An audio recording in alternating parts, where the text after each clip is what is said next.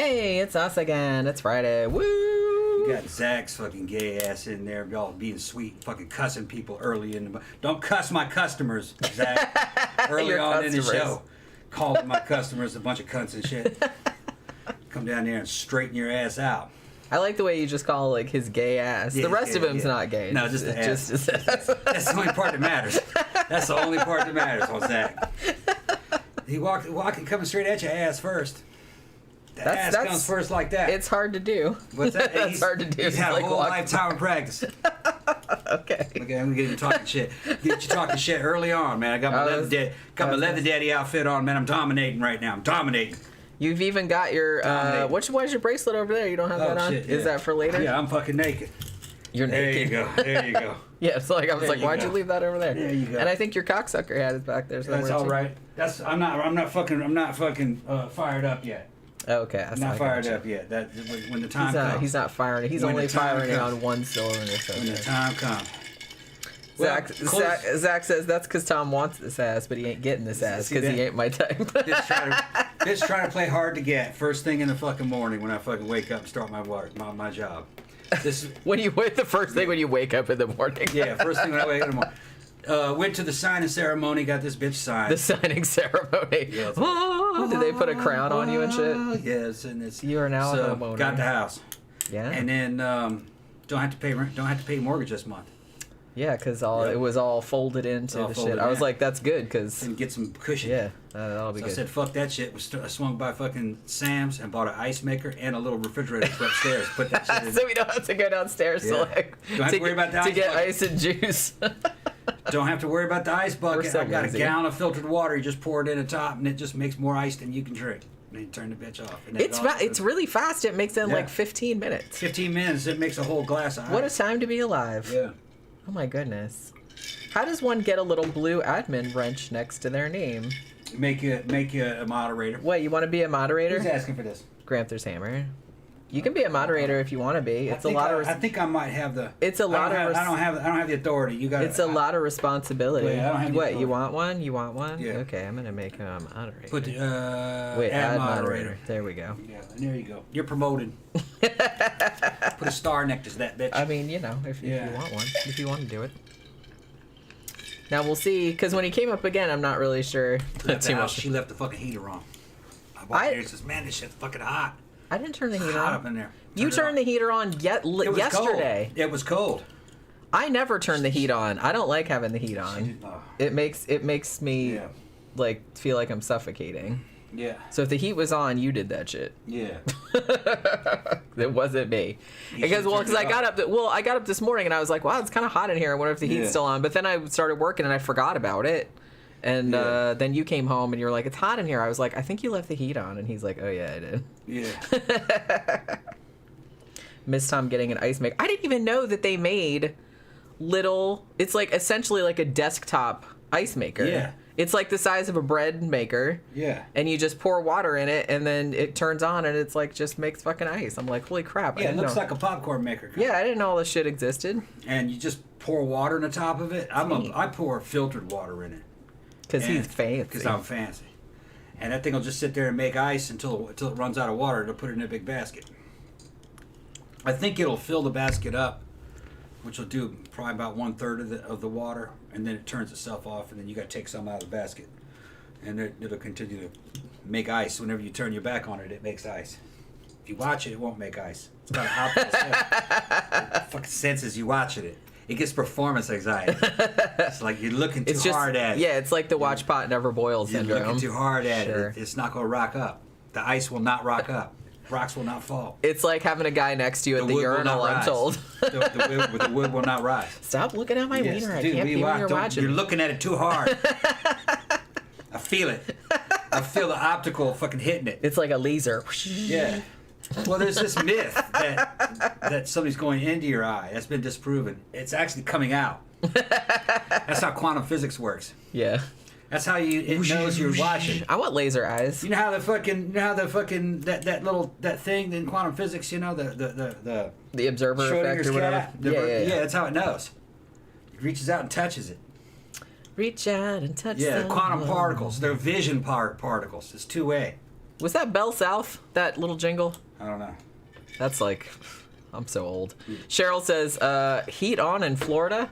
Well, that's what I said. Oh, it got cold here the past couple days. It did. About 30 something. I mean, yeah, it's not like not real cold. Arctic cold, but it was right. It was hovering around freezing. I like that though. I just love like, hey, more blankets. I'm like, Miami-Dade County put out a falling iguana warning. Fucking, did you hear about that? A falling iguana warning? It was getting so cold that people had to fucking watch out for falling iguanas.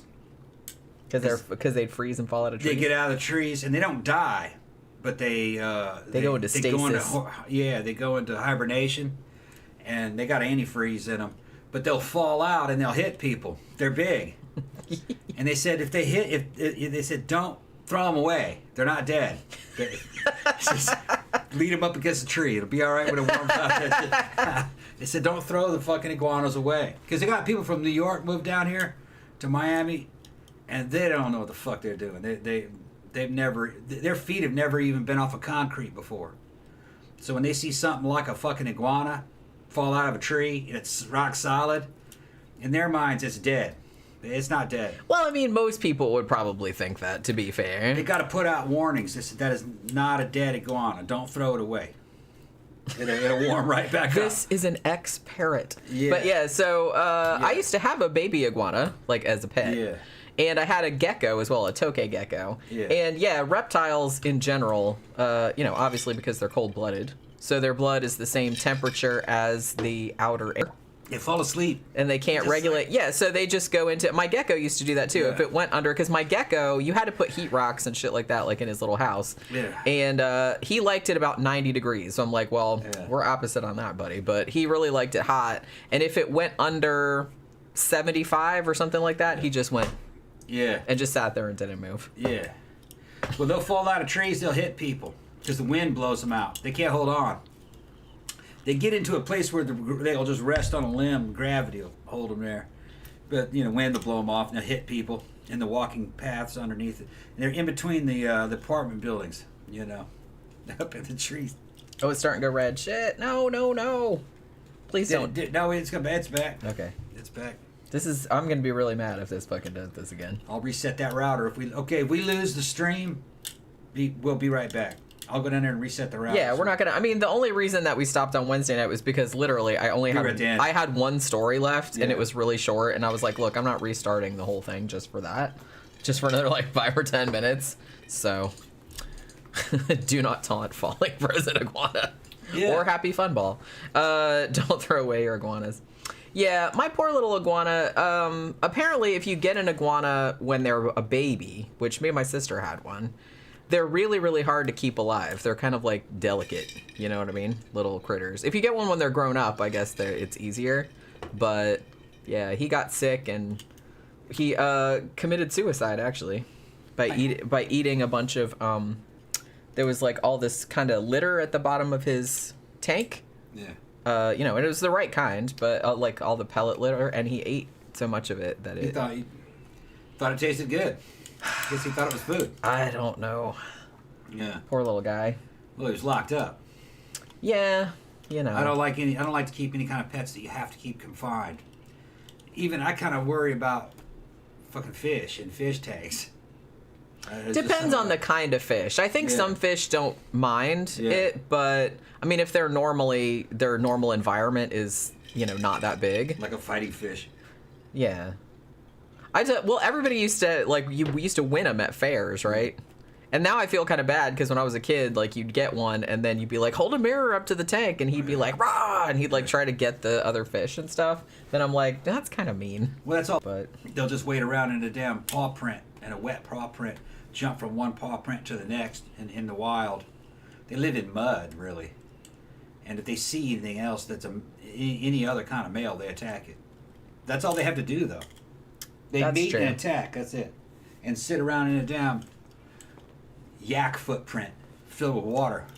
Yeah, they can't read. They don't have like little fish books or anything like that. Or the internet. But how cute would that be, like them having tiny little laptops that are built for their little fins? If you put them in a bigger bowl, they stress out and die. Yeah. It's too much room. Or they jump out. They'll jump out and try to leave. You'll find them I tried. Fuck this place. Yeah, they're out in the living room. Sit there drying out. I had some aquatic frogs that used to do that. Throw him back in there, and he's like, "Oh fuck, I'm back." It's like for them, it's probably like an episode of The Twilight Zone. I keep ending up back in here.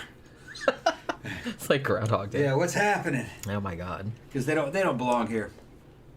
You don't belong. They belong out in fishy. Vietnam or wherever it is they come from.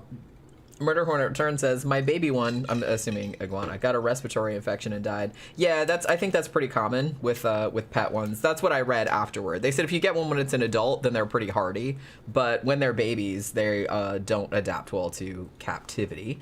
Don't iguanas eat insects?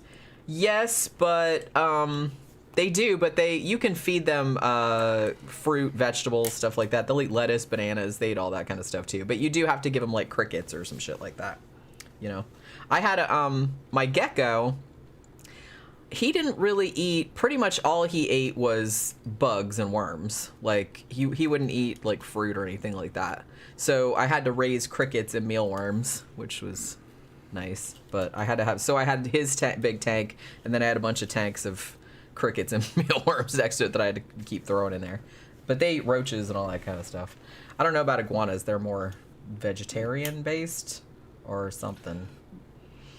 And he says iguanas and tarantulas run wild here. Yeah. So, you know.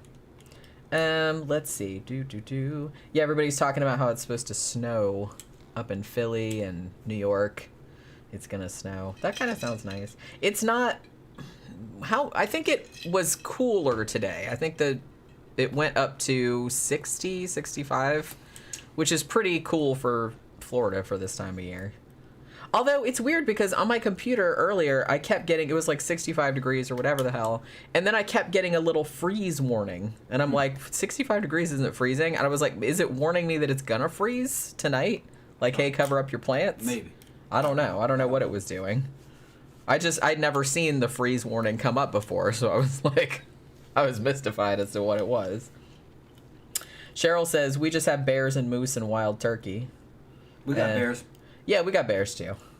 Just, black bears, alligators, crocodiles. I've seen wild turkeys around here too, actually. Possum, raccoon. Got all kinds of stuff. Otters. Yeah, otters. Alligators. Yeah. Sandhill cranes. They try to get in your house. Eagles. Seen a bunch of eagles since I've been here. Bald eagles. I don't know why they come here. Well, where else are they going to go? Gramthars Hammer said, my 9-month-old Brittany Spaniel is eating her own turds.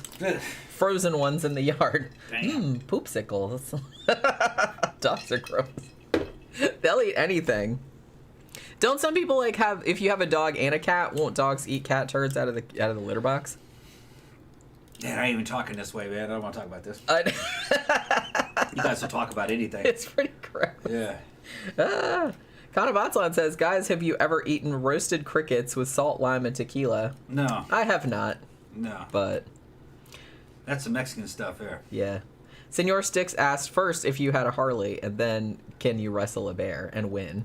Oh, I can wrestle a bear and win, yeah. Depending on what kind of bear it is. I got 4 bikes. They're all customs that I built. One of them isn't complete. 2 of them are Buells, which are, I don't know if you know what a Buell is. It was a sport bike that had a Harley Davidson base engine in it. Got 2 of those. I got my dad's 1972 Honda CT70 that I rebuilt. It looks brand new. I could enter that. It's a little mini bike. I could enter that into a show and win.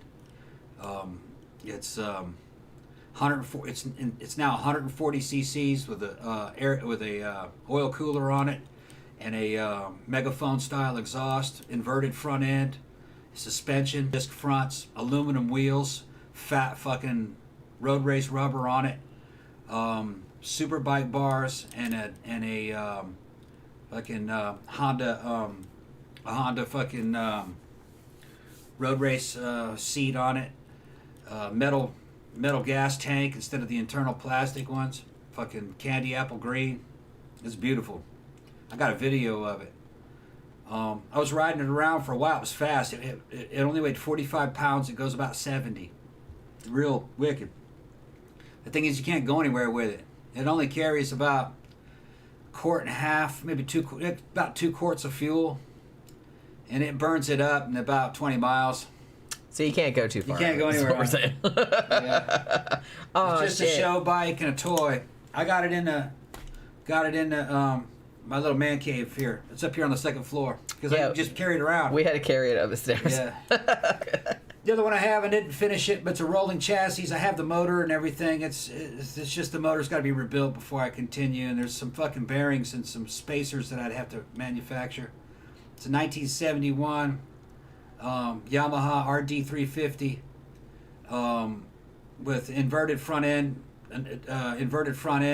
dual discs, modern wheels and road race rubbers, superbike bars, fucking superbike seat on it.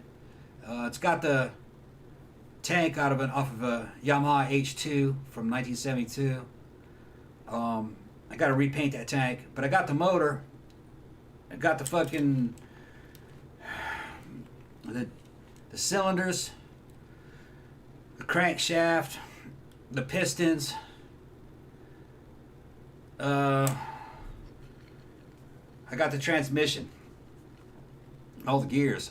But problem is that the crankshaft's got a spun bearing and one of the cylinder heads is burned through. It's got to be replaced. There's work that has to be done on it. And rebuilding a 2-stroke crankshaft's fucking tough. Not a lot of guys know how to do it, and there's some tools that I would have to buy in order to do it correctly. I just kind of lost. I was going to put a Banshee top end on it, see, which would have made that thing about 90 horsepower. It'd have been real wicked. I just don't know if I'm ever going to finish the thing. The thing would have been a death trap when I was done with it. It wouldn't have weighed anything, you know. Yeah, Tom's going to go sailing off a fucking overpass or something somewhere. The thing probably would have weighed about 200 pounds. Probably would have weighed about 200 pounds. Maybe. Because I know how you do. Yeah. And he tells me he doesn't go really fast on it, but I know he does, and he doesn't tell me. Would have weighed about 200 pounds, probably about 100 horsepower, probably. Because that wreck you got in years ago, you told at the first time I was like, "How fast were you going?" 45, and then later it was 65. So more like about 70. Yeah, It's all right though. I was like, I suspected as much. I couldn't get out of bed last day. She's taking my clothes off. I was fucking stiff as a board. I still remember that because I got home. Yeah. I was at work. That was when I used to work outside the house. That was so it was a while back. But yeah, you called me and said you were in a wreck, and I was freaking out. And I was like, well, he's like, I should come. No, don't come home. I'm fine. And so I get home, and he's just like laying in bed going, She had to feed me. I brought him a Big Mac. Yeah, I could barely eat it. And I had to sit it on his chest and like push it toward his mouth. Like here. Because he couldn't move. And he couldn't like, I had to like take like the pants and you had to put like the sweatpants on you. Yeah. And he was just he had his armor and shit on, but it was still like he got really beat up. I was wearing a full set of fucking Icon Striker body armor underneath my regular armor. And, I was wearing jacket and pants and boots. And he had all his gear I had all my shit on. And I only had road rash just in like this one spot right here where my jacket pulled up. Yeah. And it's like getting beat up with a baseball bat. Just the bruising was to the bone. And I pissed a little bit of blood for the first couple hours, but it went away. And I didn't say anything about it after that. I had a little bit of a fucking, because I had been hit real bad right here. Yeah, got it in the kidneys. Yeah, it was probably about 70. Yeah, every time I asked him about it, the speed got higher and higher. Yeah. But I mean, I knew you were lying the first time you said that, so you know what I mean. I did that on the. It's a race modified Buell XB12. That's which is a 1203 fucking little bitty Buell air cooled, real narrow little sport bike that I built, and. It didn't do much damage to the bike. I had frame sliders and shit. I just had to replace. I was actually shocked when I saw the bike because it's like it was very little damage. Yeah. Had to replace frame sliders. That was it. And handlebar ends and stuff. Bent up a clip on. It also took the controls out on the left side. So, but it really, in terms of chassis and stuff, the frame it had a big frame bumper on the side. It didn't have far to fall. It just fell over on its side, and it was next to me, sliding next to me across the ground, and I was kind of... Once I slowed down, I was able to tumble a little bit. And I don't remember how I fucking got burned up so bad, but, you know, it's happening so fast. Yeah. I hit a cat. Yeah. Cat ran out in front of me, and I put the brakes on just as he was hitting the front tire. Kind of did an endo and lost it. Fucking went into like a speed wobble and came off. Yeah. There was nothing you can do. It was like I was riding, and the next minute the fucking bike left me. Yeah. And I was going through the air, hitting on the ground. Scary. And I looked over like that, through that fucking, in the vision, through my helmet opening. I looked and saw the bike next to me, sliding across the ground next to me. I was like, oh, fuck. I was thinking about how much damage it was doing to that thing. My bike! Yeah. He's like, I don't give a shit about my limbs, my bike! Well, he has so much adrenaline. I know. He has so much adrenaline. I know. Cheryl says Tom's a biker gang all by himself. Gramthars Hammer says, fill me in on the rules of being an admin. Do I get to put lippy viewers in timeout? Yeah. And then Cheryl says, if you have to put lippy people in timeout, Tom would never be on the show. Yeah. Yeah, I let them say what they want. I know most of the audience is hoes, you know what I mean? They male and female hoes. We're all hoes. They're all hoes. Compared to me, yeah, most of y'all are hoes. Tom's sitting on a huge pile of hoes. Yeah, in a little throne. It's all relative. Relative onus. It's all relative. Relative to me, most Tom's theory of relative onus. Relahoity. Thank you for the super chat, Zach. One thing I've learned in life is you never turn your back on the ocean, bears, or the dominant turkey in mating season. Yeah. Probably geese, too. I kind of feel like, aren't geese kind of assholes? I've never run into one, but I've heard that from a lot of people.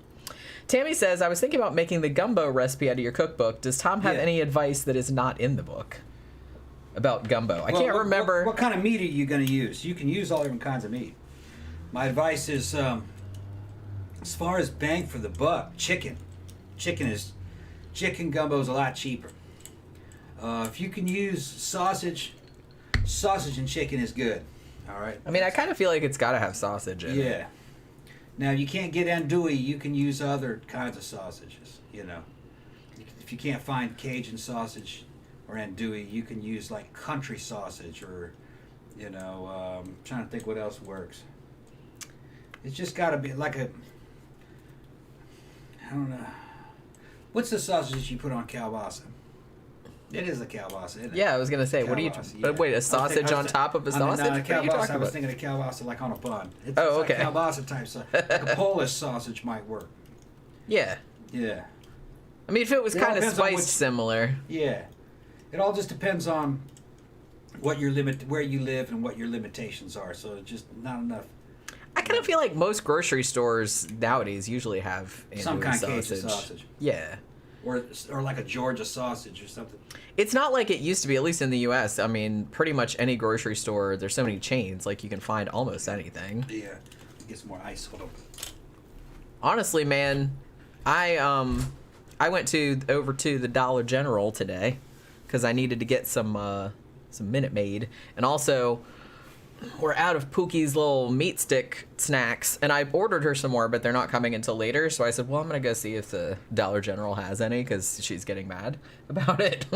She keeps trying to like climb into the drawer where they were, and they didn't have those, but they did have this.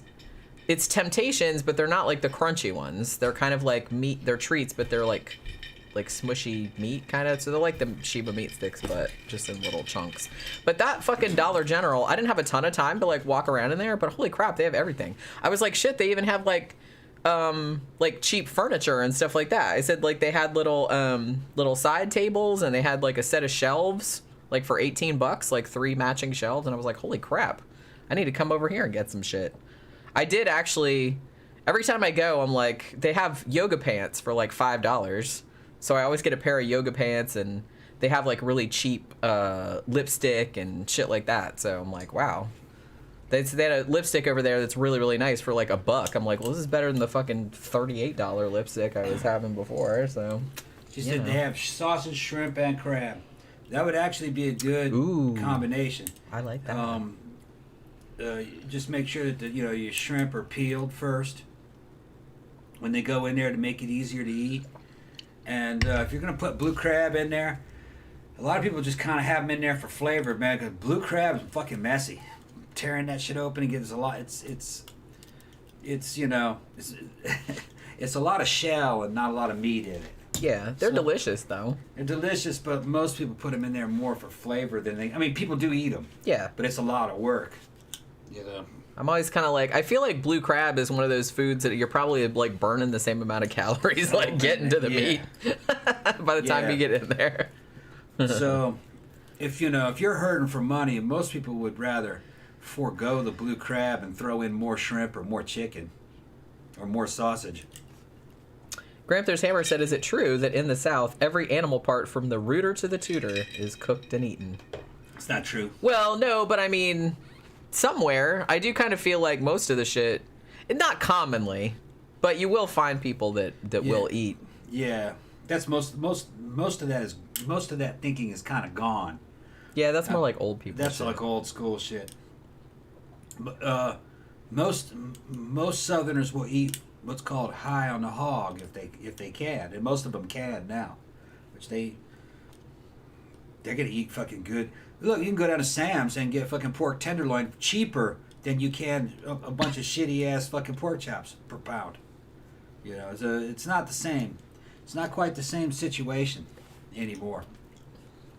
I mean, and that we get one of those big pork tenderloins like pretty much every time we go to Sam's. Yeah, it's like $15 now. Well, and it's like so useful, and you can do long. like tons and tons of shit with it. Yeah. You cut off that much of it, throw it in the fucking crock pot or whatever, and then you can make taco meat out of it. Yeah. You can just like... Well, that's a little too lean.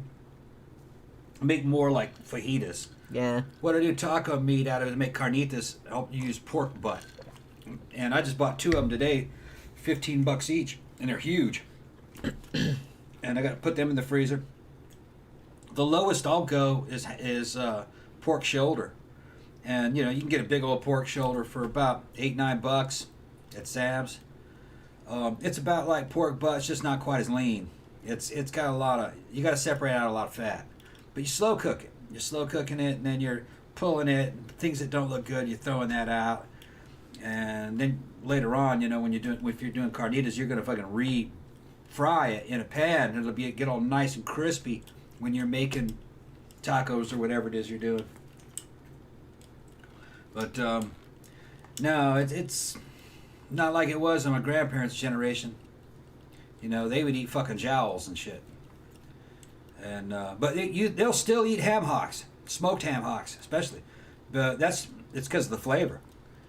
You've never had real red beans and rice until you've had it made with ham hocks, and that's what it's supposed to be made out of. It's kind of like a real smoky bacon flavor. It's beautiful. Well, you need a ham hock for, if you're gonna make black-eyed peas, or if you're gonna make split pea soup. Yep. Shit like that. It's always. I mean, you can put other cuts of ham in there, but it's always better to put the ham. Yeah, ham hock. Yeah. And you're gonna want black-eyed peas. Oh shit! What was I saying? With red beans and rice, that has ham hocks in it. Sometimes it's good with hocks in it. You're cooking them, and then you're pulling the hock back out, and you're removing the bones from it and removing a lot of the fat. You're putting it out on a cutting board and chopping it a lot finer. You're going in there, and you're going to cook it again, and then the drippings from it and all that, and then that's going to be added into your beans. Real good. That's your flavoring. That's your flavor. Flavor, yeah. Yeah, Janet says love ham hocks. Yeah, they're really good. I saw something else. Camp Guy said we keep a couple pork tenderloins in the freezer just about all the time. They're just they're just really good to have. You can do a lot of shit with them. And it's like a lot of food for not all that expensive. Yeah. Ian England says local butcher has pork butt for $1.99 a pound. That's a good price. That is very good, That's good. As far as bang for the buck, pork butt is the way to go. It's a good quality meat. It's better than shoulder. It's leaner. It's only one main bone in it. It's like a blade. It's like this blade-shaped bone. And you can make any kind of pork-based food out of that. You could do Chinese. You could do Mexican. You could do anything. Western. You're not supposed to have that in Indian food. They don't eat pork. And of course, nothing Arabic has pork in it. And but Mexican food, Chinese food, fucking American food, like pulled pork, like barbecue pulled pork, pork butt. That's what you want. Pork butt. Butt. Even though it's nowhere near the butt. I know. I don't know why they call it that. It's just the way it is. The way they cook. I mean, because you would think that that's... Yeah, but it's not. It's the butt of another cut, I think. Like there's another cut, and this is the butt part of it. It's the butt of the cut. Yeah, the butt of another cut. That's how I'm imagining it. Yeah, probably. Right. Mary says, I love white navy beans cooked in ham hock. Tastes better. That's good. Yeah, I kind of feel like most things, any kind of beans or anything like that is always good with like ham hocks in it. Butter beans. Yeah. Those are good too. It's like those little white beans. They're just more mild, kind of creamy, like butter. Like a butter. Like butter, yeah. And I mean, like I said, you can't really have split pea soup without putting some ham hock in there. Yeah. Putting like just all kind of ham. I was watching kind of ham. I was watching one girl the other day on YouTube making split pea soup in her crock pot, and she put the ham hock in there, but she put like a whole big cut of ham in there. Yeah. Too, and like in the slow cooker, and then just like pulled the bone out at the end. So there was a bunch of ham in hers, and it looked really good. Connor Vatslan in there. He's from Tijuana, and he got me onto a good Mexican cook, and she's on YouTube. Her name of the channel is Cooking con Claudia. Cooking con Claudia, and Claudia is her name, and she's this little Mexican girl, usually in a belly shirt, making damn Mexican food, and she'll teach you how to make salsa, and it's in English, so you can understand everything she's doing. She does all kinds of cool shit. Thank you, Janet, for the super chat. I recommend that. I've been watching what she's been doing, making gorditas and stuff, and how to make salsa out of tomatillos, and just a good channel. Good channel. Yeah, thank you, Janet. Butt of another cut, another Tom shirt. Yes, butt of another cut. I told you, I think I mentioned this on Wednesday, but for whatever reason, I don't even know how I got off on this kick, but I've started being fascinated by people who have videos about like extreme budget challenges. Like I ate for a week for $10 from the dollar store or from Dollar Tree, and like all the shit that they make. And it's like, I don't know why that fascinates me. So I like how, because to me it seems like really easy to cook with like, amazing expensive ingredients. It's much harder to make something good out of like cheap ass shit or stuff that you know what I mean? That's the challenge. That's what I'm saying. So that's why I kind of got into that new Gordon Ramsay show, Next Level Chef, which actually I guess it's still on because I've been watching it on Hulu, but then last night I watched an episode and then there weren't anymore, so I'm assuming that it's still ongoing. And what they have on that is they have 3 levels, and like the top level kitchen is like top of the line everything. Then the middle one is just kind of like your average restaurant kitchen, like a big one. And then the bottom is just like this shitty ass, like the ovens don't really work that good and like they don't really have any stuff. And they do, remember that movie The Platform on Netflix? They obviously were inspired from that because the top people in the kitchen, they get all the choice of the best stuff, and then the platform lowers. So when you get to the bottom basement kitchen, those people have to like just take whatever ingredients are left over and have to make something out of it. So to me, it's like way more impressive. That's why I used to like Chopped so much, because they just give you these 5 random ass ingredients, and if you can make something good out of that, just like on the fly, then I think you're like a way better cook than somebody who can. I mean, it's easy. I can make good shit out of good ingredients. Exactly.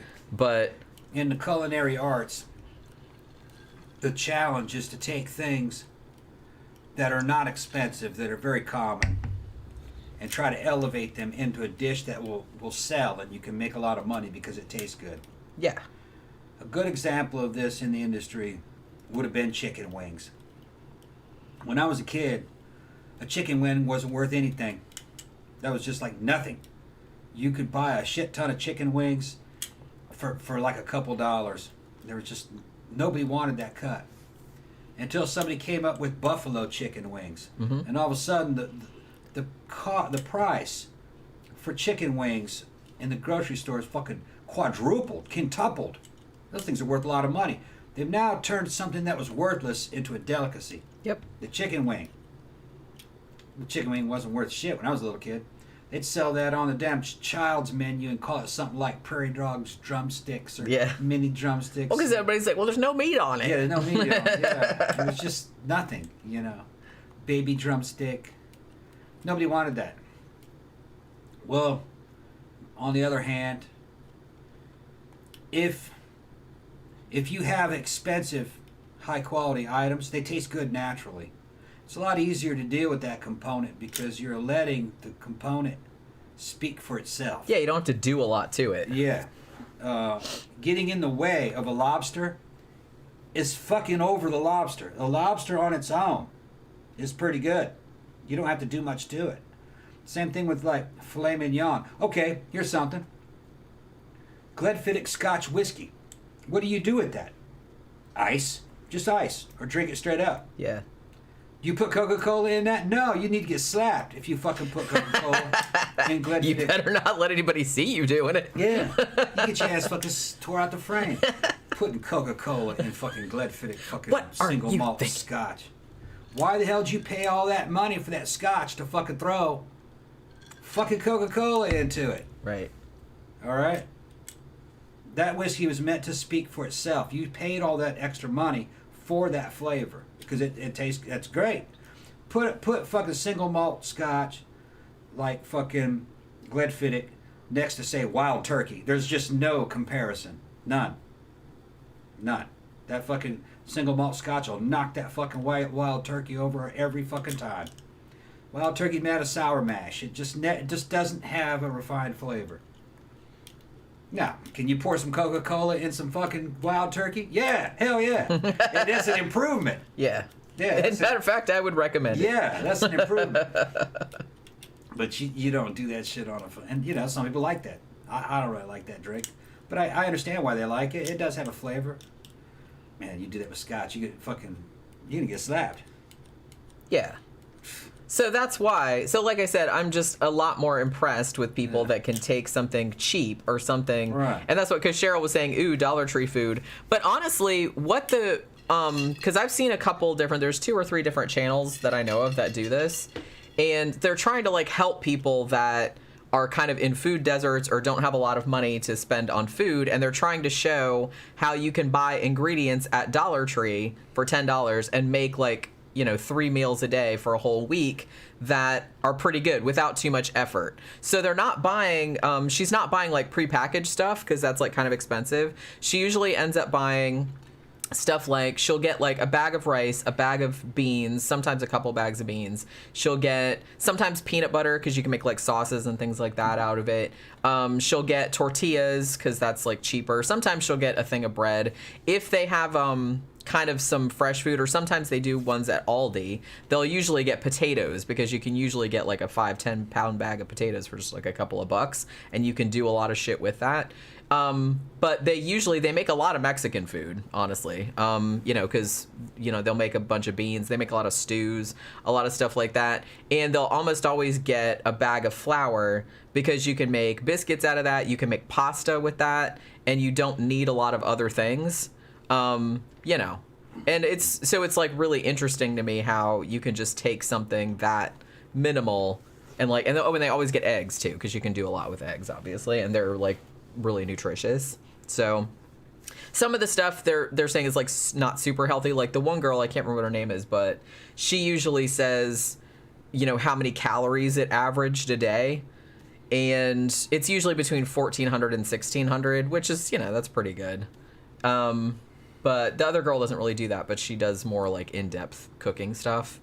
But I don't know. I find that really interesting. And like I said, I think that's why I'm kind of getting into this next level chef thing, because it's just whenever the team, because they're divided into 3 teams, and then they have to like it randomly assigns them to like, the top kitchen, the middle kitchen, or the bottom kitchen. So I'm always like fascinated to see what comes out of the bottom kitchen, because they have to make do with whatever ingredients are left over, and they also don't have very good equipment down there. Like this stuff doesn't work that good, and they don't have like all the tools they need and stuff. So if you can come up with something good, in that situation, then obviously I think you're like a way better cook than somebody that, can make stuff with good stuff. Pretty much most people can do that. Murder Hornet Return says, Jenny, do you have a hard copy of your cookbook at your house? Yes, I do. Where is it? I think it's up there somewhere. I think it's on top of that bookshelf over there. But yeah, I have one. I do have one. Yeah, matter of fact, if anybody wants to buy one and have a signed copy, we do that also. Yeah, it'll take a while because it takes longer. I'd have to order it to here and then sign it and send it back to you. But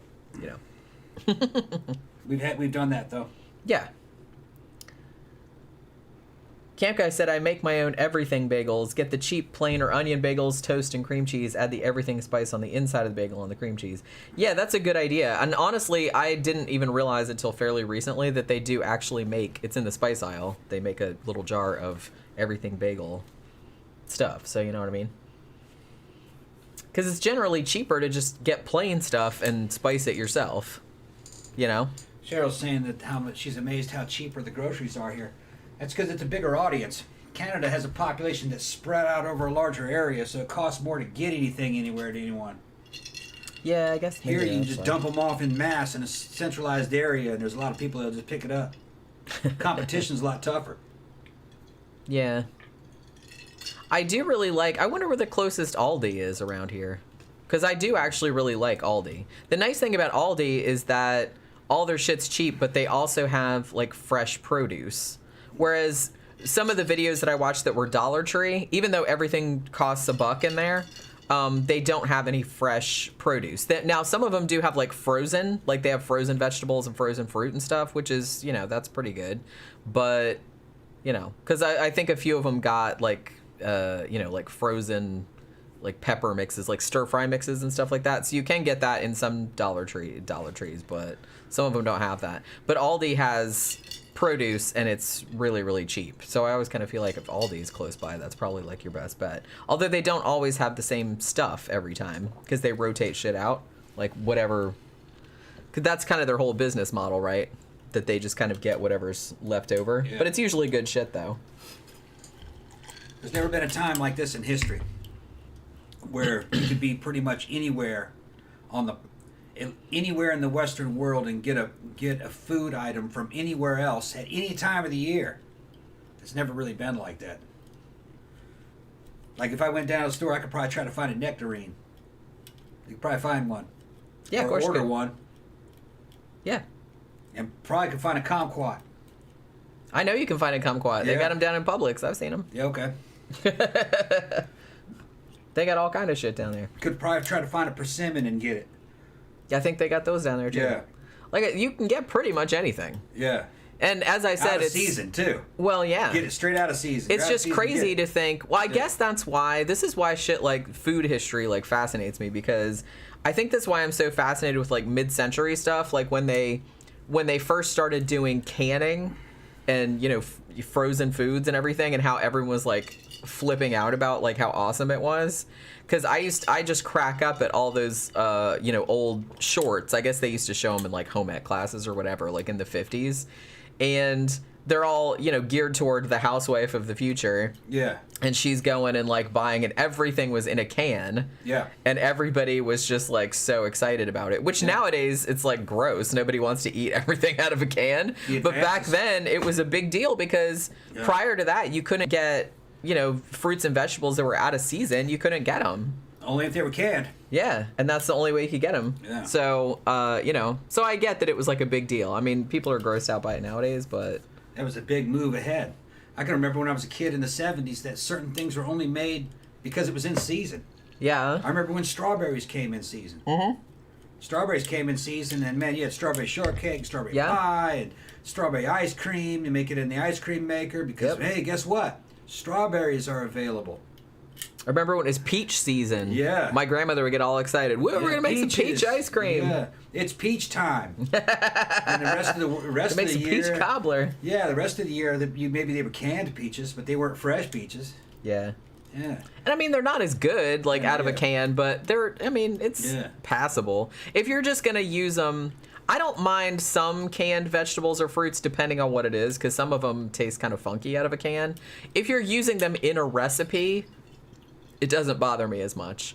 Honestly, we use canned, like, tomatoes for stuff, like in sauce and everything, but we don't really use a lot of canned vegetables. Living out here, it is kind of a blast from the past. Driving down the street, just right out the front here, you'll see somebody set up a tent with a truck. They're out there selling. Yeah. Or they'll just have a bunch of damn watermelons up on the ground. Yeah. Selling the watermelons. Yeah, you should get a watermelon. Hell yeah. They wouldn't be as cheap as you think it's going to be, though. I remember when that shit was like $4, $2 for a big old watermelon. Now they want money for the shit now. $6 for a watermelon. Well, you know, times are tough. Times are tough, yeah. Cheryl says canned peas are gray. Yeah. I guess that's why I didn't really get into vegetables when I was a kid, because, you know, we came from, like, you know, my grandmother and my parents and stuff came from, like, a mid-century thing, and all your vegetables were pretty much canned. I don't remember getting fresh vegetables hardly ever. I think the only fresh vegetables we got sometimes were celery, which we usually just ate with peanut butter on them, and sometimes, but not usually.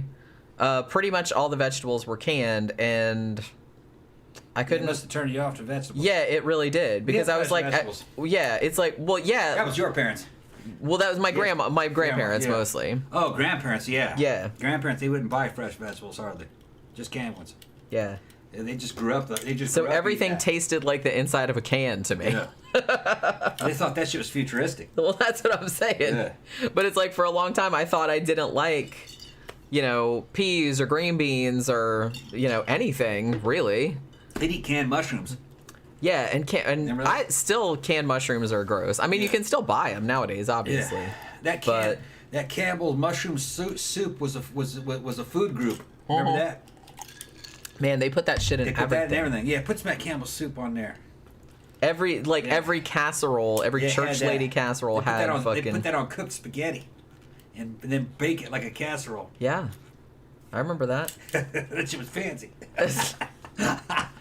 Although, you know what? I just saw a commercial the other day for... Yeah, it was Campbell's... Yeah. I don't think it was cream of mushroom. I think it was cream of chicken. Yeah. And the commercial had them making, like, a quick and easy curry with the cream of chicken soup and some other shit in it. I don't remember what. Yeah. It didn't look like curry. I'm going to tell you that right now. They just wanted to call it that. Yeah, I'm just like, okay, close enough. But so maybe some people are still doing it. I don't know. I'm not hating, like, because strangely enough, it tastes good a lot of times. It does. Yeah. I found this website. I don't think he updates it anymore. But he's this dude who he's Canadian, I think, and he's married to an Italian guy, and the Italian guy is kind of like a foodie, but this guy, I think his name is Brian. And he's like one of these mid-century, they call him cakers. That's what they call it. And the name of his blog is Caker Cooking.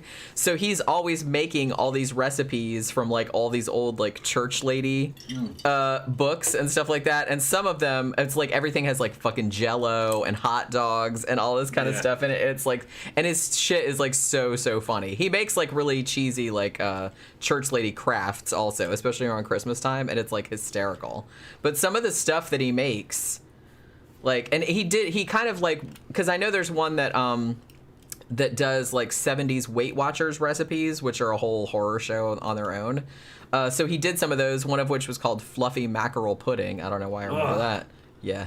It's about as nice as it sounds. Pudding? Well, the thing about, this is one thing I didn't know. Weight Watchers in the 1970s, which my mom was on, off and on, was a lot more, because nowadays Weight Watchers, it goes by a point system. Like they don't tell you can't eat this or you can't eat that.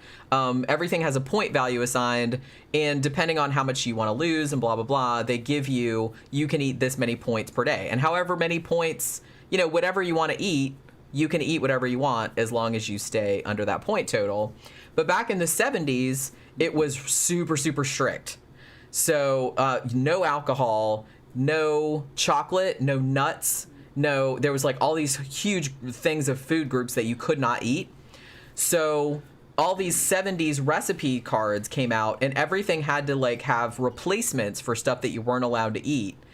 And so you weren't allowed to have chocolate. So like for a dessert, they would have this thing that had like gelatin and cocoa powder, and it's like, and they'd call it brownie, quote unquote, and it looks like some kind of like sludge that's like at the bottom of some sewer somewhere, and it's like, I would rather just not eat.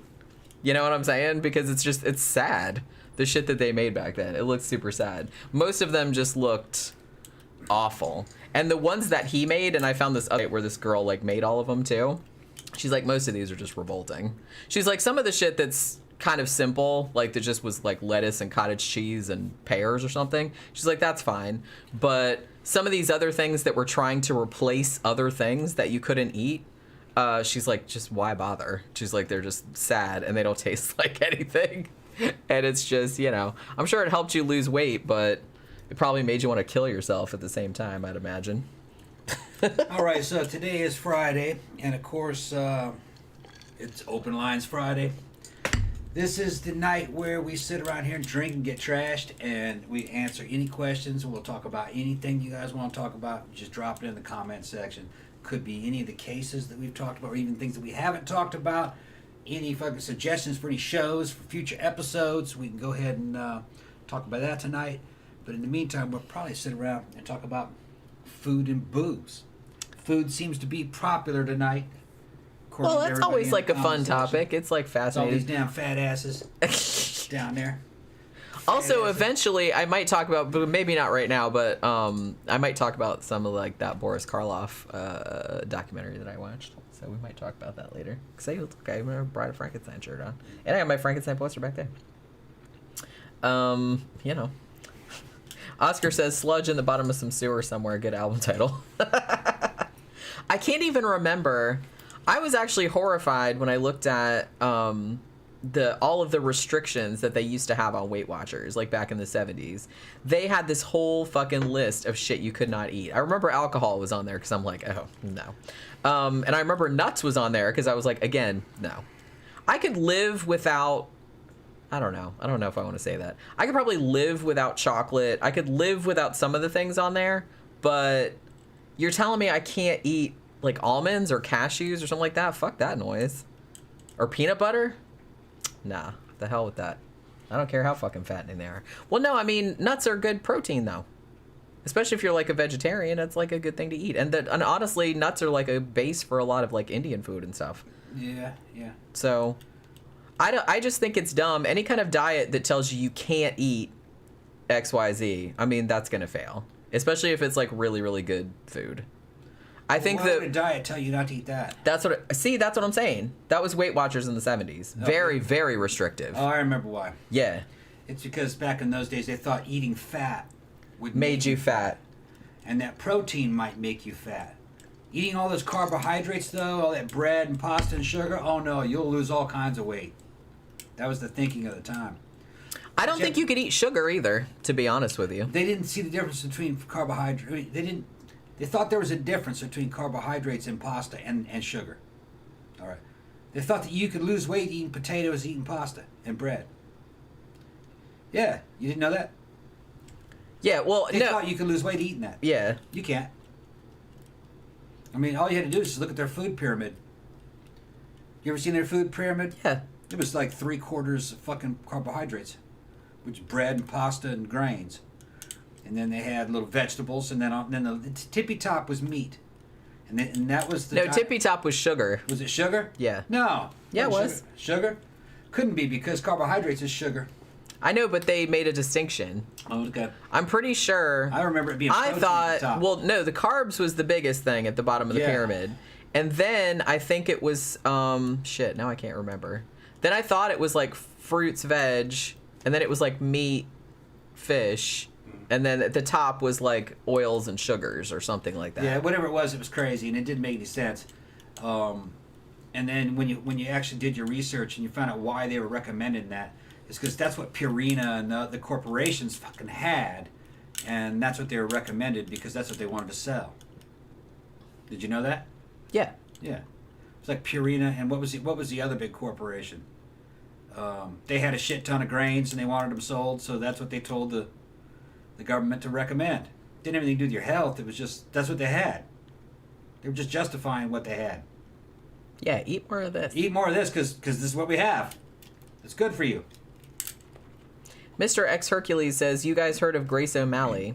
No, I don't think so. I'll write it down, though, so I can look it up. Where'd my pen go? Did Pookie push it off the table again? Right here. Okay. I have like 4 pens up here because she keeps pushing them off. Cheryl asks, does Jenny make Tom shave his armpits? No, she had my own. He was doing that long before I met him, honestly. So that's not I was like a real anti-body hair guy. Yeah, he's not into body hair. I'm a fucking goth dudes do not have body hair, really. You do, but fucking you're on porn status. You might be called to duty at any moment. And this shit might be a public affair, okay? So you better be looking good. You better be looking good. Your shit better be waxed. In the goth scene when it rains and pours. It may not be one woman, it might be 2 or 3 of them. You don't know. You don't know what could happen. You gotta plan for fucking high performance activity at any moment. Especially when you're young, man. That shit was wild. How often did that happen, Tom? Well, are you counting? It was more back then. More back then. Oh my god. Now it's just a habit. Yeah.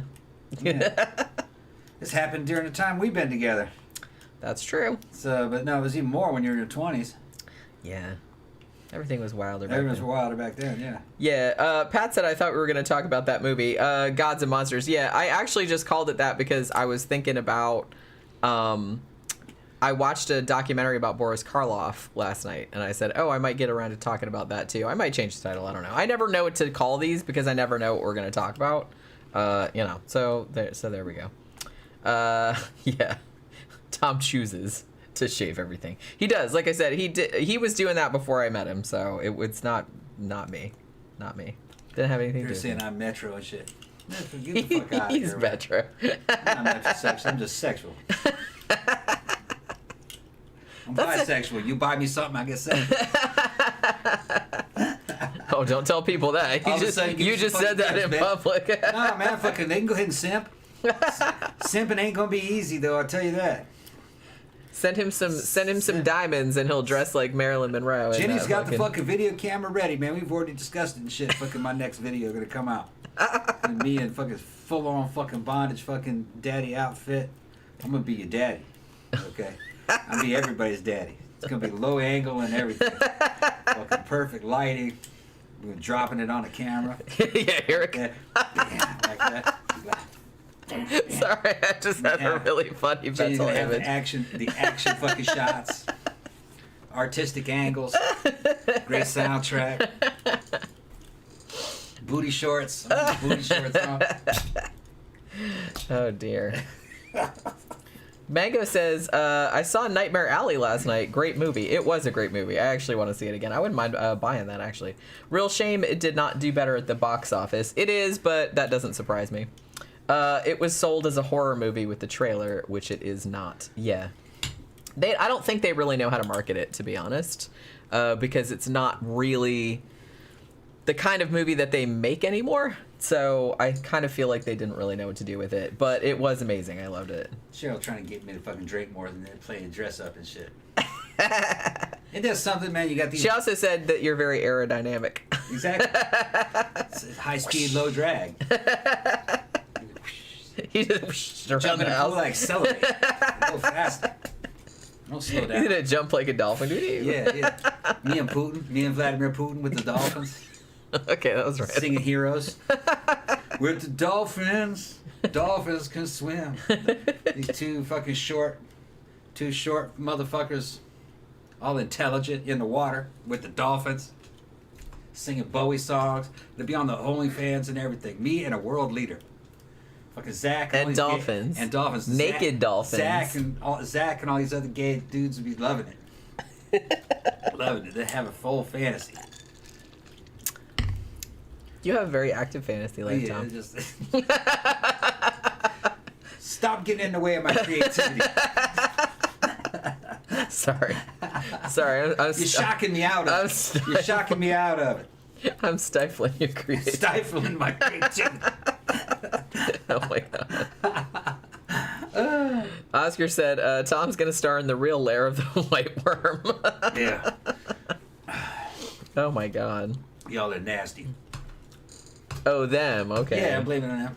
I'm blaming it on them. Flip it around. That's how you do. We'll flip it around. He's going to flip it around.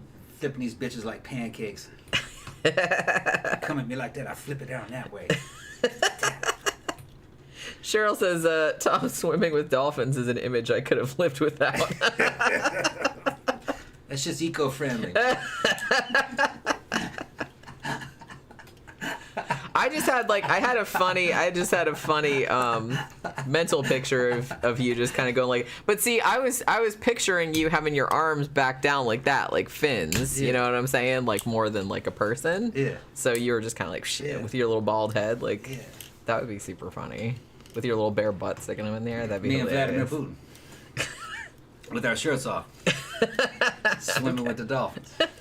There's pictures of him swimming with dolphins. That's what gave me the idea. You didn't know that? Yeah. Yeah. I actually always kind of wanted to do that. Yeah. But, you know, you can do that. Well, I don't know if you can do it now, but I think at SeaWorld or something like that, they used to let you do that. But it's really expensive because I did look it up a while back. But, I mean, that was years ago. But that sounds like something cool to do. Mm-hmm. I went there and, like, fed them before. You know what I mean? Like, you know, you can go up to the tank and, like, hang out with them and, like, pet them and stuff. But I didn't actually go in the water in there. Tom's swimming with the fishies. Mega says, I'm not sure who should be more afraid, the dolphins or Tom. No, I ain't worried about it. Yeah, dolphins are a little rapey, I've heard. You know? I'm not worried about dolphins. You're not worried about dolphin rape? That's what I'm... Never gonna happen. Never gonna happen. You never know. Never say never. That's... I will punch that dolphin. Don't punch dolphins. They don't know. The dolphin don't try to rape a motherfucker. Yeah. He's like, oh, okay. So you fuck with me, flipper. I'll fuck your ass up. He's like, yeah, I didn't know. I didn't know you was alpha like that. I didn't know you were top. Like, that's right. Yeah. You got opposable thumbs. You know. All right, you got me. Now you know I'm a top in this. I'm the top in this motherfucker. Get the fuck out. Oh my god. Yeah.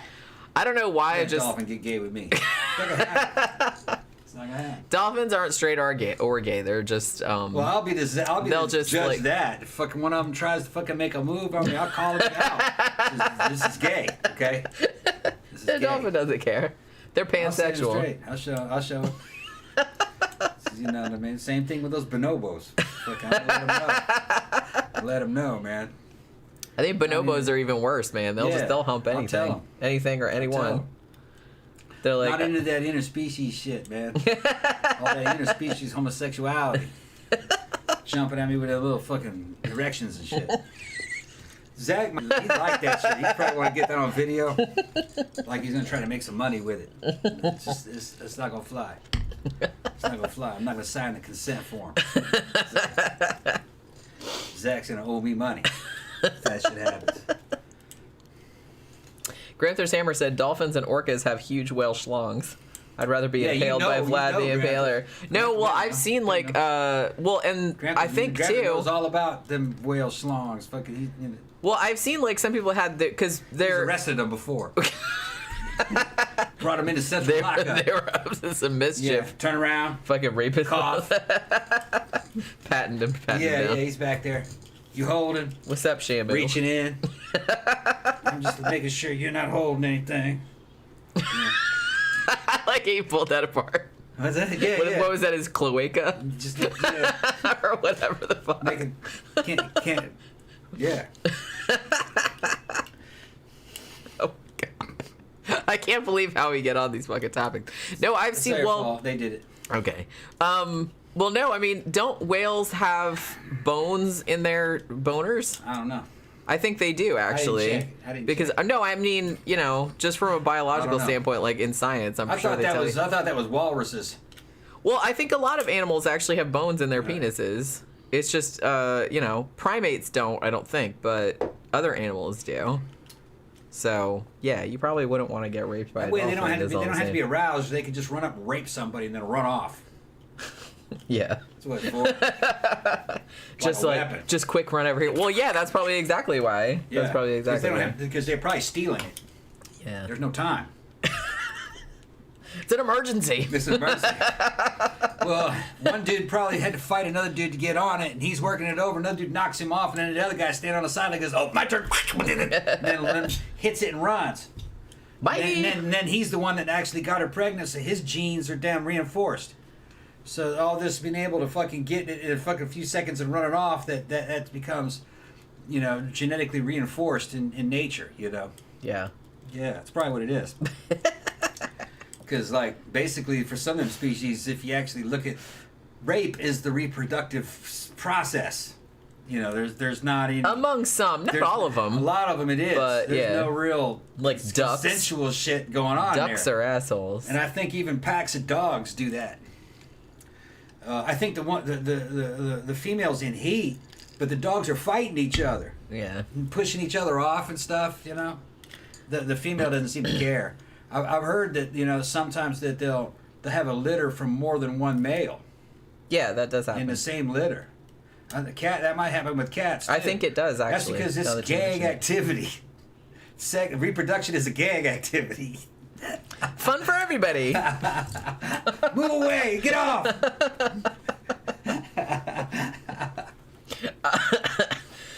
Oscar says the algorithm is nosediving as we speak. Oh, sure. Probably. Oh, well. It's a sidetrack show. Nobody watches this shit anyway, except for you guys. We're just doing this because it's fun. It's Friday night. Cheryl says, new bar name, Tom's Palace of Interspecies Erotica. Yeah. Imagine the possibilities. Right? I mean, I'm pretty sure they're illegal, but... Well, no, it's just between animals. Oh, okay. Oh, so no humans are allowed? Sometimes, yeah. Okay. Sometimes, yeah, just between animals. I wonder how much of that happens. I saw a video of a monkey fucking a chicken. Keep fucking that chicken. The monkey fucking ran off the chicken, hit it real fast, and then ran up, and then the people saw it were laughing. It was. Yeah, because what are you gonna do? It was in India. It was in India. They had chickens, and then they got monkeys just running around wild. Running around everywhere. Yeah. The monkey ran down off the power lines and fucked that chicken and then ran. And then the dude saw it and laughed. They were laughing. I think I'd probably... Like, what the fuck happened? The chicken didn't understand it. But the monkey fucking picked the chicken up and was just... And he's looking at everybody. He's going, ow. Chicken's like, what? I'm a sex toy now? What the fuck? Like that. And then they're laughing. And then monkey throws the chicken down and runs off. The poor chicken. Shit was hilarious. And was hilarious. And then the chicken was like, what the fuck was that? And from then on, that chicken was known as Fleshlight. Oh, I feel bad for that chicken. It may not have been any penetration. It just might have just been all notional, grabbing fur. Yeah, maybe he was just like... yeah. And the chicken was like, what the fuck was this? What the hell? What is the meaning of this? I was just sitting here, pecking at the ground. Yeah. And then suddenly, some monkey's all up in my feathers. It's fucking hilarious. Oh, my God. No humans allowed. Oh my God. All right. Would Steven Seagal, here's a good question. Okay. Would Steven Seagal be better as a walrus? He should have been in Tusk. Yeah, that's what he's asking about. Would he have been better as a walrus? Yeah. Probably. I don't think so. No, I'm going to say no. Because if he was actually a walrus, he wouldn't be able to run like a bitch. All right? And that shit's funny as fuck. He wouldn't be able to run around in Louisiana as a damn volunteer policeman for a reality show and just make a fool out of himself. I hate to tell you, as a walrus, he wouldn't be able to pretend that he's every ethnic group he's talking to. That's another thing that he does. If he's talking to a black person, he becomes black. If he's talking to a white person, he becomes white because he's Jewish, I guess. So he sees white people as others, I guess. If he's talking to a white person, he becomes more Southern. He even becomes Mexican. He becomes Chinese. Yeah, I've witnessed that. Yeah, he becomes Chinese. If you start talking about martial arts and the martial arts of old and shit, he starts reverting back through the centuries. It becomes an ancient Chinese kung fu secret. Master. Mm-hmm. An ancient Chinese kung fu master. Like the old man from Gremlins. Yeah, he starts talking about, or Japanese or something. And here's the thing. Here's the thing. Dude is a total fake. Well, yeah. Total fake. He's from Michigan. All right, he's from Michigan. That's no fun, though, is it? No. No, he made all that shit. He's not a CIA operative and didn't teach the SEALs shit. Teaching CIA it's all bullshit, man. This is all bullshit. I've told the story many times. He's padding his resume. Told the story many to be times. charitable. It's 1994. I'm in the 101st Airborne Division. I was in 1st 327th at that time. I was in Alpha Company. Get sent to the MFO mission in Sinai, Egypt. I was out on fucking OP-311, also known as the Rock. You can actually Google that. The OP-311, the Rock, Saudi, the Rock, fucking Sinai Peninsula, and it's a desert island. It only has 6 dudes on it. We used to run operations on there. We were enforcing that damn embargo against Iraq at that time. This is during Saddam, when Saddam was still alive. We'd be up there for about a month at a time. Then we'd have another month of patrolling, desert patrolling in the vehicles. That was real fun. But up on that desert island, it'd fucking drive you crazy. I'd be up there listening to fucking Cure albums and stuff, and fucking looking across the fucking Gulf of Aqaba with our fucking night vision and looking for ships and shit. Fucking something looked unusual. We call fucking the Navy. They had these Oliver Perry class missile destroyers that go down there and fucking stop the ship. We stopped the ship one time. It wasn't me though. It was another guy that called it. We stopped the ship and had a whole fucking thing. And it turned out that ship was trying to sneak through the embargo. So we were like, yeah, got one. Of the whole fucking 6 months we were there, we got one. Anyway, we go back to South Camp. That's our main camp. And they had a bar on there. We had 2 bars on there, really. 3, now that I come to think of it. But we only went to 2. 4, 5. No. The Dutch bar got fucking off limits because somebody fucked one of the Dutch girls and they shut the shit down. Shut that shit down. They shut that shit down because the no Dutch fucking dudes the Dutch girls. Yeah, because the Dutch dudes wanted her. There was only like 6 Dutch there. They're like, hey, and one of them was a girl. Step off. Yeah, a hot motherfucker fucked the Dutch girl, and the Dutch said, "That's it, no more bar." So it became a private bar for the Dutch only. There's like 5 dudes in there. Yeah, yeah. That's pretty funny. Yeah, assholes. They were jealous, you know. Texas got that shit. Yeah.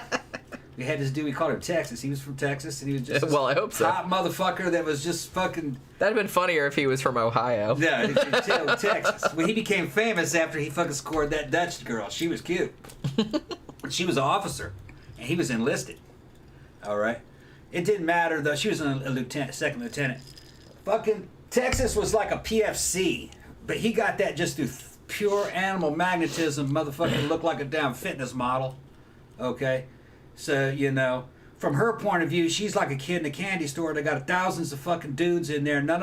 All of them are single. Which one do you think she's going to end up with? The hottest motherfucker, 1 out of 1,000, 1 out of fucking 2,000. Okay, so this dude's like an 11.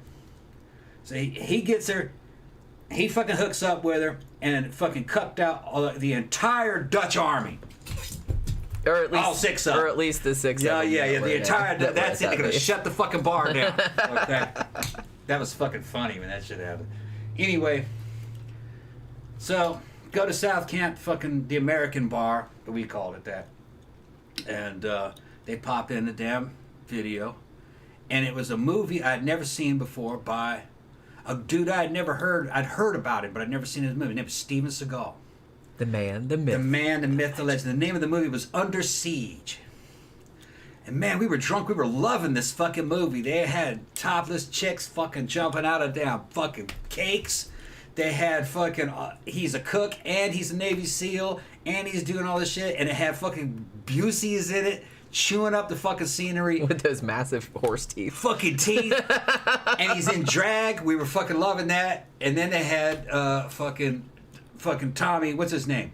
Tommy Lee Jones. And they have a knife fight and everything, and we're like, man, this is every movie needs a knife fight, man, and a naked lady jumping out of a cage. Hell yes.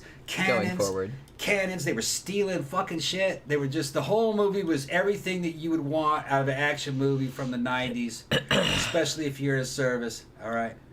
And they're telling me this dude, okay, was a Navy SEAL. That he really was. He was actually in the service. Navy SEAL. And I'm going, really? You bought Steven it, didn't Seagal? you? Yeah, I bought into it. Steven Seagal. Yeah, and what else did he do? And they're just telling all this shit. I was like, man, he's done everything. He invented the world, motherfucker. Yeah. We're just hearing it, You don't know. So I enjoyed the movie. All right. And there's a couple things about it. Towards the end of the movie, he took his shirt off. And I looked at his arms, and I was like, wait a minute, hold on. The dude's a Navy SEAL? Like, yeah, evidently. Does he have robot arms? Yeah, and I'm looking at his arms, and them arms are fucking soft as fuck.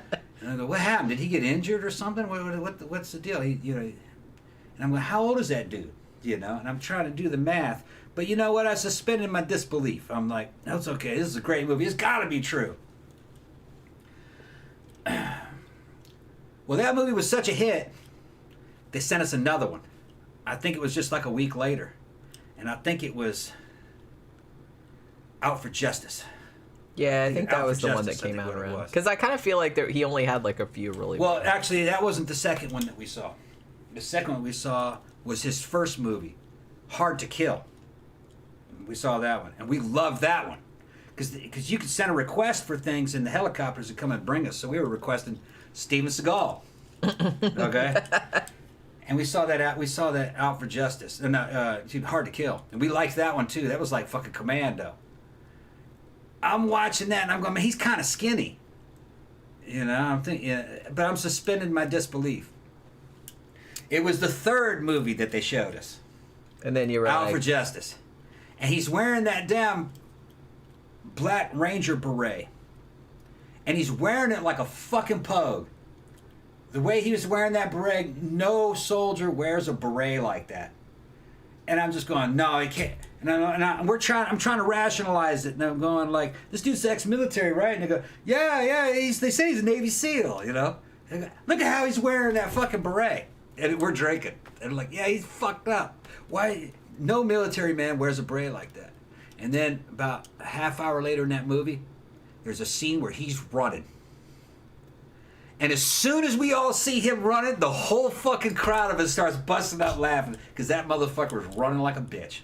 Just chicken wings flapping and just the way he's running. Why does he run like that?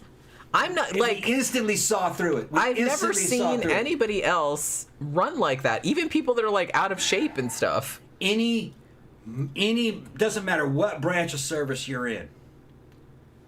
Every branch, even Air Force, they do a little bit of fucking running in formation during their basic. Everybody learns how to run.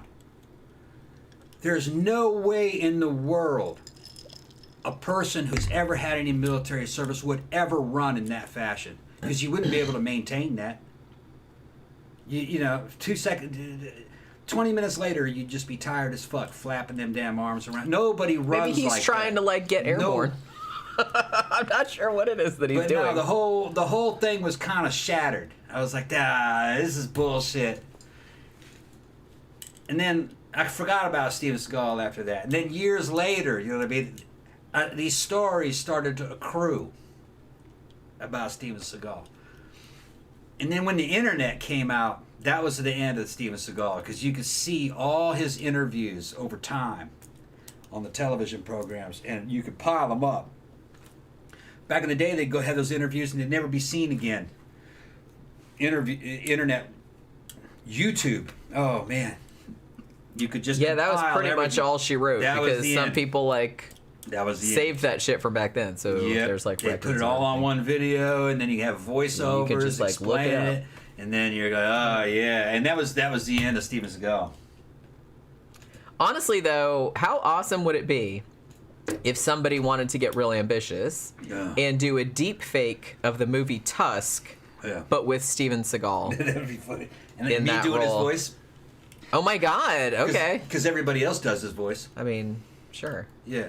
Uh-oh, it went red for a second. Okay. Steven Seagal got mad at us. Yeah. It's okay. I think it's back. Yeah. Let me get another drink. Murder Hornet Returns says, I might need another one too. I'm getting kind of watery over here. All right. Jenny, how close are the styles of steampunk and goth? Give me a percentage on how close they are. Not a percentage. Not terribly close. There is some crossover. And we have had, like, at Mannequins, like, some goth nights, they'll do, like, a steampunk theme. You don't see it as much anymore because I kind of feel like its day has passed. I like a lot of the steampunk look. I don't know. There's maybe a 10 to 20% overlap, but you don't really see it much anymore. I kind of feel like that was maybe 10 years ago, I want to say. You saw like some people with some steampunk shit. You know, in the sense that they had like the boots with the gears on them and like the brown corsets and kind of, you know, aviator goggles and that kind of stuff. You did see that, but you don't really see it all that much anymore. I think that even Mannequins did a steampunk ball probably 6 to 8 months ago, I want to say. I remember doing the poster for it, but I don't remember how long ago it was. And I think only like 5 or 6 people wore steampunk shit. You know what I mean? So I kind of feel like that's sort of passé now. And the weird thing about it is that during its heyday, I feel like people that were really, really into steampunk. That machine's making ice. Well, yeah, I hope it is, because that's kind of what you bought it for. But I kind of feel like they had their own bands, like you know, like Abney Park and stuff like that. Which I don't know. I don't know what the bands had that made them specifically steampunk. I wasn't like really into it. It was a whole subculture, but I never knew that much about it. I did like some of the style. Like, I do like some of the look, but you don't really see it that often anymore, you know? Let's see. Oh, Jungle Cruise. Yeah, I remember seeing the trailers for that. And I was kind of like, well, that looks kind of fun. I feel like probably Tom would like it, you know? But I don't know. I thought it was maybe going to be stupid, but Mango said it's a fun and maybe dumb movie. Well, there's nothing wrong with that. Saw it at the cinema and then bought it on 4K Blu-ray. They're talking about that movie Jungle Cruise. Hold on, let me go back a second. I didn't see that one. The Rock is in it, right? Isn't The Rock in it? Yeah. Murder Hornet says, I need to come down there and go to the goth club. Never been to one. I'll bring an apocalypse package. Yeah, you'll have a good time. And honestly, other than certain events, you know, like if you go to Mannequins like on Friday night or sometimes Saturday night, you know, it's probably about 30-40% goth people, and then the rest of it is just like tourists that just kind of like wander in and out.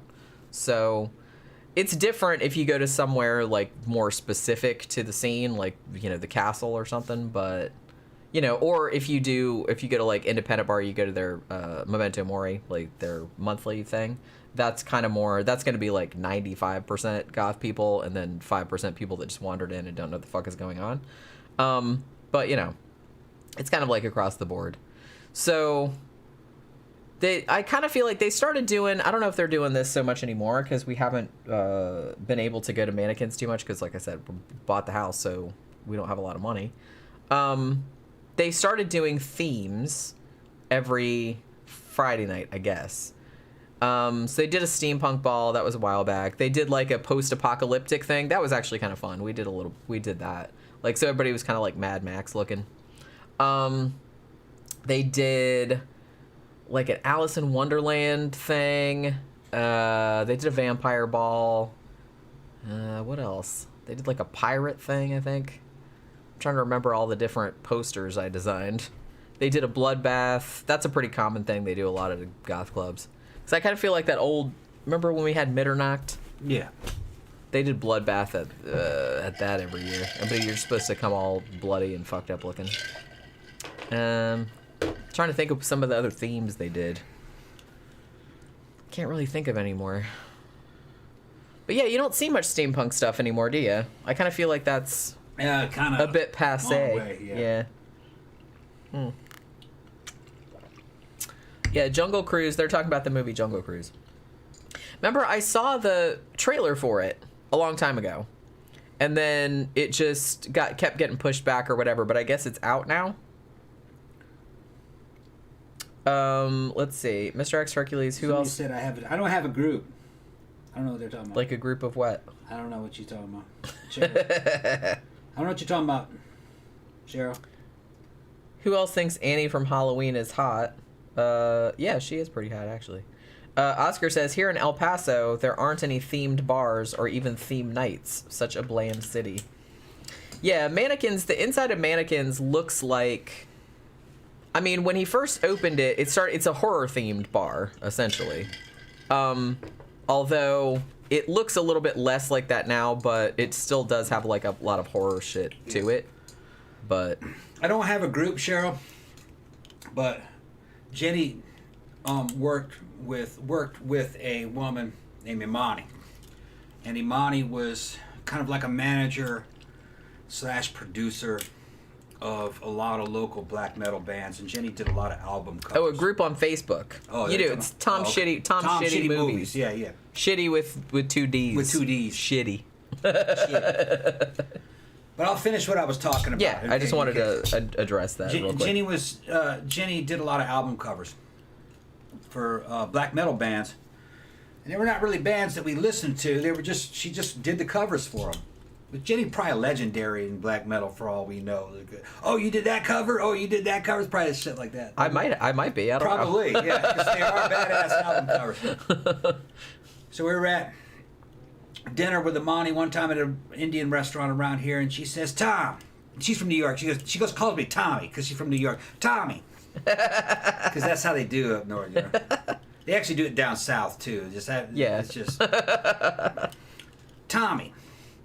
What's your favorite band anyway? Who should I sign around here?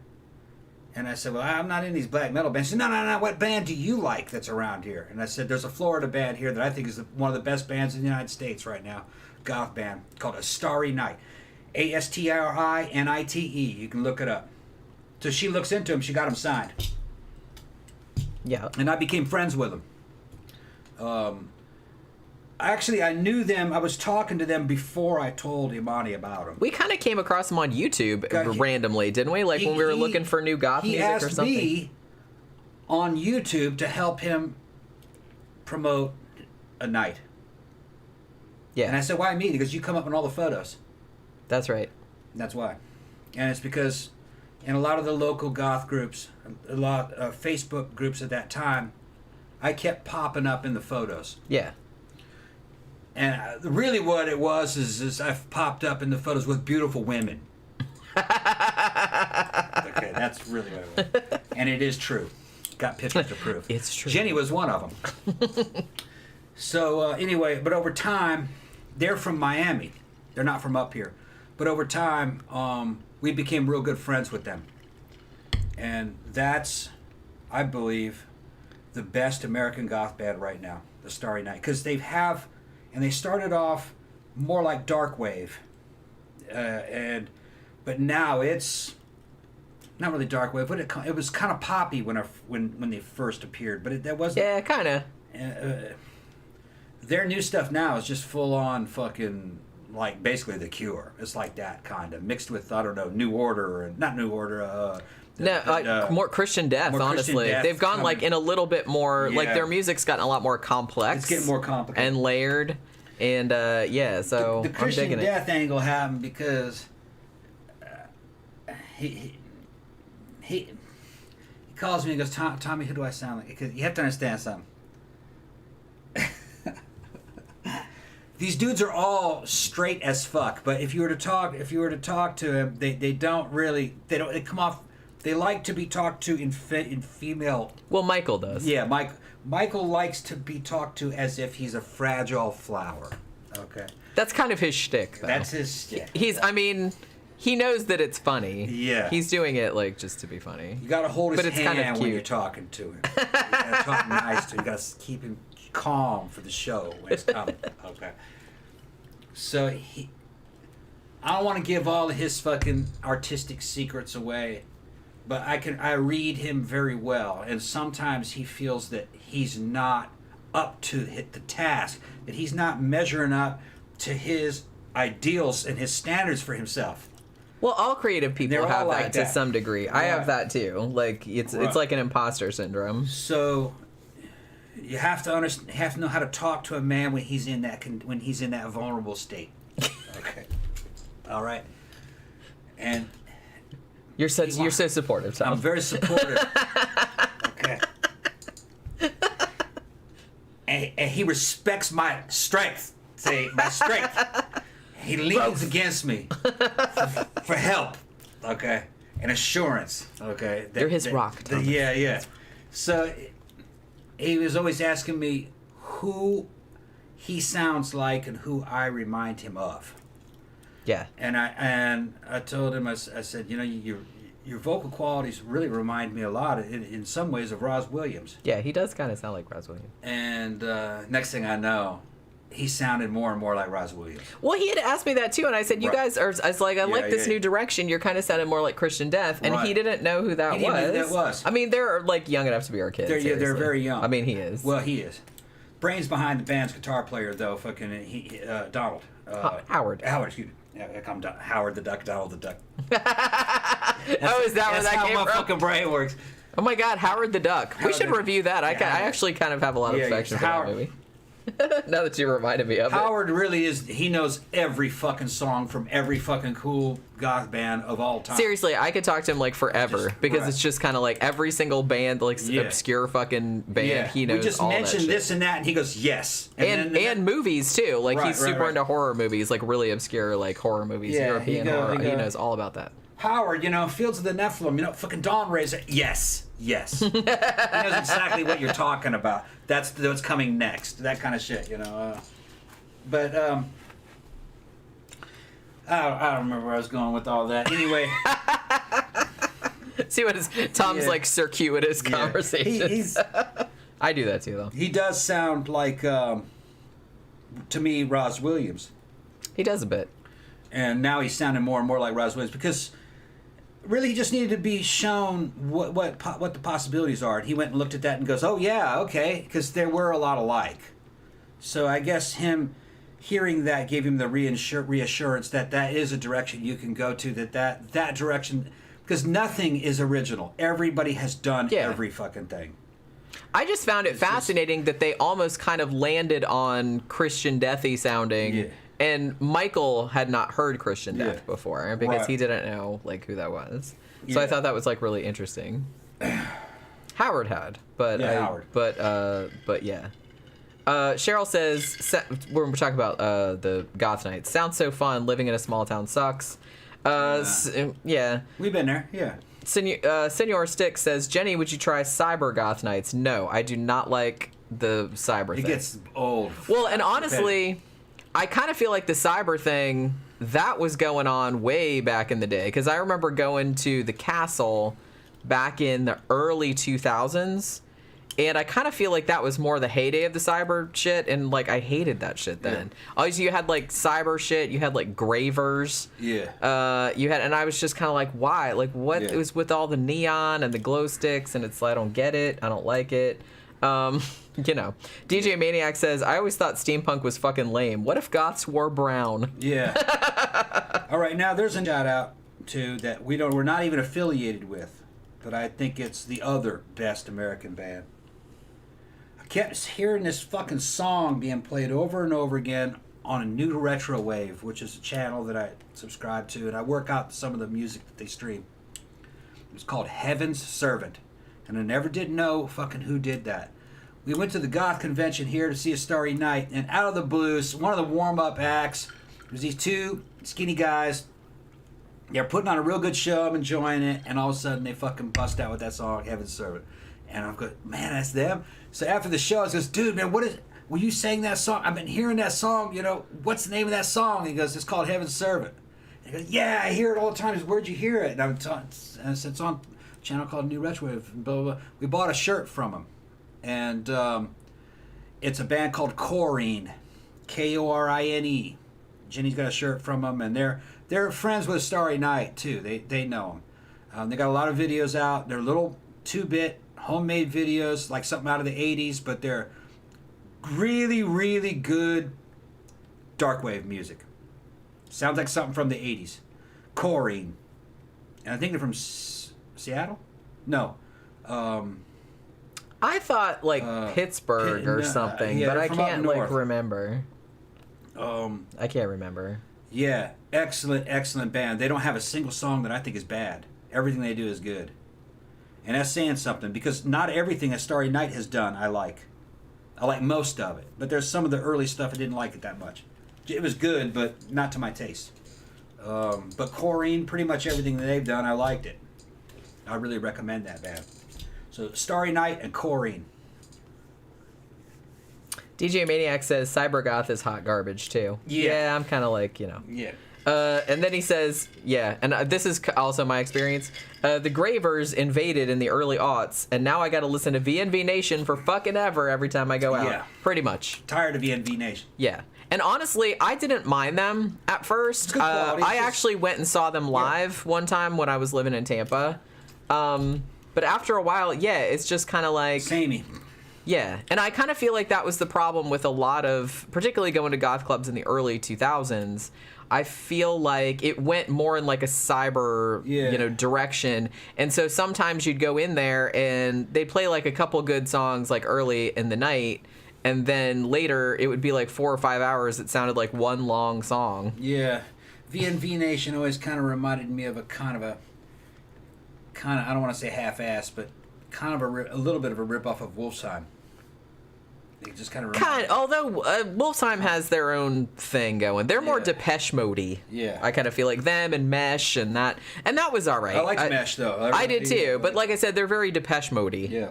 You know? So, whereas VNV Nation I guess they were kind of Depeche Mode-y too, but not. I kind of feel like Wolfsheim and Mesh were way more Depeche Mode-y. I didn't mind some of that everything stuff. We've talked about, I didn't mind like Covenant. I didn't mind some. I didn't mind. Cool. I didn't mind some of that stuff. I heard of them. I had one of their albums, I think. I had a VNV Nation album somewhere. I would still take Corrine over all those bands just because it sounds like a real band and it just sounds like guys and they're singing their hearts out. I just like that band. I like Corrine. I don't know what DJ Maniac thinks of them. That new Retro Wave channel is actually pretty cool. It's on YouTube. I mean, because we usually just sometimes if we're not like watching anything, sometimes we'll just like leave it, like and just let it play.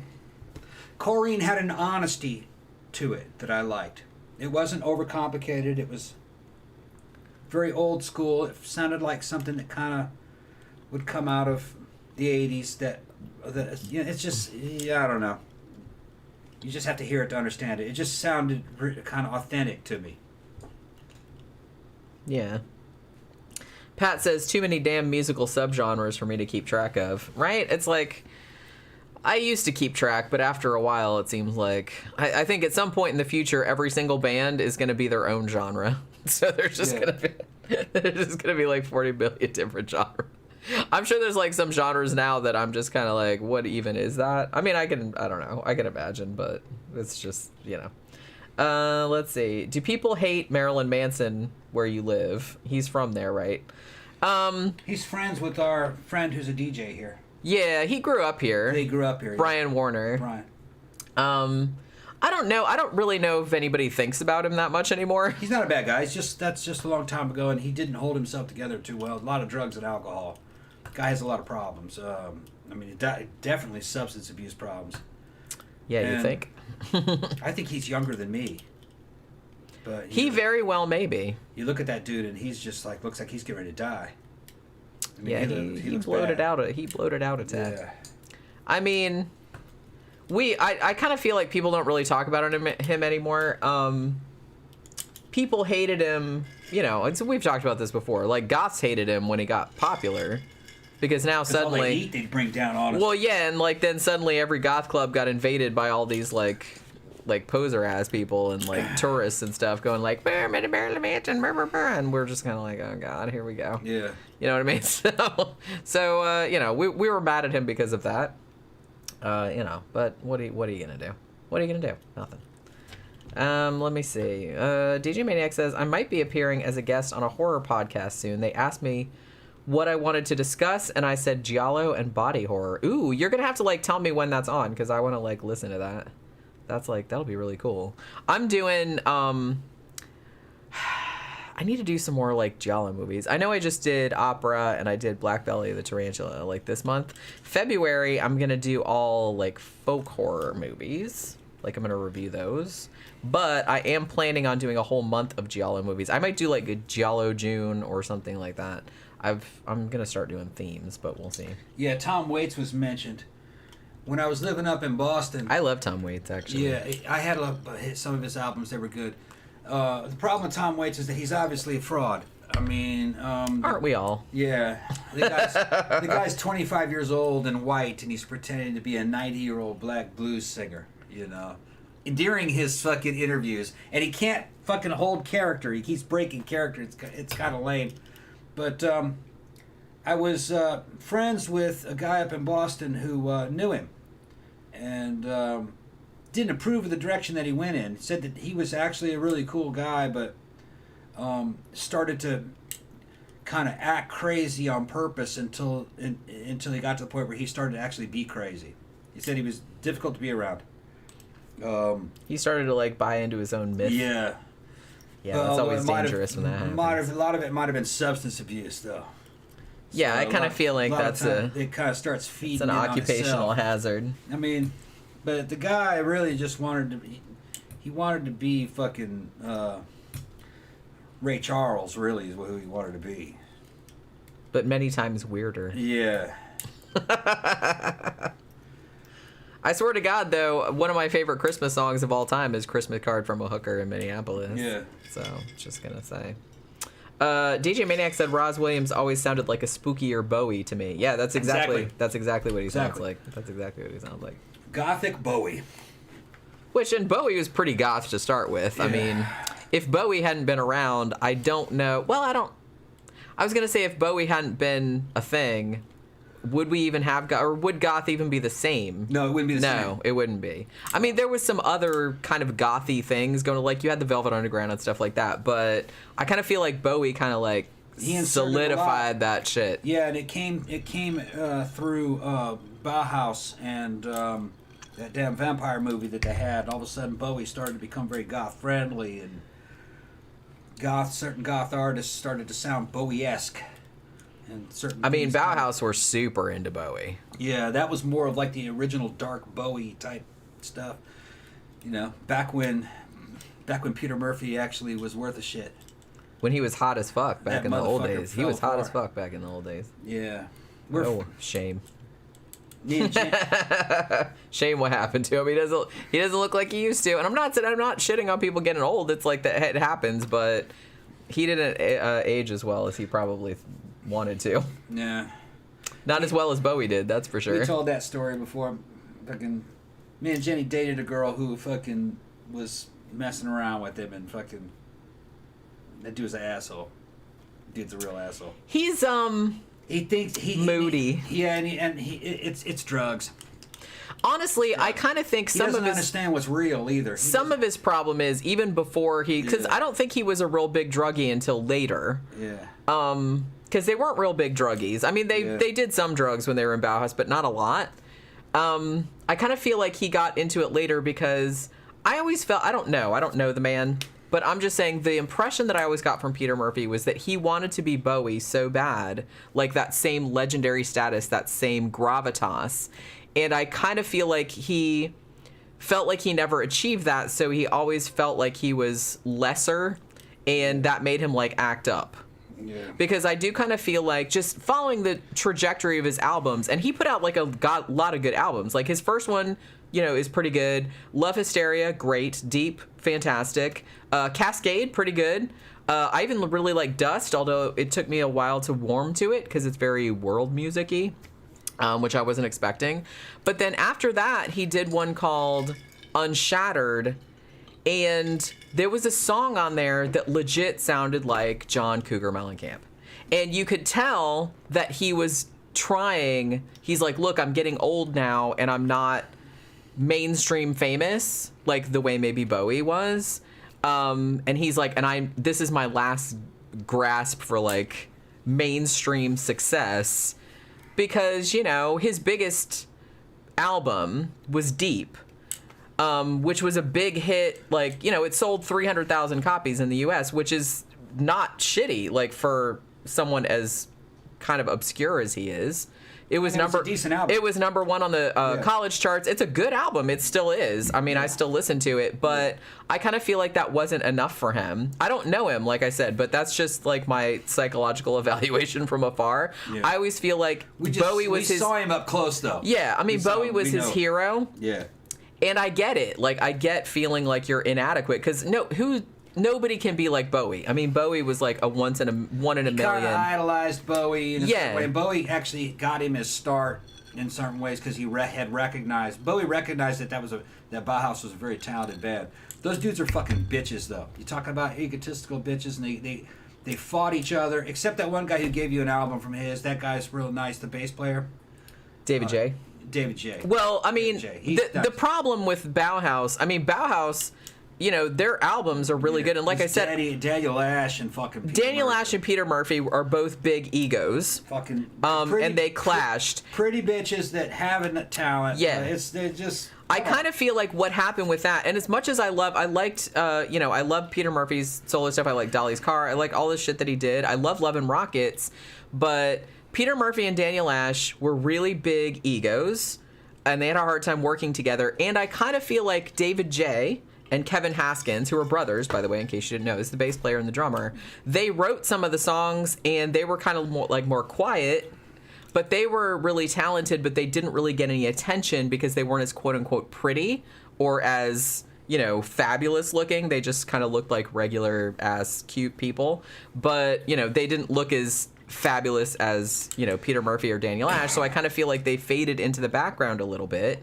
And so I get that they maybe was some kind of resentment where, you know, oh, well, these two motherfuckers, you know, are getting all the attention, and it was kind of that kind of thing. Because honestly, David J., I've met him, and he's a really, really nice dude. And honestly, his solo stuff, even though it goes more, this is going to sound bizarre, but it goes more like in a folk, like alt country kind of direction. But his solo albums are really, really good. He's a really good lyricist. Some of his old solo stuff that he did with like the Jazz Butcher and stuff like that were really, really good. He's like a really good lyricist, and I really like that he did some like weird like cabaret shit and all that kind of stuff because he was into like Kurt Weill and all that kind of stuff.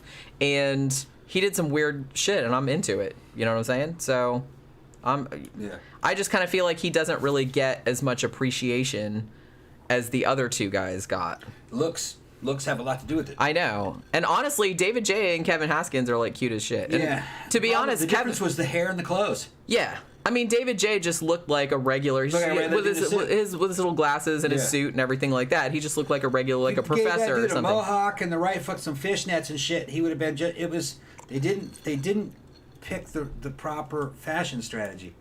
Yeah. They couldn't keep up with the other two. See. Yeah. And maybe they told him not to.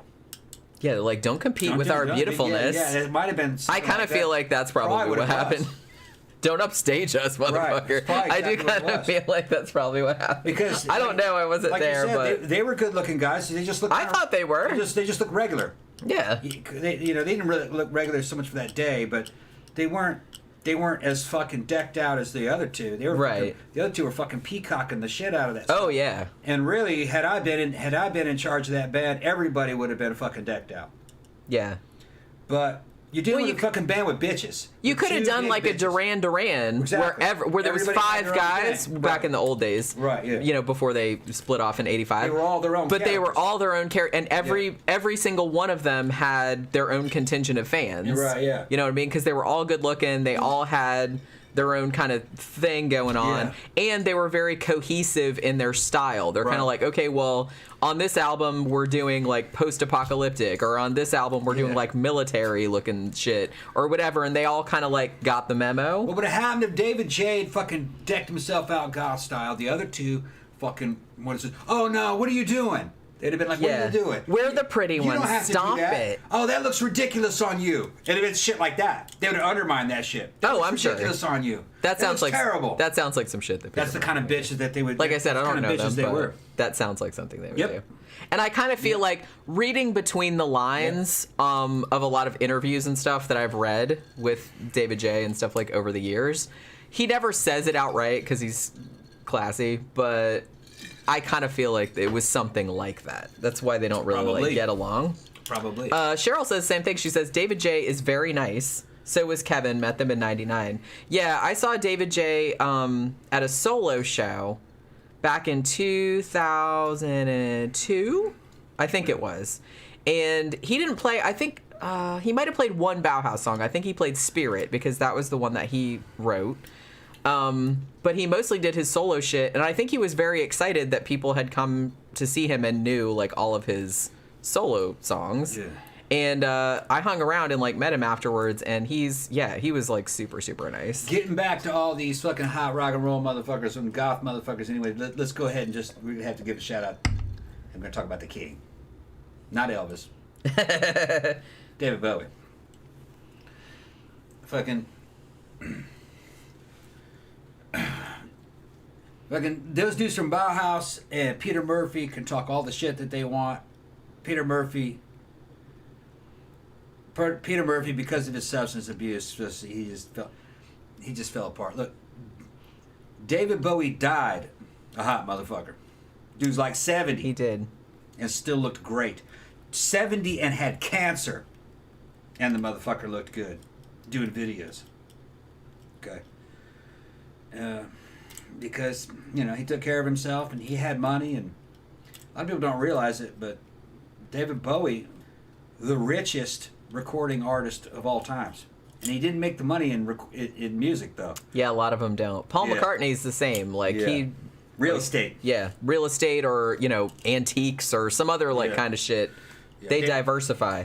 David Bowie, he just knew how to capitalize on his character and how to make real estate investments, which they're trying to do for me right now. They want me to take that $180,000 loan and buy something around here.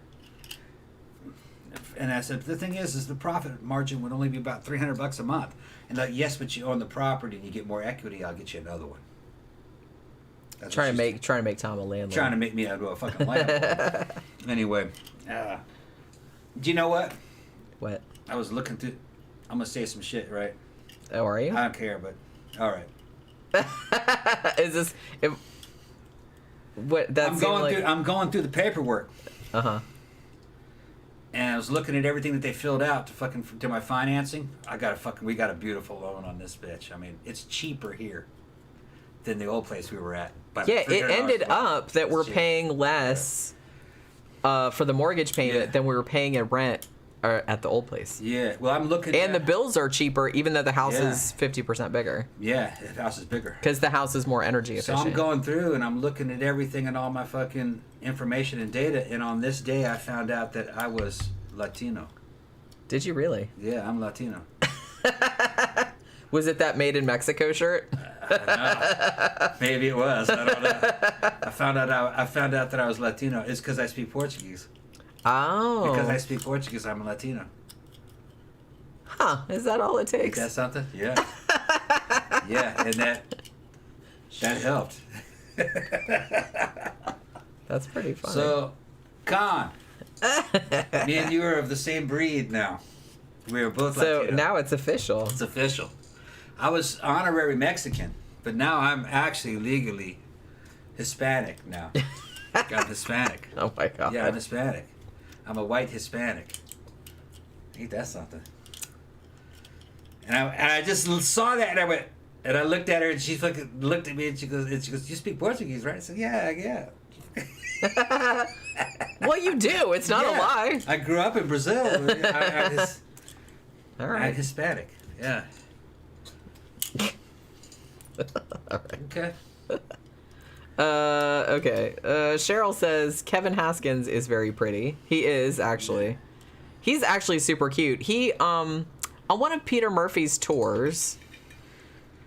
What tour was it? It was the one that Peter financed himself. I have the album from it. I can't remember what the name of that tour was. I think that that tour he didn't have as many dates because he was paying for it because he didn't have a record company at the time. So I actually flew to Philadelphia to see him. And Kevin Haskins was playing drums in his band on that tour. Just for Love? I think it was called Just for Love, the Just for Love tour. My family lived in Brazil 12 years. Yeah, I only lived there 4, though. Yeah. Yeah. And like I said, you had a tutor. Yeah. Yeah. I grew up in Brazil, basically, teenage years. All my first girlfriends were Brazilian. They set the bar high. They set the bar high.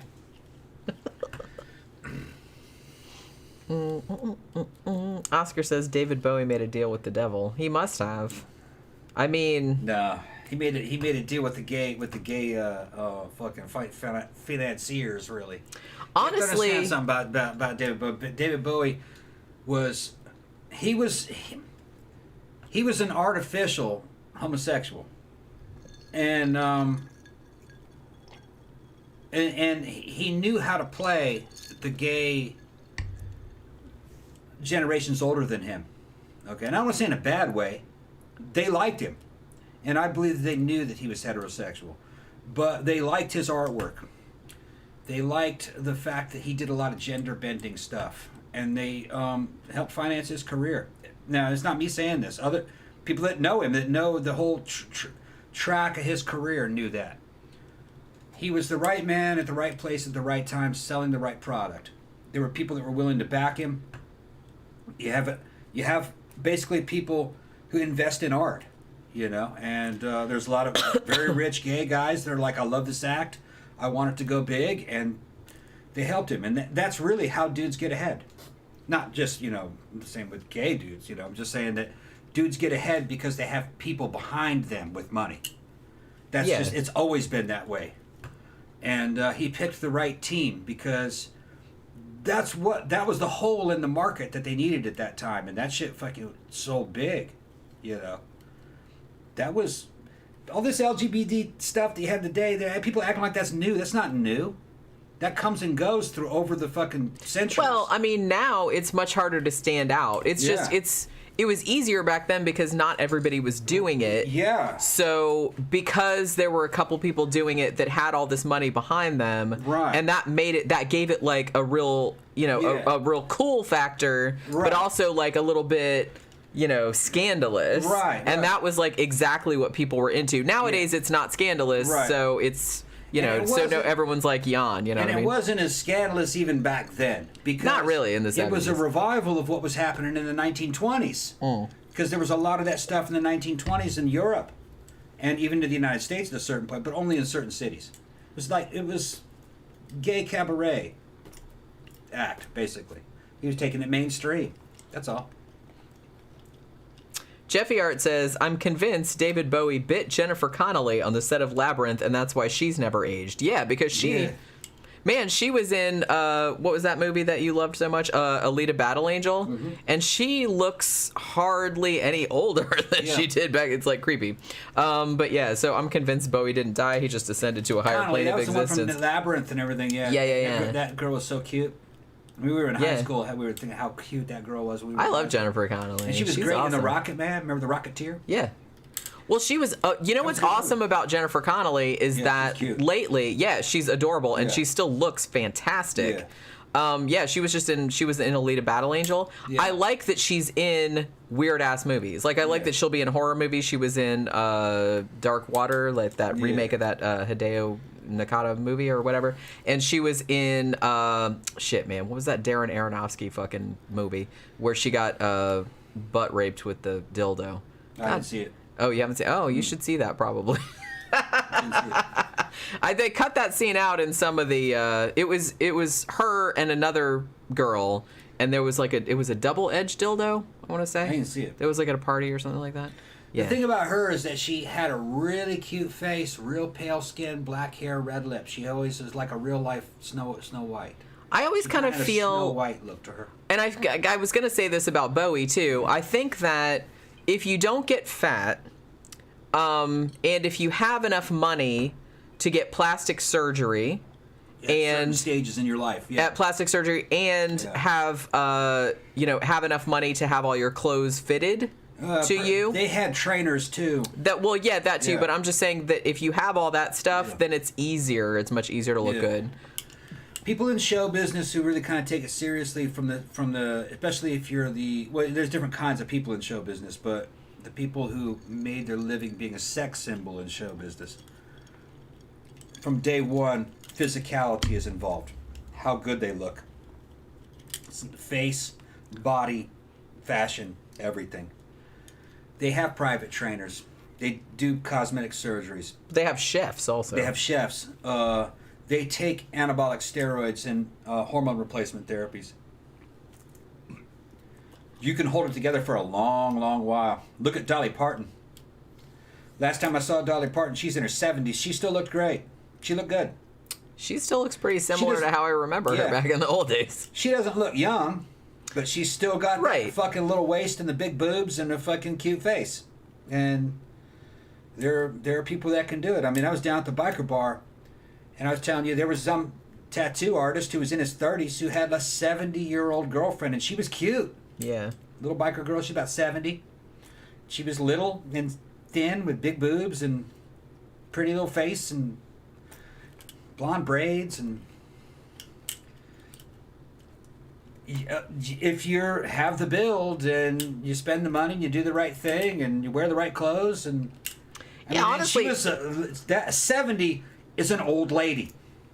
That's an old lady. But see, she was still attractive. She was like, yeah, I'd hit that. Yeah, that'd be fun. You know what I mean? Well, when I say, because I kind of feel like some people like get a little bit butthurt, but not anybody here, but some people have like when I, shit on old people. Yeah. But I'm not talking about age. I'm talking about attitude. Yeah. I'm an old lady. Yeah. But I like to think. You're not old yet. I'm not that old. I'm 50. But I don't really like to. If you don't act like an old person or you don't really like look like it, you can even kind of look like an old person, but if you still have like some fashion and some cool shit going on, then you don't come across as an old person to me. Because honestly, I know some people who that I've met in the course of my professional life and stuff that were younger than me that I still thought of as old people, even though they were younger than I was, just because of the way they looked or the way they carried themselves or their attitudes or something like that. They seemed like an old person even though they were younger than me. So when I say old people, I don't necessarily mean old in age. I mean, there are guys at the club that 10 years ago looked like old men. And then you know exactly what I'm talking about. Yeah. And they look even older. That dude looks even older now. You put me and him side by side, you'd think he was in his 60s. No, that dude's way younger than me. A lot younger than me. But it doesn't look like it. You know what I'm talking about. Old armpit liquor. Armpit liquor. No, liquor. Grab a girl, lick her armpit. Yeah. Oscar asked me if I ever listened to Suede. They were pretty goth in the early 90s. I remember liking some of their songs. I don't know if I'd call them a goth band. Not a goth band. I think in the US they were usually just lumped in with like the Britpop bands like Pulp and shit like that, which I kind of like that. I don't think I ever bought any of their albums, but I did actually like some of their songs, and I have some of their songs on my phone. So so there was that. Oracle says Betty White was young until the day she died. That's pretty much, that's one of the people I was thinking of, because even though she lived, I mean, she was gonna be 100. She died like a little bit before she turned 100, but just her attitude, the way she carried herself, she seemed much younger than, so she, she's an old lady, but she didn't come across as an old lady to me. Yeah. You know what I mean? One I was just talking about was about 70, and she looked great, and was in her little biker outfit, little biker clothes, and little hat, and her little braids and stuff, and with a dude who was in his late 30s, and he's eating it up. And it kind of was like, in the biker fucking community, you call somebody an old lady or your mama. If a mama is a biker slut, she's kind of like available to everybody. That's nobody's girlfriend. Somebody's girlfriend is your old lady, or your wife is your old lady. So I says, "That's your old lady," and he's like, "Yeah, that's my old lady, all right." And she got kind of uncomfortable, and I was like, "Well, you know what I'm talking." I said, "You know what I'm talking about." I said, I don't know if you're married. I don't call her your wife, and she's definitely not a mama. And he's like, "No, I'm just joking with you." And I said, "She's cute." And she kind of relaxed after that. He says, "You look cute. How old are you?" And, but she was I think a little uncomfortable about being that age, you know, because everybody was younger than her. I get that. But she was cute. She was cute. If you saw her, you would think, oh, she's darling. She's like 5 feet tall, probably weighed about 80-something pounds.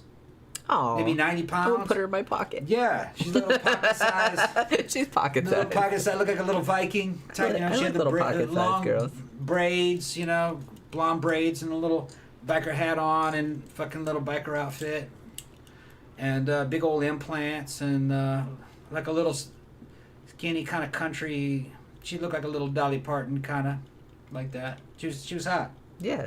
And I was like, dude, she looks good, man. She goes, yeah, she looks good. Then she, you know, he's like, yeah, you know, fucking, you did good, you know, because you know, dude's probably like 35. That's cool though. Yeah. I always like it when because I kind of feel like it's such a stereotype that dudes are like, oh, they all want like fucking 18-year-olds. No, he was scored and she's like 70. She looked like a fetish model. Right. You know what I mean? She looked like she'd be like a 70-year-old fucking porn star with a bunch of plastic surgery. But he was happy to have her. She looked good. You know, it's like, yeah. Hell yeah, I understand it. I understand it completely. We'll see. There you go. And she had a good personality. She was funny. You'd have liked her. She was cool. I'll have to go down there. You need to go down to Biker Bar. I still haven't gone down there. I never get around to it. They weren't from here, though. Oh. They came up here for an event. Oh, okay. And they stopped off on it. That was during Bike Week. Oh, all right. They weren't from here. Cheryl says, Jenny looks amazing. Thank you. I look older, and I'm 10 years younger. Oh, I'm sure you don't. Well, you know, we haven't seen you, so we've been judge of that. Yeah, I'm not going to say anything. Yeah. Victor says, Jenny, what book should I read for February? Oh, man, that's like too much pressure. Yeah. I don't want to... because I don't want to recommend something and then you read it and you're like, what the fuck? I didn't like that book at all. I will say, what was one that I read like recently that I was really into? God damn it. I don't know. I'll think about it and I'll get back to you. I think that I reviewed one. I really liked the recent one that I reviewed that was called Jar of Hearts. It's kind of like more a thriller than horror, but I was kind of into that. And I don't know if you saw my last review, like I put up a review of Stolen Tongues by Felix Blackwell, and I feel like everybody was talking about that book, and I didn't love it. It was okay, but you could totally tell that it started out as a series of Reddit posts. Let's put it like that. Because that's, well, you know, every now and then, like, somebody will post something to, like, No Sleep, or, you know, like the creepypasta sites, and it'll get enough traction, enough attention that people are like, oh my God, you should publish this as a book. And that's what happened. It's not bad. It was just like the middle part of it was a little saggy and a little repetitive. But a lot of people seem to be into it. And that's the reason I ended up like reading it, because everybody was talking about this shit, even though it came out like a few years ago. But for whatever reason, everybody was all into it now. But the one I'm reading now... Let's see. I put up a Jack Ketchum one. I did a Jack Ketchum one. That's going up Monday. And then I finally did a Darcy Coates one, like a haunted house one. That was actually pretty good. And the one I'm reading now is called 6 Rooms by Gemma Amor. And I'm about 3/4 of the way through. It's okay. It's pretty good. But I don't know. I have a bunch lined up, so I'll try to think of something. Oh, I got an idea. You know what you should read? Read some Stephen Dobbins, if you're already. I had never heard of him. I just came across some of his books like when I was at Barnes & Noble years ago, and they were selling off some hardbacks really cheap. I bought one called The Church of Dead Girls, which is awesome. And then there was another one called The Boy in the Water. But he's written, like, I have both of those, like, in hardback, and they're both really, really good. The Church of Dead Girls is, like, really, really good. But he's written a lot of books, but those are the only 2 that I've read. But I really, really like them. And honestly, I'm going to reread them soon so I can do reviews on them. But Oscar says, LOL, Tom made that old lady at the bar self-conscious. Yeah, because he probably said all kind of inappropriate things. Well, not inappropriate, but just like. I was talking to her boyfriend and I said, "So who's this? Is your old lady?" And he goes, "Yeah, that's my old lady." And she got on something. I don't mean that. You know. Yeah, that might be not a good term to use. Yeah. Well, that's the biker term. I know it is, but. And I said, "Well, you know." She's like, "Are you calling me old? Fuck you." he's just having a joke. And I said, well, she's cute. And she's like, and then she was like, I was like, and she goes, yeah, she is. And she goes, yeah, she's fucking really cute. I said, how old are you? She's like, and I think she said she was 70. I think is what she said. It's a Harold and Maude situation. Yeah, and I said, you look great. Well, not that extreme, because he's like, yeah, she does look good, isn't she? And I was like, yeah, she's cute. I've never seen one that age that looks that cute. I've never seen one that old that was. Yeah. Just being truthful. I've never seen one that old look that cute. She was cute. It's good that you appreciate a broad range of ladies. She was attractive. Yeah. During of all different ages. Well, it's it's not random. He's like, yeah, she's good looking, isn't she? He's like, yeah, she is. Yeah. Because the dude's like 35. Yeah. Yeah. She looks great. Mary says he knew exactly what I was talking about. He knew exactly what I was talking about. Mary says Tom looked 40 at 18. And then Cheryl says, Mary, that's not nice, LOL. That bitch is fucking lying. Mary says at 18 I looked 16. You did, actually. I've seen pictures. I didn't know you then, but I've seen pictures. Yeah, he looked like a baby Rick Springfield. Yeah.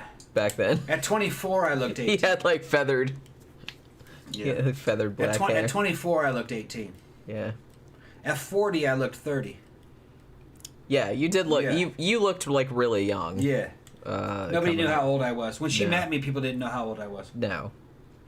Let's see. Mary said in high school, some dudes looked old and got the booze, no question.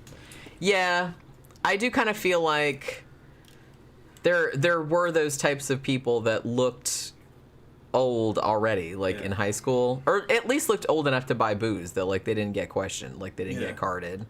I didn't have that. I always had baby face, so I got carded at 38. Yeah, I mean, I got carded up until I was in my late 30s. Yeah. My mom did as well. Yeah, she looked real young when I met her. Yeah, I met you when I was 38. Yeah. 38. She looked like she was about 25. And I was still getting carded then. Yeah. My mom did as well. My mom got carded until she was in her late 30s or early 40s. Same kind of thing. We just have like baby faces. And we're not wrinkly, too. Yeah. I think that helped. Because my mom is still not wrinkly. And her mom looked like what's her name? Piazzadora. My mom does look a lot like Pia. Yeah. She used to get that a lot, actually. Yeah. More than one. I remember more than one person saying that she looked like Piazzadora. Yeah. She did look like Piazzadora. Looked just like Piazzadora. When she was younger, yeah. Let's see. Back in the day, was it ever okay to smoke cigarettes in movie theaters? No. I don't know. I thought you could. Couldn't even smoke in Brazil.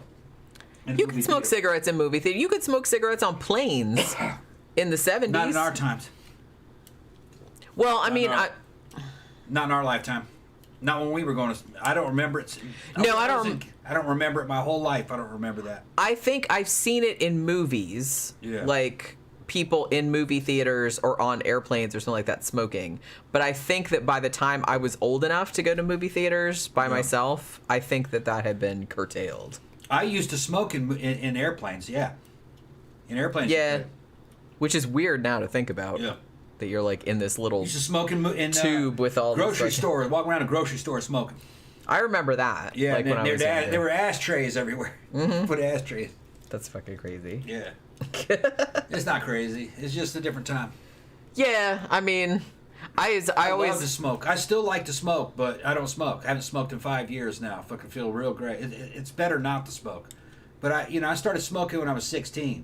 So. Camp Guy said, I smoked cigarettes in an airplane in the late 70s. Yeah, I'm pretty sure that it was like maybe the 80s that it stopped. Although I didn't fly in an airplane until the 90s, so I'm not entirely... I don't think I flew in an airplane until the early 90s.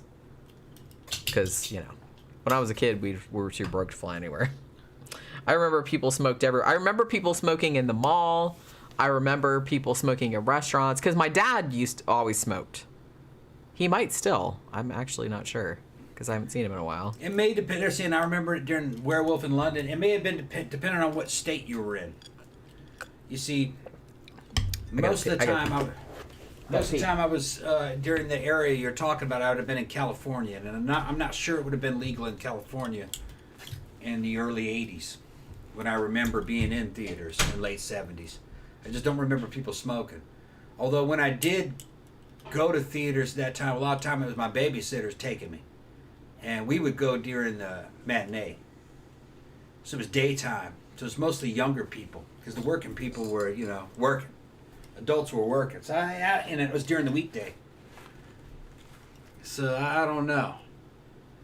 And then I was in Brazil. And I don't think you could smoke in a theater in Brazil. Because of fire hazard. And then I would kind of come back during the United States during that time, and I was going to Mississippi and the theaters there, and I don't remember them smoking in there either. I just think that the time in which I lived when I was young, when that was going on, where I was, what state I was, and moving around, I don't think I ever got into the fucking smoking in the theater action. I don't remember it. I'll tell you this, though. 70s and early 80s Mississippi, day drinking. You could drink during the day, no matter where you were. You could drink and drive. That wasn't a problem. And you could drink underage. That wasn't a problem. It was almost kind of like you were supposed to be drinking. What are you talking about? Drinking underage in Mississippi. I don't think there was an underage when I was a little kid. They did not care about alcohol. You couldn't buy it, but you could drink it. Yeah. The fuck? Damn. It's all this fucking... So I remember going over to a friend's house, and they would grab a watermelon out of the backyard, because they were growing watermelons in the backyard, and they'd take a knife, and they'd cut a hole in it, and then pour it full of vodka? And they'd pour tequila or vodka into the watermelon. I remember those days. And then they'd plug it back up, shake it, and roll it, and try to get that booze to seep into the watermelon. And then you'd cut slices off of it real carefully and lift them up out of the top. Remember that? Mm-hmm. And you'd have it in a trough so you could catch it all and between four or five people, you would eat that whole watermelon and end up drinking all the juice out of that watermelon.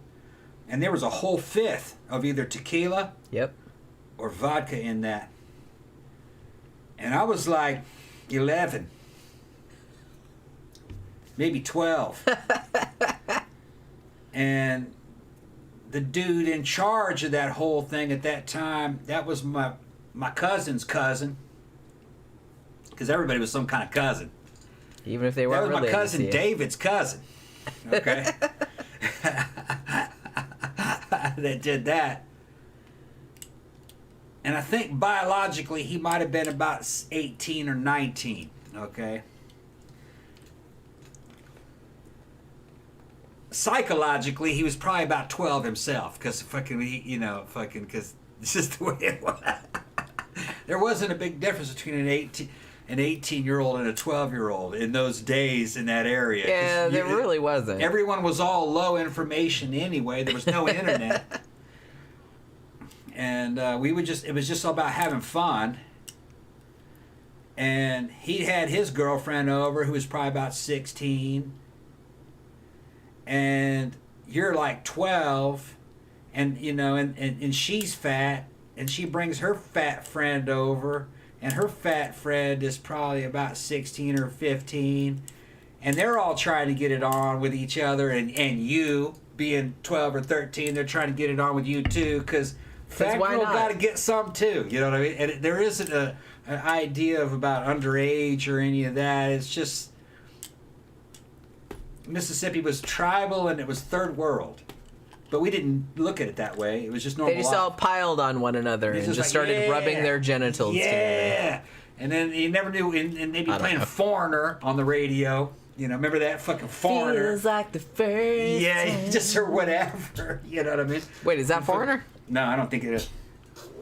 And then they would have what song did they do?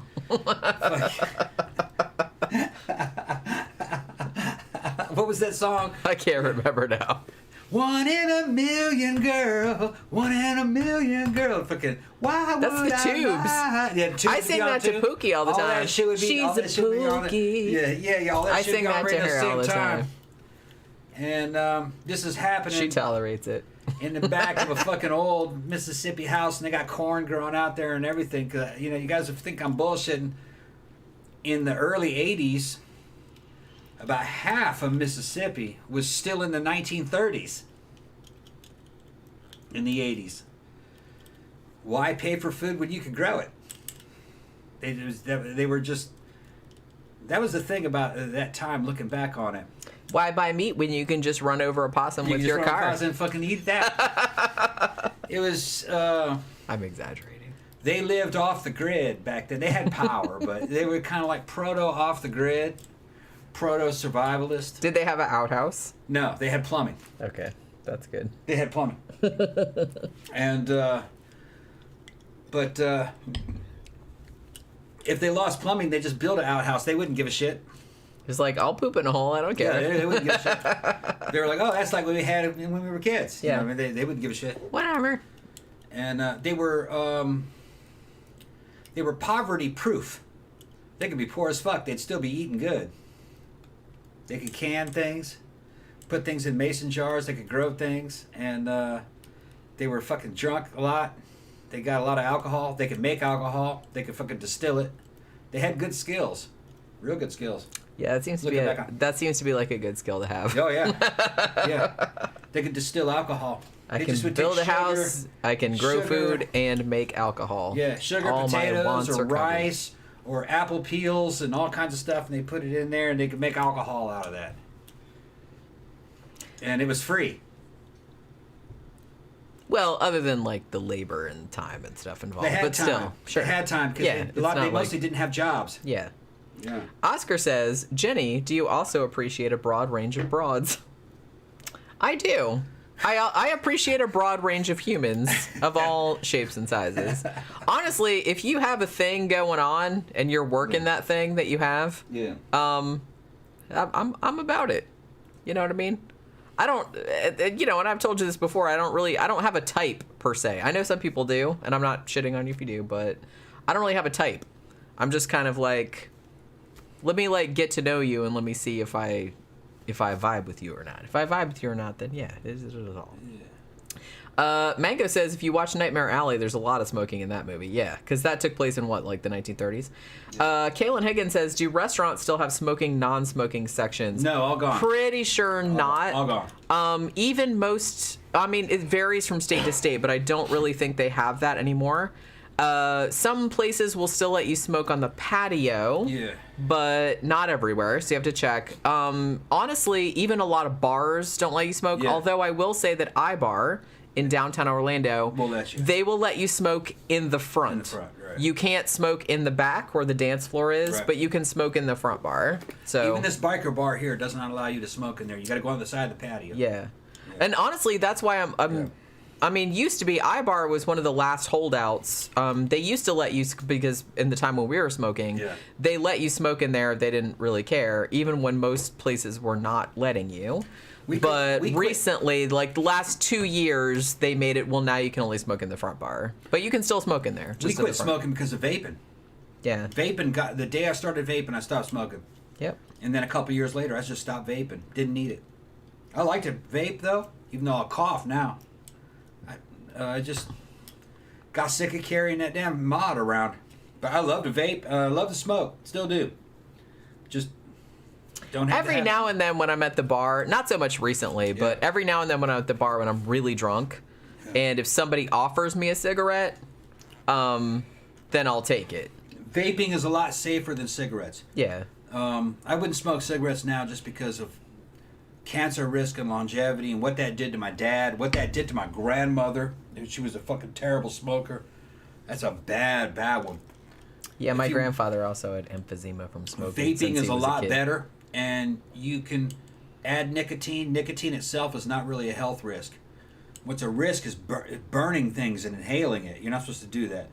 With vaping, you're inhaling water vapor, and it's nowhere near the risk. Nowhere near. Yeah, I mean, there's a risk, but it's negligible. Yeah, it's negligible. I mean, compared to smoking. And that got me off smoking.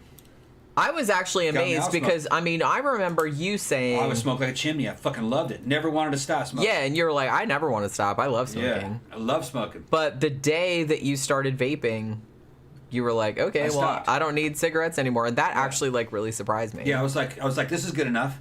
I was like, because honestly, like, we both started vaping around the same time, but it took me a little bit longer, even though I hadn't been smoking as long as you. I honestly didn't start smoking until I was in my late 20s. Yeah. I didn't start as a teenager. I just never got around to it. I still got my mods around here. I might actually fucking fire that bitch up, make some coils, and fucking vape again.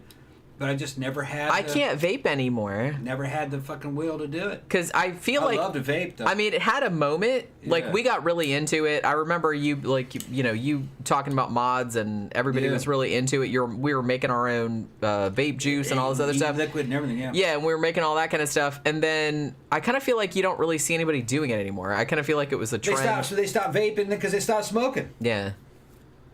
I mean, it was good for that because it really did get everybody off. Because I don't really see... I can think of maybe 2 of our friends that still smoke. Yeah. 2? Smoke or vape? Smoke. Okay. The guys that still vape never smoked. Yeah. They never did smoke. They just vaped. Yeah. They're still vaping. But they do 0 nicotine, just flavor. Well, that's kind of what we did. We started out with higher nicotine and then just like less and less and less, and then it was just like no nicotine. And then eventually you got like, why am I doing this? Yeah, it's like this isn't just another thing to carry around. Right, it's just I'm carrying this shit around and I don't really need it. Well, I got to a point where I used to have my, you know, the vape rig in my office, and like, you know, I used to kind of smoke it while I was working or whatever, and then I realized that I'd gone like an entire week without picking it up, without really like meaning to. So...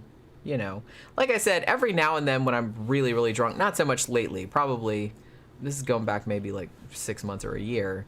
Sometimes when I'm out at the bar and I'm kind of drunk and somebody says, hey, you want a cigarette? Like, especially like if somebody, like if Jen has cloves or something like that, I'll be like, oh, okay, I'll have one. But I don't know, most of the time I don't think about it. And then, because I always think to myself, oh, tomorrow, like the inside of my mouth is going to like taste like garbage. So I don't usually. But if I'm super fucked up, I probably will. But want another drink?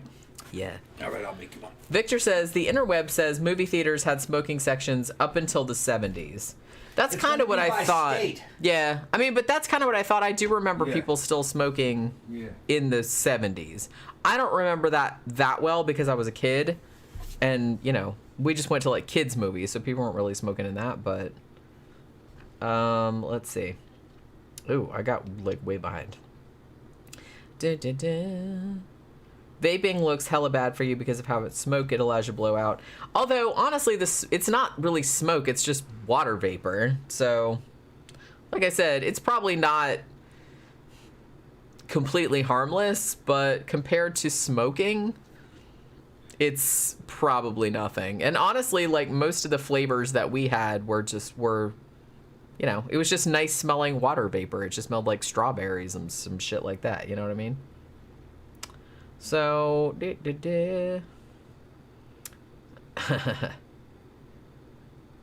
I like the videos, like, what you can make with Nutella. Oh, I need to, like, watch that. Oh, they'll probably just make me hungry, to be honest. Yeah, I remember people smoking in the intermission at the theater. It's weird because I can think back like 10 years ago, a lot of people smoked. Like, we would go to Venue 13, for example, like going back, you know, 6, 7, 8, 9 years when we were first going out. That's great. As you take ice, it makes more ice. That's how it works. What a nice little machine it is. It's a nice machine. It's a nice machine. He's very considerate. Yeah, we just bought a new little ice making machine. So, because we're too lazy to go down and get ice out of the refrigerator from downstairs. So we got a little tabletop. He bought a little tabletop ice machine and a little bitty mini fridge so we could keep the juice and stuff in there too. So we don't have to walk all the way downstairs because we're lazy, like I said. But you know, it's nice to have like a self-contained kind of shit going on up here. I'm into it. So yeah, what the fuck was I talking about? Oh, so even going back to when me and Tom were first going out, like 8, 9, 10 years ago. When we went to venue 13, I kind of feel like there was a lot of people that still smoked because you couldn't smoke in the club, but they had like a big, huge like back patio. And that was kind of like the place to be, man. Like you'd go dance to a couple songs, have a couple drinks, and then everybody would go out to the patio and go out there to smoke. And honestly, I'm thinking back to like the last few years of going to Memento Mori, going to Mannequins and stuff like that, and you really don't see it much anymore. I mean, I'm thinking about going to Mannequins. You can't smoke in Mannequins. You have to go outside. And it's downtown Sanford, so there's like a bunch of other businesses around, but most of them are closed. Although like the one across the street is open because it's still like a, like a restaurant bar type thing. And so people will go, and there's little seats out there, so you can go out there on the front sidewalk and smoke. But I kind of feel like not a lot of people do. It's a handful, if that. And honestly, of all our friends, I can only think of 2 people that still smoke. Which is crazy. So, and honestly, I'm actually surprised that iBar, which, like I said, it's called Barbarella now, which is what it used to be called. It used to be called Barbarella. Then they changed it to iBar. And then recently they changed it back to Barbarella. They still let you smoke actually in the front bar. But most places inside, they do not let you smoke at all. Let me see. Is inflation all over? Gas is like $3.35 here regular. Honestly, last time I got gas, I don't drive my car all that much anymore because I work at home and, we've been broke, so we haven't really been going anywhere. I drove my car to the Dollar General today, and then I was like, oh, I need gas. It's like 19 miles to empty, but I didn't feel like going down to the gas station, so I didn't. Because the Dollar General is like literally right there. I probably could have walked to it, but but I didn't. So, I think ours is 3. Last time I looked, it was 3 something, 3.14, 3.15, something like that. Last time I got gas. Mr. X Hercules says my gas is 4.20. Yeah, I mean, it's expensive, but we don't. I don't use my car all that much anymore. We go to Memento Mori once a month. Sometimes we go to Mannequins, which isn't that far. Other than that, we don't really go anyplace. So, oh, you've got Pookie. Yeah, I got a Pookie pants. You're just like, oh my god. Hey. What's up, Poke? Look at the people, Pookie. Say hi to the people. She's like, I don't know if I want to say hi. She sat there and watched me take a leak. She's weird like that. That's why I always close the doors, because it's like, what are you doing? If you leave the door open, she comes in and like stares at you while you're peeing. Yeah, she's like, we're gonna have a moment, me and you. I'm gonna watch it. And I'm like, quit being weird. Why are you being weird? I'm closing the door. Yeah. She had to go in there and witness it. Why do you want to witness? She's like, is that your litter box? I also use a litter box. She's like, yeah, I do that too. I do that too. Yeah, I know you do that. Well, I mean, to be fair, Pookie she watches us do everything. When I go somewhere, she fucking follows me. What are you doing? I start working and fixing something, and she's like, what are you doing? She watched me run a screwdriver and fix. I was putting in the bumpers, the door bumpers. When you open the door, you got a little bumper there on the spring. I replaced a bunch of those. She went to every fucking door that I replaced, and watched me replace the damn bumper spring. And she looked at me like, okay. Let's go to another one. She's like, she's watching it, and she's looking at me when I'm done. She's like, okay. She is the most involved kitty that I've ever. Whatever it is you're doing, it doesn't matter how boring it is. Like, seriously, I get up in the morning, I come to my office, I'm making a cup of coffee, and she jumps up on the thing and like sticks her face like, hey, what are you doing? You making coffee? And then she sticks her face in the cup. Is that something for Pookie? No, that's not for Pookie. That smells weird. And then it's like, I don't know what it is. She's fascinated with everything that we're doing. That's okay though. Yeah. Is that sink on over there? Because she just jumped up there to get water. I think I left it on, but I can't. I usually leave that sink dripping a little bit because it's not. A little bit. Okay. Yeah. I usually leave it dripping because she likes to. She has a water fountain out in the hall. She's drinking it. But for whatever reason, she likes to drink out of that sink in particular. So I know it's terrible for the water bill, but I usually leave it dripping just a tiny bit because she likes to jump up there and drink out of it. She's so weird. Yeah, Tammy says my female cat sits on the bathroom sink so she could watch you go. Yeah. I kind of feel like, because I've seen like other people post pictures of themselves like sitting on the toilet and like the cat like sitting in their underwear or their pants like at the bottom. So I guess it's a thing. Like cats are fascinated with watching their human. It's a function that they do, and they're seeing you and so do. they're like relating. So like, oh yeah, I do that too. But like I said, see, that's Yeah. why I have to like close the door. I'm like, I don't want Pookie watching me while I pee. That's like weird. And I even tell her, I'm like, That's I'm how closing the door. Don't be weird. That's how I interpret it. I guess You know so. what I mean, they're like, oh, you do that, I do that too. We're the same. That's what they're doing. Well, I mean, I'm gonna help you through this. That's the cat. Okay. You walk me through this, Pookie, okay? Because I ain't never done this before. You know what I mean? That's the mentality. you should have seen earlier. While you were gone, I said, well, I stripped all the bed and I took all the, went to wash the sheets and I washed the comforter and I washed all the, what do you call them, the pillowcases and everything. And every time you make the bed or strip the bed to wash the sheets or whatever, Pookie has to help. And she's not really helping. I don't want to say that too loud because I don't want to hurt her feelings, but she's really not helping. She just like jumps up there and like grabs at the shit. And then just like, if you're trying to like pull it, because I'm trying to get it off the bed, and she's like, no. And then, like, so I had to pull it off, and like I'm pulling, she's like putting it over, and she's like, nope, I'm just sitting here in the middle of the bed with this fucking, and she wouldn't let me take the fucking sheet off. I'm like, this really has to go in the laundry. I don't really know why you're not. Yeah. But I tell her, I'm just like, you're such a good helper. She's such a good helper, even though she's totally not helping. So, do you guys have any ideas for any future shows you want us to do? I wrote down a couple. Okay. Somebody said the El Paso Walmart massacre, right. Which I think somebody asked about before. Any questions on any paranormal or any, I don't know, fucking current events? I know they're looking for a fifth fucking force right now. In terms of, they're looking for a fifth force in nature. They think they might have something there. It's Tom Force. Yeah, it's Tom Force. What you doing, Pook? Mr. X Hercules says, I'm 32. I'm attracted to women in 35 to 50s. Yeah, fair. Yeah, because of the fucking wide world of fucking porn, it's kind of opened the eyes. Wide world of porn. To a lot of these younger guys that... Howard Cosell. That fucking attraction or attractive females don't end at fucking 25. You know, they have got some women that fucking 50-something just smoking hot. Now, it's not the same figure. It's not the same proportions. But no, man... They got some fucking women out there that are old. They're older than me. They look great. I mean, a good example is fucking. I'm a real fan of Ryan Connor. Ryan Connor is my age, and that woman still looks fucking great.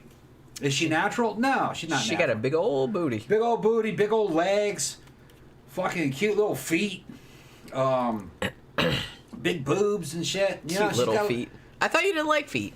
She got little feet because her fucking legs are so big. You know what I'm talking about? I think that's why my feet are small. Well, my feet are like small too, but I think my feet look smaller big old legs because I have big ass big legs. boobs and fucking and no, okay. You can't look like that at that age, male or female. You know what I mean? And of course the style is gonna be different between the males and the females. You can't look like that normally. I mean, she's got implants. She does hormone replacement therapy. She's done fucking HGH. I can tell by some of the procedures that she's done on her face, which I wouldn't have done HGH. But hormone therapies and fucking anabolic steroids kind of kept her in that shape. She looks great, you know. Had she not been doing what she was doing, that woman would have been fat. There are a couple different body types. You have to understand I come from an agricultural background, you know, not only a soldier, but, you know, my family, and my mother and everything, even before I was born, she was a horse trainer, and I come from a horse farming background and a cooking background when I'm not doing military type contracts. And I look at human beings like domesticated, selectively bred animals. You're an animal because I'm an animal, and all animals are animals. You and me, baby, ain't nothing but mammals. And a lot of the shit that's done, like they do on that Discovery a lot Channel. of the shit humans are doing to themselves are the same things we were doing to fucking English equestrian horses and race horses, you know, with shit like equipoise and all these little things that we give them to fucking make them heal up faster and be bigger and fucking bigger, stronger horse, you know. And beauty and excellence does not something that happens with you just sitting on your ass, stuffing your fucking face, and being fucking lazy. Gotta work for it. Gotta work at it. Beauty is never natural. Everything is fucking unnatural. Being strong is unnatural. Well, look at Pookie. Get it. She went into her little pile of toys that Auntie Ilsa sent her. Yeah. And she just picks one out, and then she picks it up, and then she rolls over on her back with it. Being unhealthy is being healthy is unnatural. Eating right is unnatural. Wiping your ass is unnatural. Brushing your teeth is unnatural. Everything amounts to being unnatural, and everything amounts to be life extension. So you have to do something to get rewards. Look at Pookie laying on your back. Look at that. You guys missed it. Too bad we can't put a shot. She's on her back, looking around and responding, and well, I tell you, human baby. You're every time. Baby. This is what she does. If she does something bad that she knows is bad, because she's smart, she knows when she's not supposed to be doing something. Yeah. Like, she's over there tearing up my books. Like, she takes all the books, like, on the lower level. Yeah. She's torn up all the spines. And then I look at her, I'm like, Spooky, what are you doing? And then, like, she looks at me, and then she rolls over on her back and puts her little, like, paws up like that, and then looks at me like that. Like, look how cute I am. You can't be mad at me. Yeah. And I'm like, you're right, I can't. We see you. We see. She got the baby. She's got her toys in her hands. Get the camera. I know. I can't do it. Get it. Oh man, I can't do it. She had like this little orange. She has this little orange mousey, and she had like she had it like in her hands like that, and she was like. When I was younger, I was just based on faith. I thought it would all happen automatically just from the shit that I did. But you guys will probably remember on the show a few years back, when it called me back to the honky motherland of Mississippi to watch over my father as he was fucking dying, going through his fucking quadruple, triple bypass surgeries. And as I sat there, or stood there, watching them cut my father apart into fucking pieces, and him struggling for life, and doing everything they could to revive his fucking little fucking Mississippi fucking ass, I thought to myself, oh, that shit was avoidable. Every bit of that shit was avoidable. It's because he lived a sedentary lifestyle, watching fucking meters and shit at the down water department. He's not fat, though, your dad. He's not fat. He's a little skinny guy. He's a little skinny guy. A little skinny guy who just didn't do a whole hell of a lot physically, and sat around and was raised from the birth with a bottle in his mouth with some damn bacon grease in it. I mean, because in Mississippi, you're raised on bacon grease. I mean, you have a couple strikes against you from the outset when you're raised in that situation, I'm going to say. Bacon grease in the bottles is to make him healthy. Well, and that was even extended to when I was a kid, because I kind of feel like, I was raised, my parents raised me, but my grandparents had a large part in raising me too. Yeah. And because they babysat me over the summer because my parents worked. And Southern grandmas... were basically like, you need to like eat a lot, and if you don't eat a lot, they think there's something the matter with you. And what they're feeding you is not healthy. No. So Jenny will tell you, she will attest, she will testify. That was a life-changing event in me. I was different when I came back from that. Yeah, you were. I was like, we're not. Yeah, you were completely. I was like, we're not immortal, and you were gone for 2 weeks, and then you came back, and you were like, I was like, fucking, there are repercussions for what we do. Yeah. And I started to see myself physically sliding at that time, and I was like, I'm fighting this shit. So I fucking went into the gym and went on HRT and all kinds, did everything I could to try to fucking reverse the neglect and the fucking. You can't fight forever, but I don't care about that. I'm in another competition. There are guys in their 70s that look like they're in their 30s, and that's who I'm competing against. And you see, and I'm gonna die in my 80s, probably 70s or 80s, but I want to die strong. All right, I want to die strong, and I want to die looking good. And I want it to happen all at once, from something that that I can't control. You know what I mean? If I can control it, I want to stop it. If I can't control it, then let it be. You know? Fucking, I lived by the sword, I die by the sword, or the scalpel. About the same thing. And we'll just see how it goes. I'm not scared of death. I'm more scared of the suffering. Yeah, I kind of feel like that's the actual dying is probably not the shittiest part. No. It's like you just don't want to like feel like ass for like a long time. The suffering and watching yourself fall apart. Yeah. Because I'm watching my dad just being helpless, and I knew he hated every bit of it because he was a very independent guy. My grandma went through that as well. She fucking hated she had stomach cancer, and she hated being a burden on anybody. Yeah. She didn't want to tell anybody she was in pain. Yeah, she was just kind of like, look, I'm just going to like keep on keeping on and not tell anybody until she couldn't deny it anymore. So I'm watching my dad dying in a state of humiliation. I know he's humiliated through all this, you know. He didn't die though. They revived him. Yeah, he's still alive. He's still alive, but he's still dying. You know, he's got cancer in his thyroid. The wounds from that surgery never really healed up. And it had a lot to do with how he was raised and diet and lifestyle. He doesn't have much left in him. A lot of it had to do with diabetes. Okay, he's diabetic. I'm glad I dodged that bullet. Yeah, that sucks. My grandfather had that as well. His main thing was the diabetes.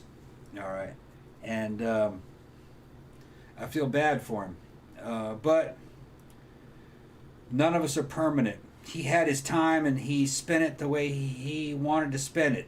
Okay, he doesn't have any regrets. I just know how he is. He just does not like to die. He does not like this dying weak thing. You know what I mean? He would have rather have been strong and then just struck down. That's the way he wanted. I kind of feel like most people would probably prefer that. Nobody wants to like go into some long ass horrible decline. Right. And I was never sensitive to death. I've seen a lot of dead people. I've handled fucking body parts. I held a beautiful girl's head in my hand. I told that story too. A beautiful Israeli girl. Fantastic body. Decapitated. I held her head in my hand. It was a weird sensation, you know what I mean? But I've seen busloads of fucking dead bodies. It's not the same. Being struck down is not the same as a long, prolonged period of humiliation as your body fails you and there's nothing you can do about it. Yeah. You know what I mean? I've been waking up recently with feelings of suffocation. Yeah, because of how my stepdad went. And my dad said that he feels like he can't breathe. And I've been waking up in the middle of the night every now and then. How many times have I done that? It's just been a couple times. Yeah. You did it the feelings of suffocation. 2 or 3 nights ago. Like you woke up and it was kind of, what was it, like 2 or 3 in the morning, I think. And I'm not suffocating. I'm afraid that I'm suffocating. And then I have to battle that. At least I'm not seeing those monkeys anymore. But oh shit, I had forgotten about that. Right. You're actually a lot better than you used to be. Yeah. Used to be, I couldn't ever get like a normal night's sleep because you were always thrashing around and you were always having nightmares because your PTSD was like really bad. Yeah. For a long time, like when you and me first got together, like it was really bad, like for a long time. I thought that I was being eaten by a sea of fucking monkeys that hated me. These little capuchin monkeys that were eating me alive. But I defeated the monkeys. Eventually. Yeah, you haven't talked about that in a long time. No. Honestly, most of the time, you seem to sleep pretty soundly. Yeah. I mean, you do wake up sometimes, like that kind of stuff, but it's pretty rare. Yeah.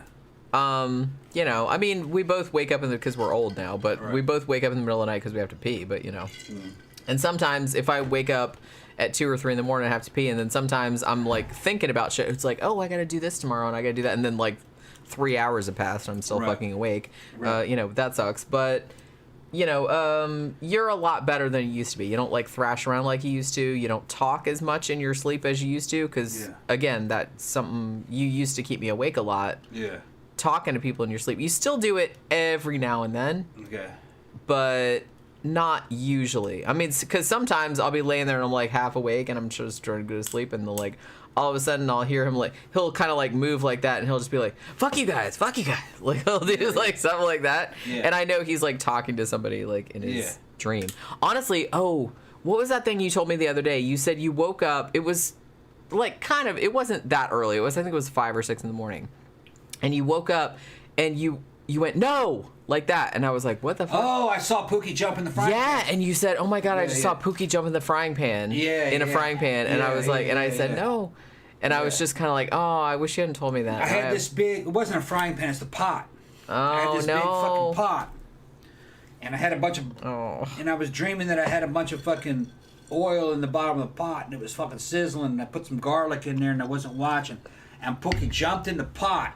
Oh, no. And couldn't jump out of the pot. Did you hear that, Pookie? She's sleeping. And her fucking paws were sizzling as they were hitting the bottom. And every time I'd grab her, she'd fucking scratch me. So I'm trying to get her out of the pot, and then I woke up trying to get her out of the pot. Yeah. That one bothered me. I have these. It's part of the reason why my disability from VA and everything, because shit fucking happened. I have these feelings of uncontrollable helplessness, of things that I don't have anything to do with, like the cat jumping into the pot, and I can't get the cat out. It's shit. I have a lot of that. Or I have nightmares like that too, though. Right. Because they're images of horror. Yeah. Is what they are, And I mean, lately they don't have anything to do with anything. Right. Yeah. Well, I mean, especially since we've had Pookie, because she's like our baby, right? Yeah. So if I have nightmares, I always have like nightmares about something bad happening to her. Oh, we got Mango sent us a super chat. Oh shit. You're way back. Oh yeah, I know. Well, I was reading them. Thank you, Mango. Great sidetracks, great chat. On a F it party time, B is back in the centipede in the middle. They're talking about like human centipede. Yeah. They're like making that. But yeah, so because I told you, I don't remember if I told this on the Sidetrack show, but one nightmare that I had the other day, and this was like horrifying because it was so realistic. Yeah. I dreamed that I was sitting there at my office computer like I do every day, and I dreamed that you came into my office door, as you do sometimes when you want to tell me something, and you told me that Pookie had died.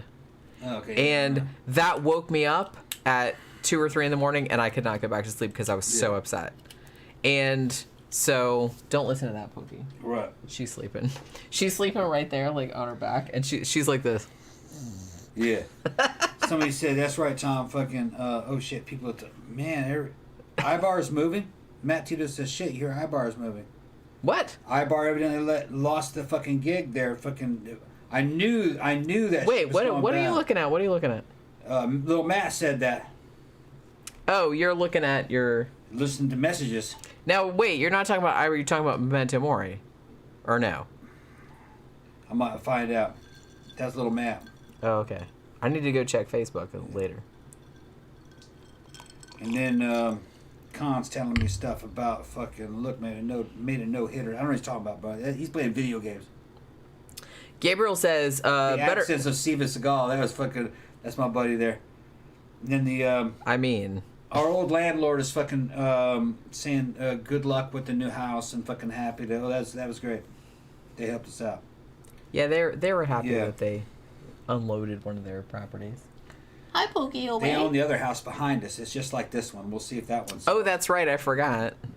Yeah, they own another. They own a bunch of houses. Like, right. Guys are in there talking about, Tommy, men have to die looking good. I'm going to show you who I'm competing against, all right? Some people are saying, well, I want to be like Arnold Schwarzenegger and all that fucking bullshit. No. By the time those guys hit 50, they didn't look that good because they abused so many anabolics, all right? You want to fucking go for longevity, all right? This dude here, 72 years old, all right? That's how you want to look at 72. I'm competing with him. I mean, nobody would ever know that dude was... No, he has the body of a 30-something-year-old. Well, even his face doesn't look like an older... I mean, he looks older, but if I had to guess how old that dude was, I would say maybe 50? Yeah. Maybe. Now, someone say, well, he's Asian. They hide age. No. Yeah, he's Chinese, but no, if you were to see it in HD, that is HRT... working out and the proper compounds, and you're replacing what normally is lost in the body. And no, you could look fat. Look, he won a competition last year at 75, and he's unchanged. He still looks like this is old video of him. He looks like that at 75 now. Unchanged. That's what I want. And I don't care if I die at 75, as long as I look like that at 75. And I'm telling you, that motherfucker feels great. Because I'm 50, I feel like I'm 18. Okay, hormone replacement. Working out. Proper diet. Being a bad motherfucker. Dropping a dick on a bitch. There it is. That's what you need. Okay. Ian England says, I used to have terrible nightmares. I started playing Call of Duty, and it for some reason gave me power in my dreams. I just started shooting the stuff that was coming after me. Well, no, I kind of feel like, honestly, like video games might be good in that regard, because if you're having nightmares because you feel like you don't have any control over your situation, if you play video games, it's giving you control, over a simulated situation. Right. So that might actually, like, be helpful. You know what I'm saying? Well, I play him, and it doesn't really... Well, I mean, but, they'll have a different effect on different people, obviously. Cheryl says, what a terrible nightmare. I think she's talking about, like, the Pookie thing. Janet goes, wow. She's talking about that 70-year-old Chinese dude. Fucking Cheryl goes, drop those dicks, guys. Y'all are fucking funny. Gabriel says, better than drunk sleeping. My mom caught my brother trying to pee in his dresser drawer once when he was wasted dreaming. I mean, I've gone to bed drunk many a time, but I don't think I've ever done that, though. And you've never done that. What's that? Like, no. like peeing in the closet or something like that because you thought it was someplace else. I've never been. I've been pretty drunk, but I've never been that drunk. No. You know what I'm saying? Where I'm peeing. That I forgot where I was peeing. You know what I mean? Look at Pookie. She's like, what? Why are you? She's like, what? She's like. She's laying on her back, fucking playing and looking like, what? I see you. Look at that belly. Whenever I say I see you, her tail wags.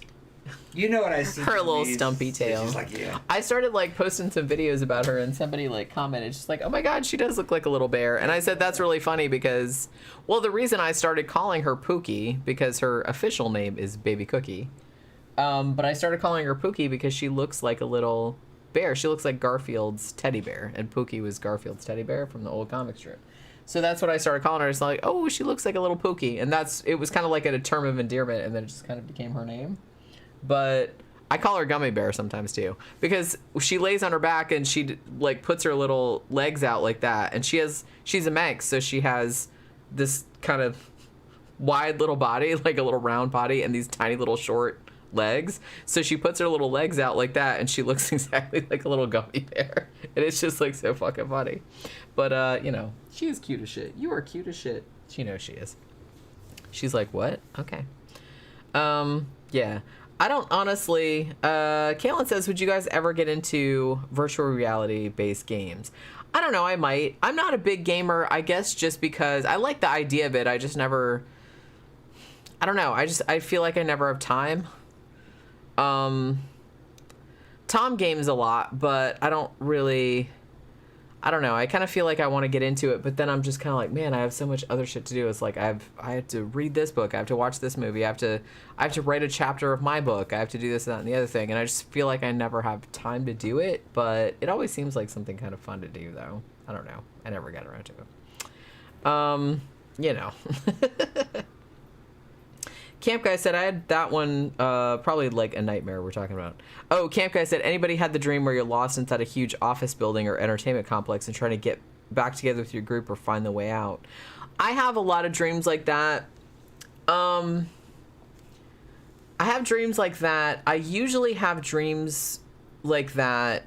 This is like kind of weird, but if I'm sleeping and I have to pee in my sleep, I will start to dream that I'm in a mall or a big complex or like an abandoned mental hospital or something like that, and that I start looking for a bathroom or I start looking for other people, and then there's some reason that I can't use the bathroom, like it's really disgusting or it's open and like people are watching me or something like that, which I think that's like my brain's way of like waking me up and making me go to the actual bathroom. I have dreams that I'm in a mall, and when I try to leave the mall, I end up back in another store, and it's like an I've had that. Yeah, I've had that Mobius one. loop. Yeah, I've had that one. I go up the escalator. When I get to the top of the escalator, I've gone down, and I'm back on the fucking first floor again, and I can't go anywhere. I can't get out of the damn mall.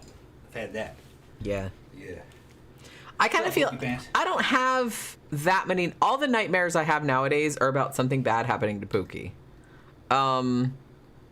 Prior to that, you would think that somebody that watches as many horror movies as me would have more nightmares, but I don't. And honestly, I never have. I've had a few like fucking doozies, and I turn those into short stories, but I've had so few that I can remember them. Like, you know, I can count them on one hand.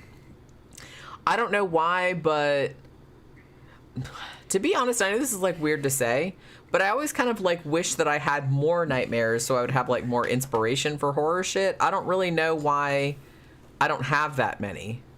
Maybe it's because I write horror stories. I watch a lot of horror movies. So it's, I don't want to say it's like, I don't want to say it's like passe or anything like that, but I'm just so immersed in it that it doesn't register. Maybe. I don't know what it is. There you go. He's got his cocksucker hat on. They're asking me to morph into Bane. Well, where's your My mask? Bane mask is in the other room.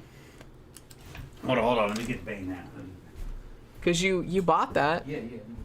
He bought like the luchador Bane mask for that. He bought it to like wear to mannequins, you know. Gabriel says, ever since I've seen the internet calling cats loafs, I can't unsee it. My cat constantly looks like a loaf of bread. Yeah, I call Pookie like little Pookie loaf. You're kind of doing Pookie loaf right now, aren't you? She's looking at me like, wow, I'm not doing anything weird. Yeah. She has, I have all her toys like in this little pile right here. And she's just like sitting really right. keeping up with us. I like that new ice machine. Good old ice machine. New ice machine's kicking ass. God damn, what a time to be alive. New ice machine's kicking ass. Isn't it nice that we live in the 21st century? Yeah. And we have all these like conveniences. Little fucking conveniences and shit. I didn't even know they made those. Pants? She's like, I'm sniffing all my toys and seeing which she's trying one. to guard the toys. No one's gonna take them, Poke. I Yeah. promise. Those are yours. We're not gonna take the toys, Poke. I'm not gonna put the choker on. You're not? Choker's in the other room. What? What, you want to put the choker on? No, I heard Pookie go brrr. Yeah. Brr, what you doing? What are you talking about? If you get Pookie's attention, she goes brr.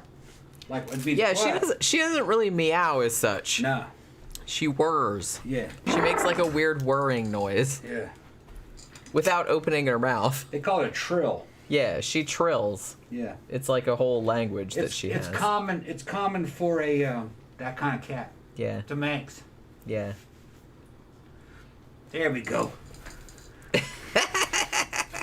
Like it. I'm gonna do the Danny Trejo fucking Bane. Okay. Batman, I know where you are, Batman. Essay. It's I'm the Mexican. I'm the Mexican Bane. Next time you see me, last time I broke your face, next time I'll break your soul, Batman. Well, I'm certainly terrified. Yeah. Can you breathe in that? Yeah. Okay. just wondering.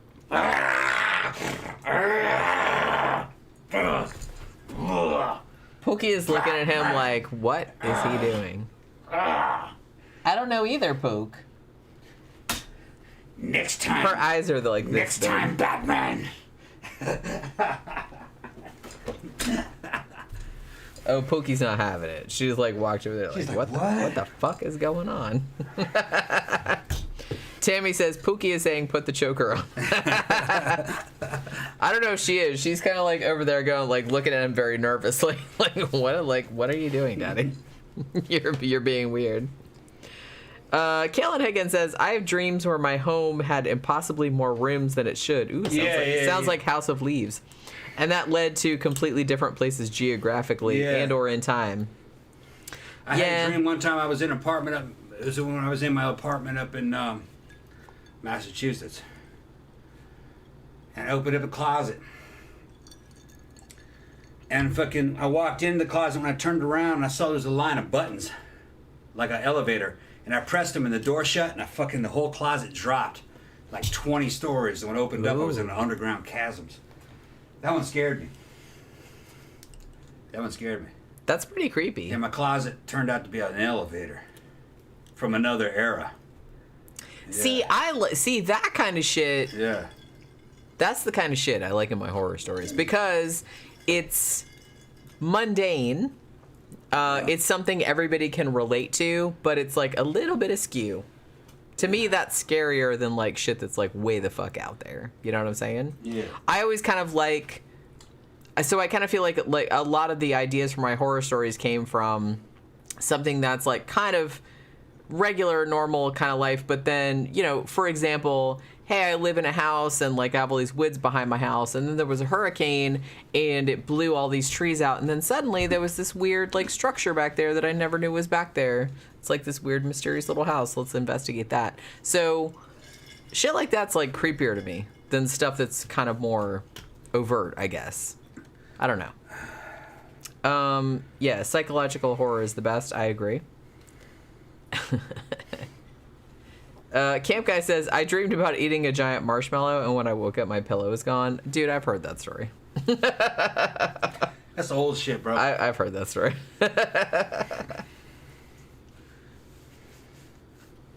All right, so you're just going to wear that now?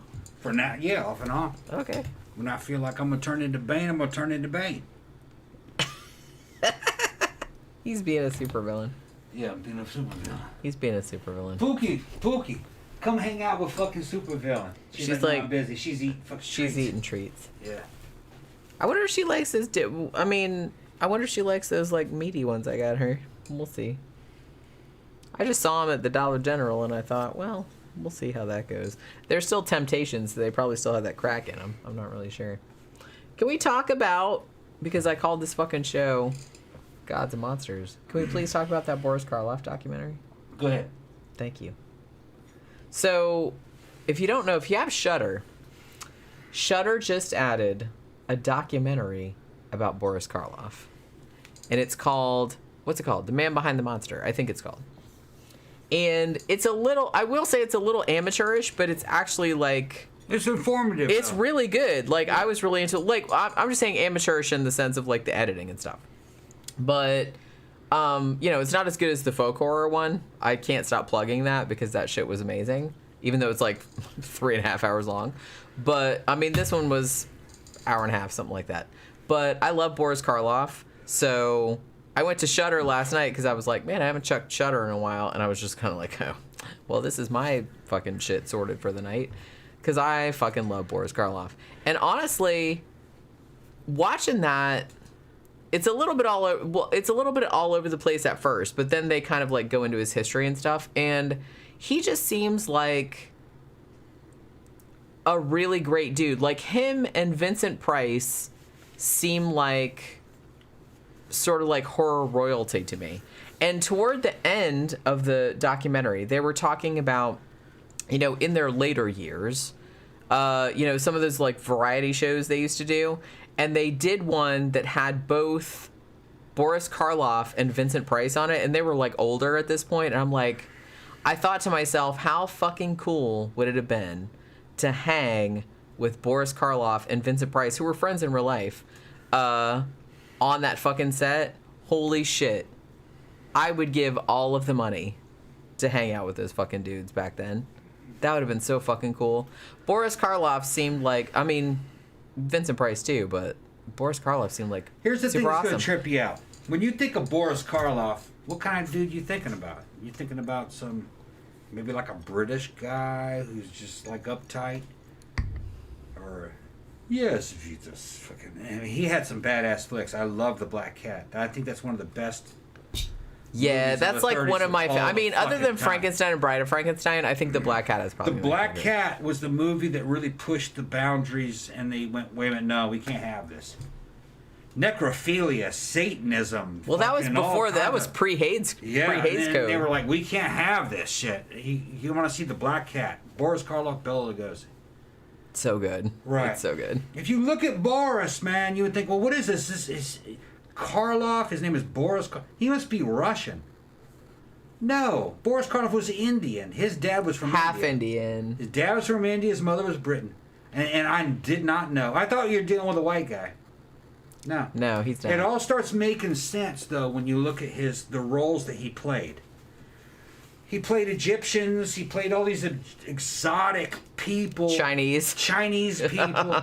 He played Fu Manchu a couple times. Which I want to see that. I've never seen that. I want to see that one.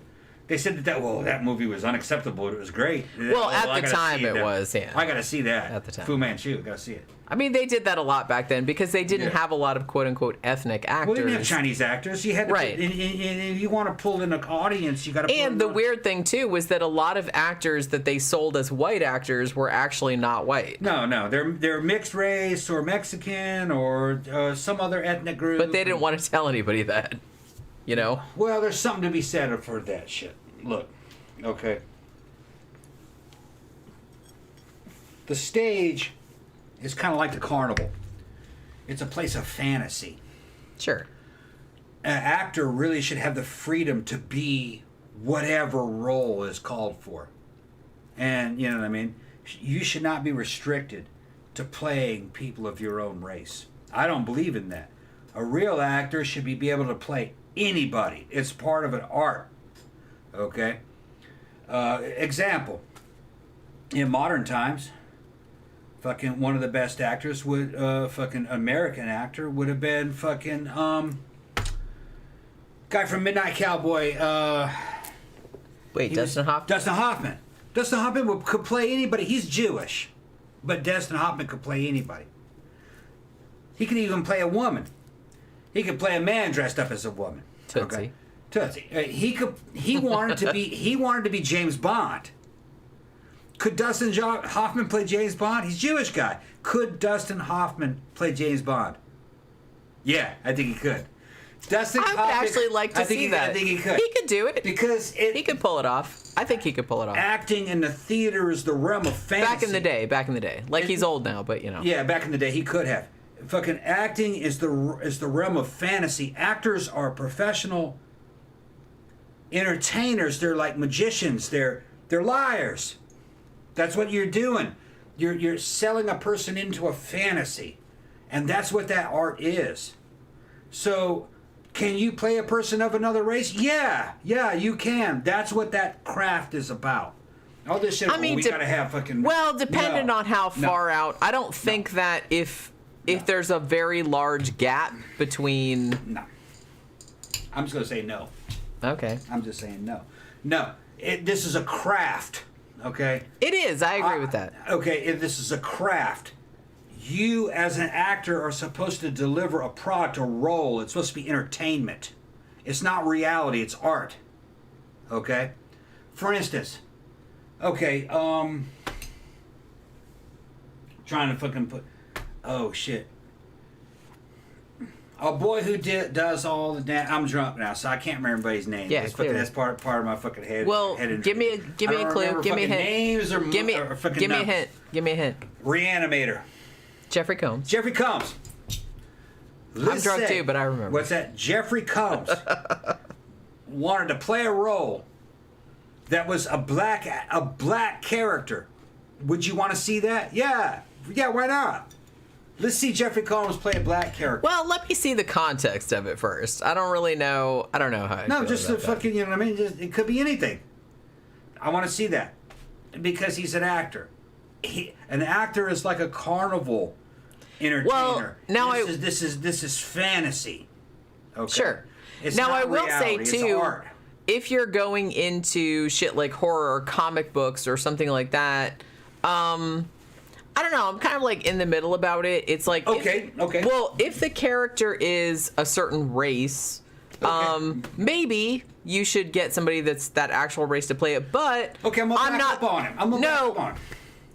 Jeffrey Combs. Jeffrey Combs wants to play Spawn.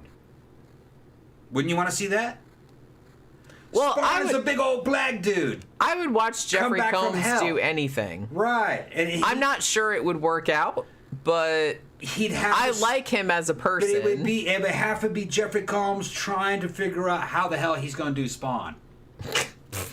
Because Spawn was a big old they'd have to black dude who it was be a whole commando who had returned from hell as a superhero slash dark superhero. Okay, could Jeffrey Combs do that? I would say, yeah, he could do it. He could do it. It would not be the Spawn you're thinking of. Okay, but yeah, I would like to see that. But well, the thing about it though, it's on a case-by-case basis, I will say, because if you're talking about a character that never existed in real life, like a superhero, for example, you can do a myriad different things with that superhero if you want to, because it's not a real person. You can have anybody you want play that character, and I'm not going to get butthurt about it. Well, that's what I'm talking about. It's not a real person, right? I think the problem arises when you're having having an actor play somebody that was like a real historical figure, for example.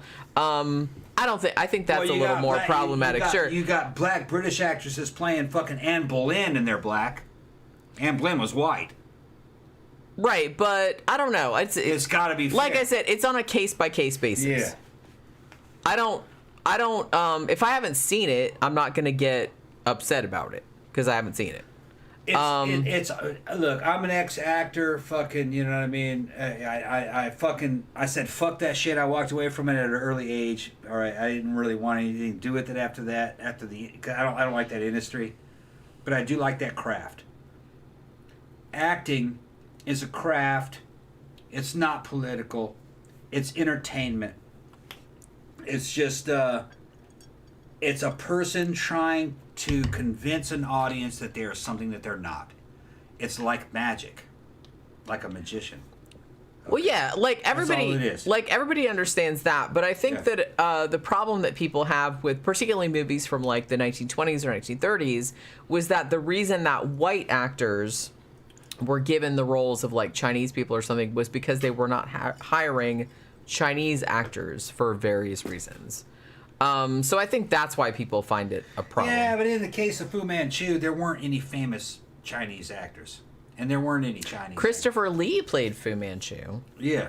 At one point. And I will have to say, even though I love Christopher Lee, somebody asked me what my favorite Christopher Lee movie was.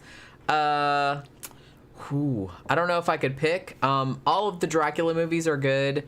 I'm kind of partial to Dracula AD 1972. I know it's bad, but I don't know. I kind of like that one. But the thing about it is that I have to say that the Fu Manchu movie that Christopher Lee was in, other than Christopher Lee being in it, that was probably like the worst movie I ever saw. I never saw it. It was on Mystery Science Theater, and honestly, that was the only episode I couldn't get through. Do you remember? Even with the jokes about it. Do you remember the fiendish plot of Dr. Manchu? I do. With fucking the dude that played the Pink Panther. What was his name again? Fucking Peter Sellers. Peter Sellers. I loved that movie as a kid. I thought that shit was fucking Yeah, awesome. I liked it when I was little. And it was too. obvious that was a white dude pretending to be a Chinese dude. That was like very common. It was just then. pretending. Very common. It was pretend. You know what I mean? It's just and entertainment. Boris Karloff played some Chinese. Well, because, like I said, yeah. I think Tom didn't realize, but yeah, Boris Karloff, not really a white dude. Not a white dude. He was mixed race. Indian, yeah, Indian and white. Half white, half Indian, and and not Indian like Native American, but India from India. And I never would have known. And so the reason that, and if you see pictures of him, because when we watched the documentary, they showed pictures of him like from his school days, it was very clear from the school pictures that he was not a white kid. No, that he's part Indian. And that he got picked on. You know, and they kind of went into that. They didn't go into it a lot, but a little bit. And so when he started out acting, which he didn't do immediately, like he did some acting early, and then he was like, he wasn't really getting any roles, so he went and did like manual labor, like he did, he worked on railroads and shit like that. And then he got back into it, like stage acting, and then he got into the movies. But I kind of feel like a lot of his roles he would be given the quote-unquote ethnic roles because he didn't look like a white person. So he played Chinese dudes, he played Egyptians, he played like all kind of like any kind of like ethnic role that you had, you would give it to Boris. Yeah, you would give it to Boris Karloff until Frankenstein, and then Yeah, but that's not exactly the way they described it, and that's not exactly what the deal was. They liked how he looked because he could be anything. He was kind of neutral. You could darken him, and he could look like anything. He could look like an Egyptian. He could look like this or that. You could lighten him up, and he could look like a British guy, which in the acting craft, that's very important. If you lightened him up, he actually just looked like he had a very Roman nose. He was very Greco-Roman looking. I didn't know that guy was Indian. I thought he was a white guy. That's what he seems like. You could darken him, and he looked like a white guy that you darkened. But that's just, it didn't matter. It was theater. It's not realism. It's magic. It's movie magic. And that helped him get roles. He was a great actor. He was a great actor. He was a great entertainer. That in some ways, his ethnicity was... I think that helped him. Yeah, in some ways, early on, it was a detriment. Yeah. But later, I think it helped him because he had a very distinctive look and a distinctive voice. Right. So I think that, he ended up kind of typecast because people wanted him to play like villains and stuff like that. But, that's better than getting no work at all. No one can... And to be honest with you, I kind of feel like white dudes that were kind of like leading men type of roles. They were generic, yeah. They all kind of looked the same. Right. And honestly, and there's nothing wrong with that. Like, they were good looking, but Boris Karloff... That motherfucker was everybody unique. Remembers Boris Karloff he was unique. Nowadays because he had something different. Right, and you wouldn't have remembered Karloff if he didn't have that Indian influence. And he said... And he was a great actor. And it was a good act. And he seemed like just a nice man. And he just really seemed like a nice man. You have to understand that the theater is very much like the carnival. They're selling fantasy to people. You have to be very versatile. You have to be flamboyant and different. You can't be same. You have to take what you have and know how to sell that. Work it. Okay. And better if it's unusual. Better if it's unusual. Yeah, and people have this weird idea that the classics of the silver screen during the 20s and 30s were these lily white Anglo-American... No. You have no idea how many Mexicans were in that scene. That you would not know that was a Mexican. Well, they changed their names kind of like... Everything's fantasy. Yeah. Everything was fantasy. You change your name to some exotic fucking flamboyant name. Everything is fucking fantasy. Fantasy sold back then. And I actually liked the old Hollywood because of that. They're suspending reality and making a new reality. It was the fantasy of the silver screen where anyone could be anything. Like the circus. It was very much like the circus and the carnival. I get that.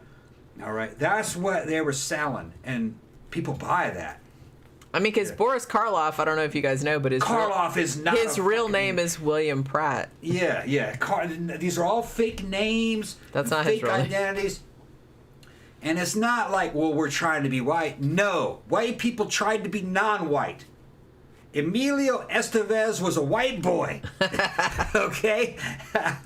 a lot of these white people tried to sound exotic by taking Spanish names and Italian names. In the U.S., everything was the opposite of what it was. It's really weird. And watching the documentary about Boris Karloff, this really kind of came into stark relief. Yeah. I was kind of like, the early days of Hollywood, they were very concerned with making everybody as like white as possible. Like, we're like gonna take like Mexicans and give them white names and like dye their hair red and shit like they did with some actors.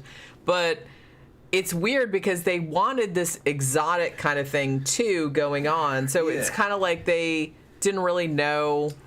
And like I said, a lot of the white actor, if you just had like this white bread, like handsome kind of shit going on, like, yeah, you could go far with that, but they had to make you more exotic. But there were a lot of those, and to stand out, you almost kind of needed some quote-unquote ethnic kind of shit, but they didn't really want to acknowledge it, so it was like this really weird, like, they give gray you a area. German name or a fucking Dutch name. So it's like this really weird, like some Castilian name, like an Aryan Spanish type name. It's like, how can we have this? Just look at Ricardo Montalban. Like, how can we be ethnic but not like gross ethnic? You know what I mean? It's like it was almost like that. Well, no, what it was is that California and fucking Tijuana were very close together. All right, so that's not exotic from the point of view of people that were in Hollywood. Yeah, it had to be more than that. Yeah. Okay. That's what. So you had like some weird, like Eastern European. Yeah, because you're like some like Dracula motherfucker. Right. Because in California, all that's just local. Sure. So it has to be bigger than that. So I know, I was born in fucking Long Beach, California. I know that scene too. Fucking Tijuana was right there. All right. So you couldn't just. So that's not going to impress somebody in Hollywood. Because they're like Mexicans. That's not exotic. Shit, everybody's Mexican. Everybody's Mexican. So that that's what I'm saying. Like Ricardo Montalban coming at you like he's from fucking Spain. Like he's from Madrid. Fine Castilian. No, Tijuana. Actually, no. He was from Mexico City. His family was from Mexico City. But he wanted to be like. But yeah, no, we're gonna take that shit back to the fucking hockey motherland of Madrid. We're going back to Spain. You were back to Spain because that was like classier. Yeah, because it's of course. Europe, bigger, further away from America. Sure, that's what they're doing. Oh, I know. Yeah. Everyone's backstory was just kind of like. But if you look at the backstories, exaggerated. And the original goth, fucking Mela Nurmi, also known as Elvira, with those eyebrows and all that fucking gear that she wore. Well, shit, Mexican girls wore that too. They did. Mexican girls in Southern California wore that too, for a long time. Fucking, there was a big Mexican influence on the early goth culture that did that. Vice versa. One of the fucking coolest fucking goth girls of today is from Mexico. I fucking got her on my fucking Instagram. She looks like damn Santa Muerte and shit, and doing cholo goth is what she calls it, mixing goth and Mexican stuff. It's not as crazy as it sounds if you're from those areas. It's really not. It's not that crazy. And I mean, honestly, Mexico and goth. Yeah, there's a huge goth scene in Mexico. Oh yeah. Okay. I mean, South America has always been big on the goth thing. Yeah. Honestly, they got it immediately. Mm-hmm. They're just like, oh yeah. They're listening to Morrissey. Sure. Go the rest of them. Right. I mean, so it's not that weird. And like I said, the whole Mexican, the Day of the Dead, goths are into that. It's a whole thing. But yeah, so interestingly, I kind of feel like Boris Karloff, he was kind of like I said, he seemed like a lovely gentleman. But it was just like really interesting to me to watch that because it does kind of seem like he got a lot of roles early as villains because, as I said, his skull is very distinctive. He has a very distinctive face, and he's very large. He was a tall dude, so he's very like imposing.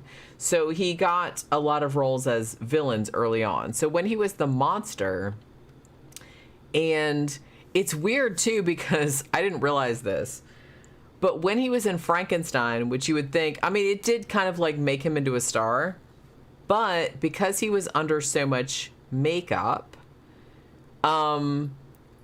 movies that came later, even though they kind of like played up him being in them because his name was very big, they would like take pains to say, oh, this isn't a horror movie, or this isn't, you know what I mean? It's almost kind of like they didn't really want to capitalize it. I don't know. He fell into this like weird gray area. He doesn't seem to have like been all that resentful about it. Although I will say that working on Frankenstein with James Whale, him and James Whale did not super get along. Let's say that. They kind of like soft pedaled it a little bit, like in the documentary, but they still like went into it. The injuries that he sustained on Frankenstein and Bride of Frankenstein, he got some back problems doing that, that pretty much lasted the rest of his life and might have been instrumental in him being one of the dudes that started the Screen Actors Guild. I don't know if you guys know that, but the Screen Actors Guild, you have to, like, obviously the actors union that says you can only work so many hours and like all this other kind of stuff. That was not just Boris Karloff, but he was one of the very early adopters of that, and he was one of the guys that started all that. So if you're an actor and you're a member of SAG, thank Boris Karloff and others, because he got all the way into that. But honestly, I will say, and when we were watching the documentary last night, I love Jack Pierce's makeup on Frankenstein. It's beautiful. It still looks beautiful to this day. Look, I have a fucking Frankenstein shit back there. I will say, as much as I love that makeup, Jack Pierce's makeup on The Mummy edges it out. I kind of feel like the makeup on The Mummy, I love Frankenstein. I love Bride of Frankenstein. I love The Mummy. I love how fucking Boris Karloff looked in that shit. He looked fucking great as the Mummy and as like the human character. Oh my God. Fantastic. That is a fantastic, fantastic makeup. I don't think that has ever been topped. Even now, and that was back in the fucking 1930s, motherfucker. So good. I mean, that shot of him, like, with the eyes and shit like that, god damn, it's so fucking good. He looks so fucking good as the Mummy. I love the Mummy, to be honest. Let's see, where were we? This thing's fucking kicking ass with the ice. I love this ice machine. Hugo says Christopher Lee and Dr. Terror's House of Horrors. That's one we need to, like, fucking review at some point. But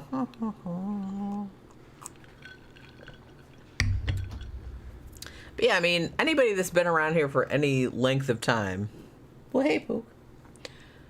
I'm really into, like, classic Universal monsters. I'm really into that. Hi, sweetie. And Boris Karloff, here's the cool thing.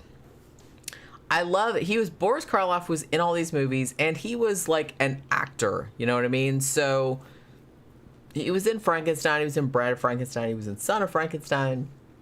And, you know, that's good. He probably got a lot of money from that, but he was more interested in the craft. So he was on Broadway, he was in Arsenic and Old Lace. They kind of spent a lot of time on that in the documentary, which I appreciated. And he was like really into that.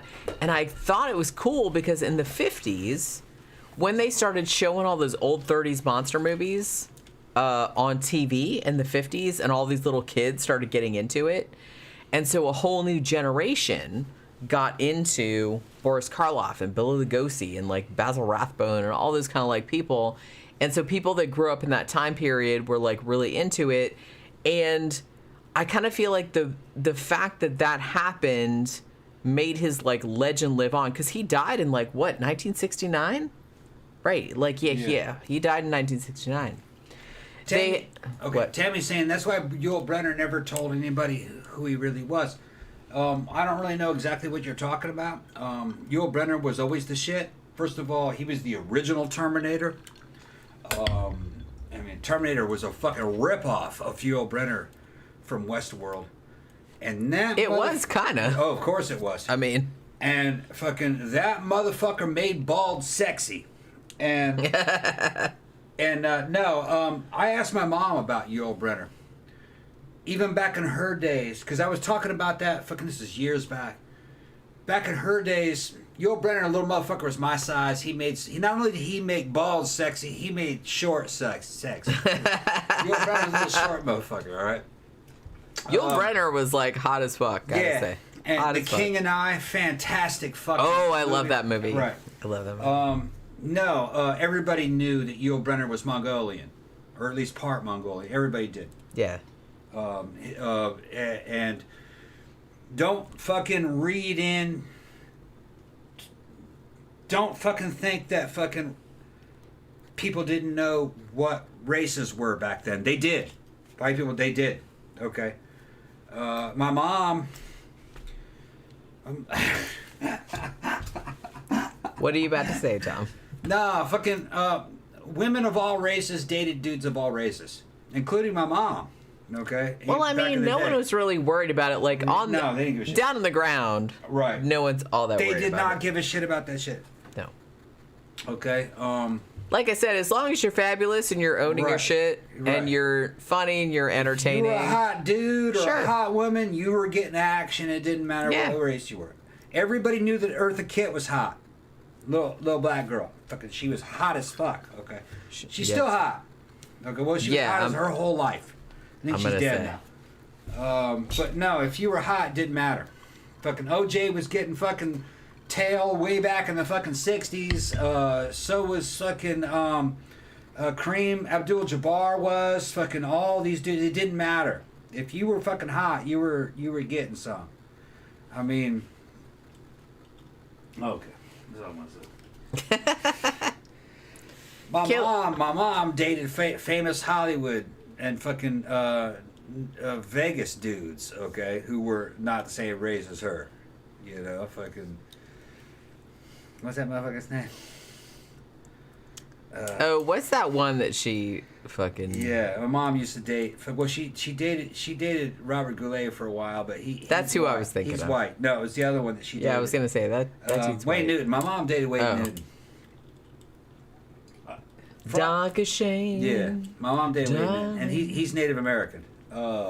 But shit didn't matter. They did not matter. Do not listen to Well- people. They didn't care. They only cared about what you looked like and how much money you had and how successful you were. That's what Well, they cared about. yeah, and the thing about it was though about is that status and clout. yeah, Yeah. honestly, like whatever race or whatever you were, Yeah. nobody assumed anything. If you had money and you were good looking, nobody didn't matter. No, All that well, shit was nobody gone. asked. Nobody asked. Nobody asked. Well, they didn't care. No, that was bonus. That was bonus. They thought that was more exotic. If you had money, They're you like, were, "Oh, if you, okay." if you had money and you were attractive and you had status, if you were of a different race, that was actually a bonus. Some people faked this, and this goes back centuries. It was like white women pretending to be Octoroon. It was the same fucking thing. People like exotic shit. But you gotta be exotic. That's the thing. You can't just coast on race. Like, look at Prince. You think Prince was coasting on his race? No. Prince was a fucking successful because he was fucking Prince. I mean, I He don't. was fucking Prince. Everybody can't do that because Yeah. that was Prince's thing. That was fucking Prince. Yeah. But that's kind of the point that I'm trying to make is that you just have to like find what you are, Right.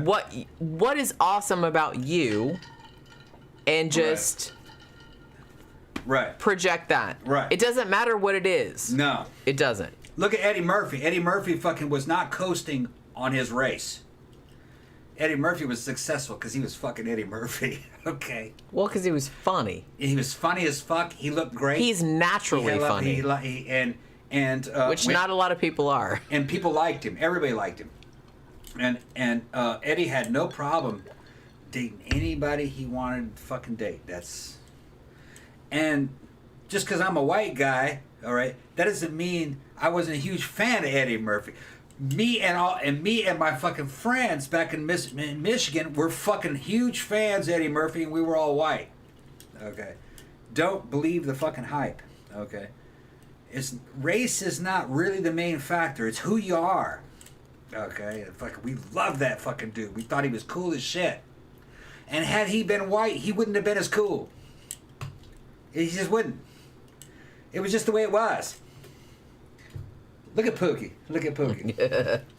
Because you just take what you have and you work with it. And that's kind of what entertainment was about. That's what Hollywood was always been about. But like I said, that's what the fucking circus was about. That's what fucking all that was vaudeville was about that. It was take what you had and market that and turn that into something that would bring fame and fortune. Kind of like gladiatorial combat in the arena. You're entertaining people and you're trying to fucking get fame and fortune. And it works, man. Of course that works. That's the way people are. But to be honest, I think that, the whole gestalt nowadays, I think that's more conducive to that. Because it is kind of like, you might get a smaller audience than you would have back in the old days. Because everything's not as, like, codified or as, everything's more diffuse. But yeah, everything's broken down into smaller right. Which now. That's just the way it is now. It's not centralized like it was. Right. But I do kind of feel like nowadays there's a lot more avenues to get to, like whatever it is that you have going on. Right. You can find an audience for that because everybody. Right. That is a creative person that, whatever it is you have going on. The world is not the same. Right. It's a lot more. And honestly, I think that's like better. It's better. It's more democratized. Sure. Everybody is. I'm into it. I like it. I like it. Everybody is more fucking open to possibilities. Yeah. Back in the day, this scene was shut off and very corporate, very centralized and controlled. I just look at YouTubers and YouTube creators from across the spectrum, doesn't matter what race they are. Everybody is having more fun and everybody knows more about one another. Like there's a black couple that I watch. They're here from Florida. It's Lex and I forgot what her husband is. They're two married couples and they do reaction videos. They're from Tampa. And fucking, they got huge hits, man. And they're aware of everything. It's not like it was back when we were kids, where everyone is in these little pockets. Everyone sees everyone now. Yeah. So it's becoming a little bit more flexible. No one's limited. No one's in the same boxes as they used to be. So it's going to turn out. It's going to turn out well. Like I said, I'm not bothered. No. Honestly, because we're all people and we're all doing different things and we're all trading and watching. And that's cool. And you can honestly. It's supposed to be. Right. I can go on YouTube and find like way more content that I could ever watch from like people that I'm interested in watching. Right. You know what I mean? I have like a watch later, playlist that is like hours and hours and hours long. Yeah. These are all, and they're all over the fucking place. When we were kids, we only saw what they wanted to show us. Yeah. The limited amount of channels. And everything was highly produced, fucking kind of corporate fucking crap. So you didn't know what other people were doing. Just on the other side of your state. Now everybody knows what everybody else is doing. But see, that's cool. I like that. It's a lot better. I like that, though. All right. And fucking, if you listen to the corporate voices, they tend to be more full of shit than the fucking personal voices. Because the big corporations that are trying to sell products, fucking, fuck them. Lame. The way it really is fucking individual creators. That's a lot closer to reality. Everybody else always has fucking money they're trying to make in other ways. They have masters that they have to obey. But that's all. It's all a changing environment. 10 years from now, you won't recognize the planet. It'll look very different 10 years from now. Very different. Kaylon Higgins says, such a shame most creature designs are done using CGI instead of makeup or prosthetics. Yeah. Even animatronics and puppeteering is going away. I don't know if I'd agree with that because there's more shit out there. Honestly, I kind of think that that's kind of what I thought in the late 90s and early to mid 2000s. Everything seemed like it was going CGI. There's indie stuff but there was a backlash against that because I wasn't the only person that was like, man, this all looks like a shitty video game, so let's not do this. You have a new generation of horror fans, horror filmmakers that are way more into, you know, the art of filmmaking, and you have like a whole new generation of people doing practical effects. I have seen in the last 5-10 years, I've seen a lot more horror movies using practical effects, and very proud of that fact. So I do kind of feel like CGI... it's one of those things like when Photoshop first came out, because I'm a graphic designer, so this is kind of like, my wheelhouse. When Photoshop first came out, you saw a lot of people like abusing it because, all these possibilities were opened up. And I think the same thing happened with CGI. You could do anything, and so they put it in every movie. Probably why I'm not a big fan of horror movies from... not across the board, but generally 90s, early 2000s, because they were very CGI heavy. But going from maybe the mid to late 2000s to now, I do kind of feel like a new generation has come up with a greater appreciation of 70s, 80s horror, practical effects, and I do kind of feel like that art form is coming back. Because a lot of the horror movies that I've seen recently have actually used a lot of practical effects and only use CGI very, very minimally. So I do kind of feel like CGI does have a place, but I think the thing of like people leaning on it is maybe over. Yeah. I hope. Because if you use practical effects, it doesn't date. CGI dates. As anyone that has watched a kind of shitty horror movie in the 90s will attest. So, Tammy jumps back and says, talking about Yul Brynner, and says, well, he told so many different stories, nobody really knew what his background was. As far as I can remember, Yul Brynner was part Mongolian / kind of Russian, Caucasian type guy. But does that actually matter? It doesn't. He was a powerful fucking dude. He had a fucking powerful personality around him. He was a great entertainer and actor. He was gifted, genetically gifted, with a certain kind of face that looked that way, and damn it, he made money, and he was just very... Everybody loved him. But I think he was Mongolian and Russian. I think is what he was. Hugo brings up Boris Karloff in Black Sabbath, which I love. That's Mario Bava. The Terror, which they talked about the Terror extensively in this documentary that we watched. Roger Corman, gotta love him, was always about... He loves making movies. I'm not saying that. But he never met, like, a fucking money-saving device that he didn't get into. He's like, look, how many days do we pay to have this actor on set? We finished shooting this movie. Let's have him for 2 more days and we'll shoot this other... Well, I'm going to shoot some documentation for this other movie, and then we'll figure out what the fucking shit is later on. That's what happened with The Terror. He had Boris Karloff for 8 days or whatever it was.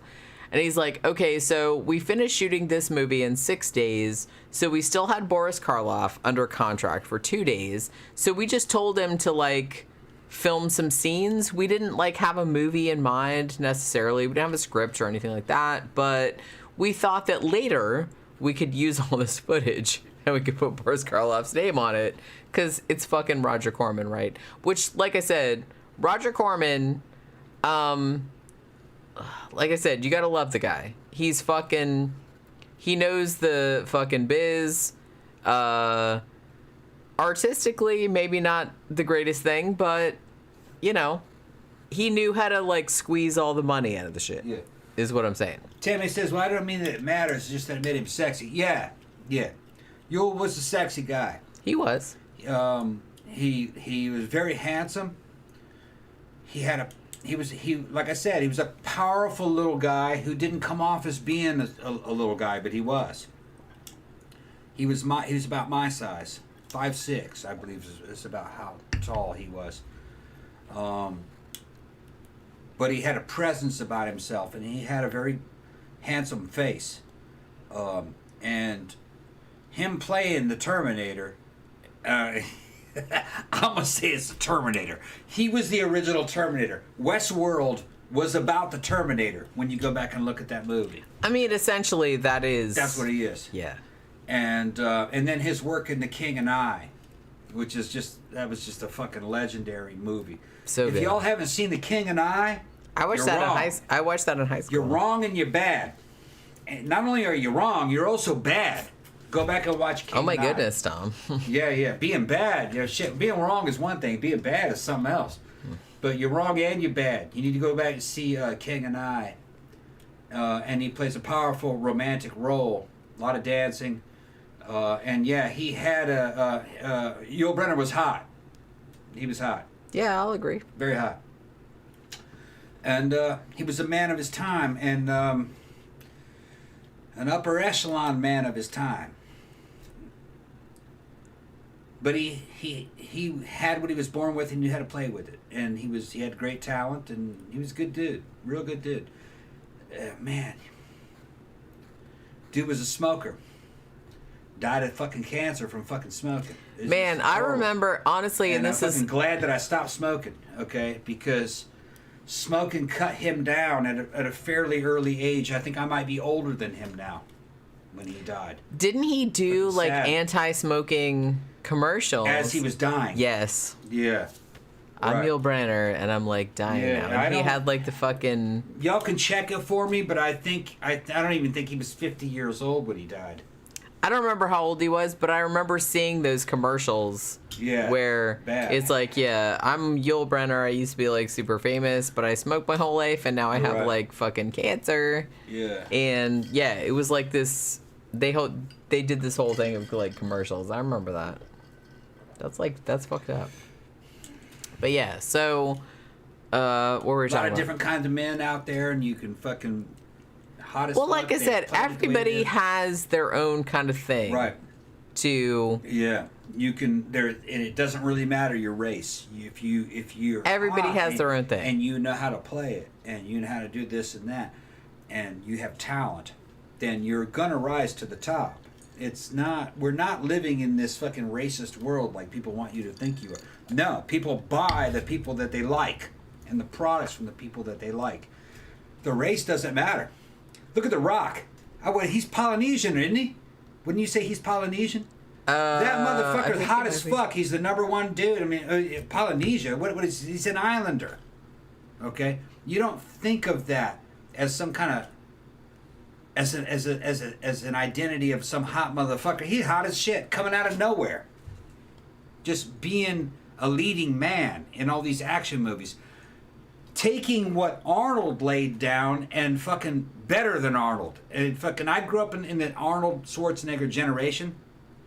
And I'm going to say, no, The Rock is better than Arnold. Well, The Rock seems like a nicer dude than the Arnold. Yeah. Gonna say. Even though I like Arnold. It's just that over the years, as things changed, no, man, The Rock is better than Arnold. You know, even though Arnold had fucking huge fan of the Arnold's movie. I'm gonna call him the Arnold. Of the Arnold's movies. Fucking TJ Maniac says The Rock is black and Samoan. He's black and Samoan, so it's like a Polynesia type thing, an islander. That motherfucker is the shit. Okay. Well, he just seems like a delightful person. Right.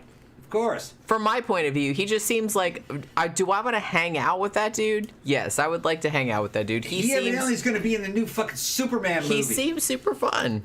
I've seen He clips. seems like a nice I've seen man. clips from a new Superman movie he's going to be in, and it fucking looked good.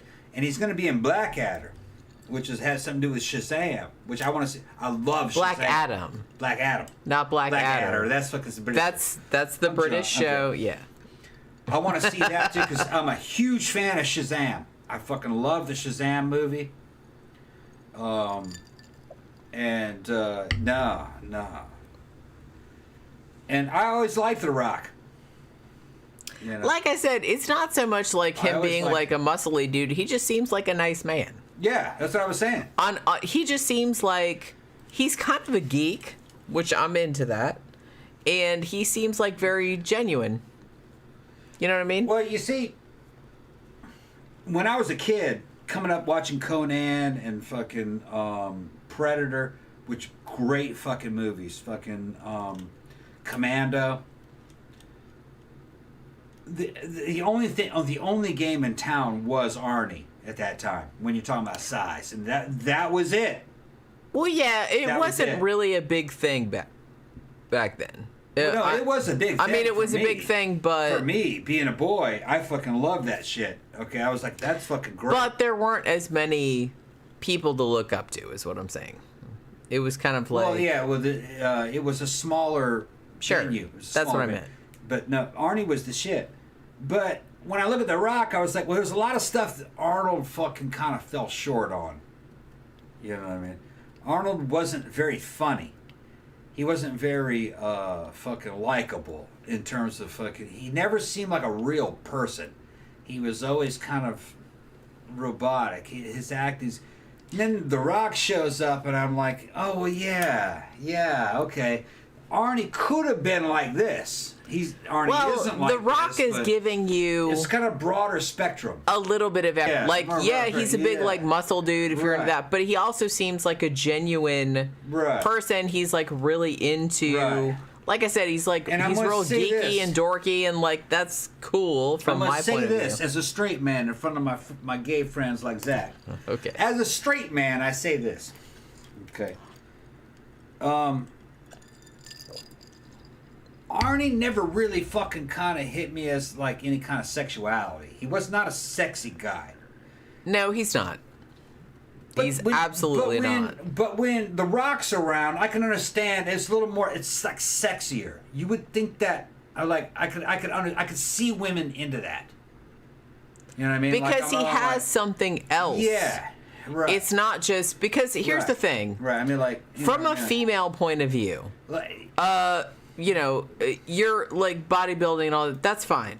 Yeah. But that's like just an aesthetic thing, and it's like, okay, whatever, that's cool.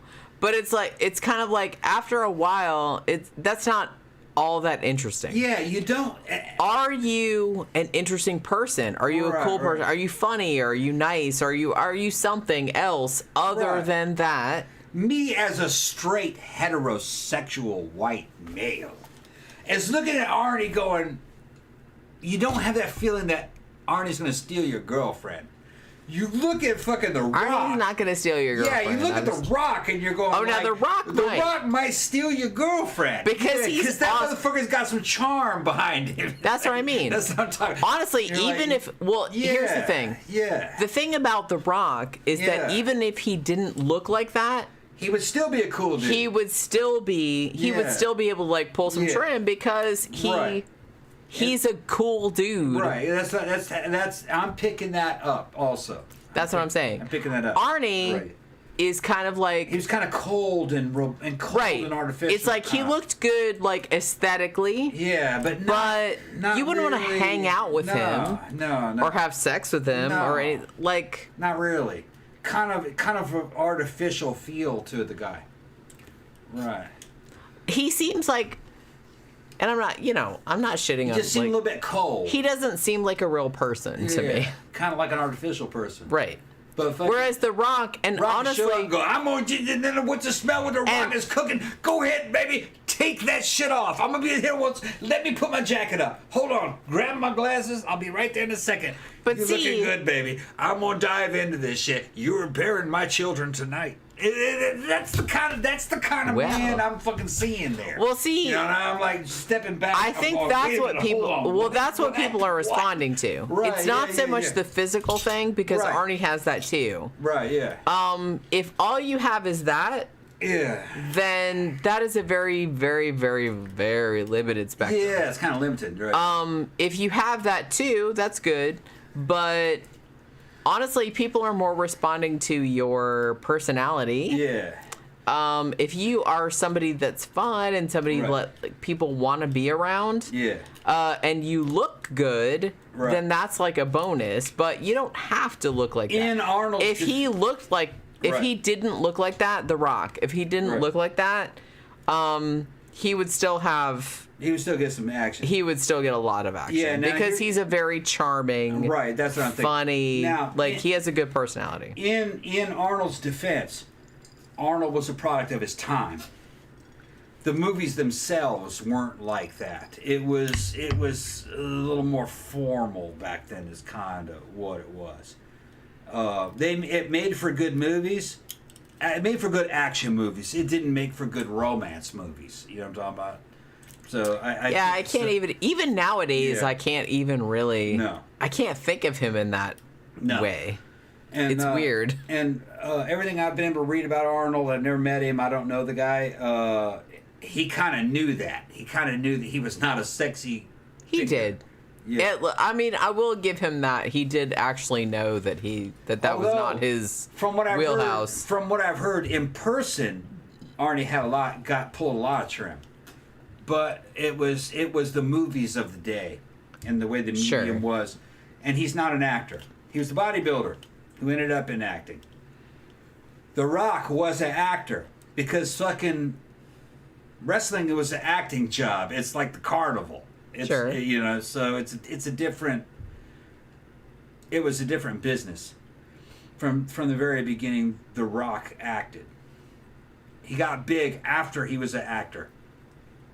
And I think, like I said, that's the way. I kind of feel like that is the differentiating factor, right? Because his personality came first. Right? And like I said, everybody that I've read about that knows that dude said he is just a delightful human being. Right. And honestly, if you're a delightful human being and look like The Rock, you will go far. Yeah. Now here's my caveat to that. The Rock is also a character. I could tell he goes into the Rock mode. Well, sure. Everybody does that. That's just the way it is. I do. Well, I don't know if I do that. Like to some, everyone kind of does that to a certain. We don't do that to that much of an extent because honestly, what you see on the live stream, this is pretty much what we're like in real life. But you do kind of have to put on some shit, you know, for the public. So to a lesser extent, I get it, but I do kind of feel like, I don't know, I feel like the reason that people like The Rock is just because he just seems like a good dude. Yeah, he looks like that. That helps. But if you're a good dude and you also look like that, you can't really fail, to be honest with you. You know what I'm saying? It's just, you're not going to fail. Let's see.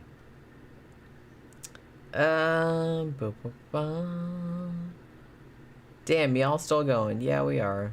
For whatever reason. I don't know. How long have we been on?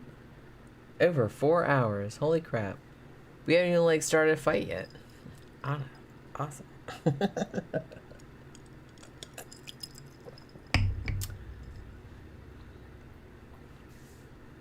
But yeah, I was kind of like, seriously, if you have Shudder, watch the documentary about Boris Karloff. Like I said, it's production-wise, it's a little amateurish, but it's fine. It's fine. Honestly, I didn't mind at all because I fucking love Boris Karloff. I love 30s horror. I love all that kind of shit. I love all the old Universal movies. I love all that shit. I love silent films. I love all that stuff. Anything about old Hollywood, I'm super into that. So if you like that stuff, then please watch that because it's really, really good.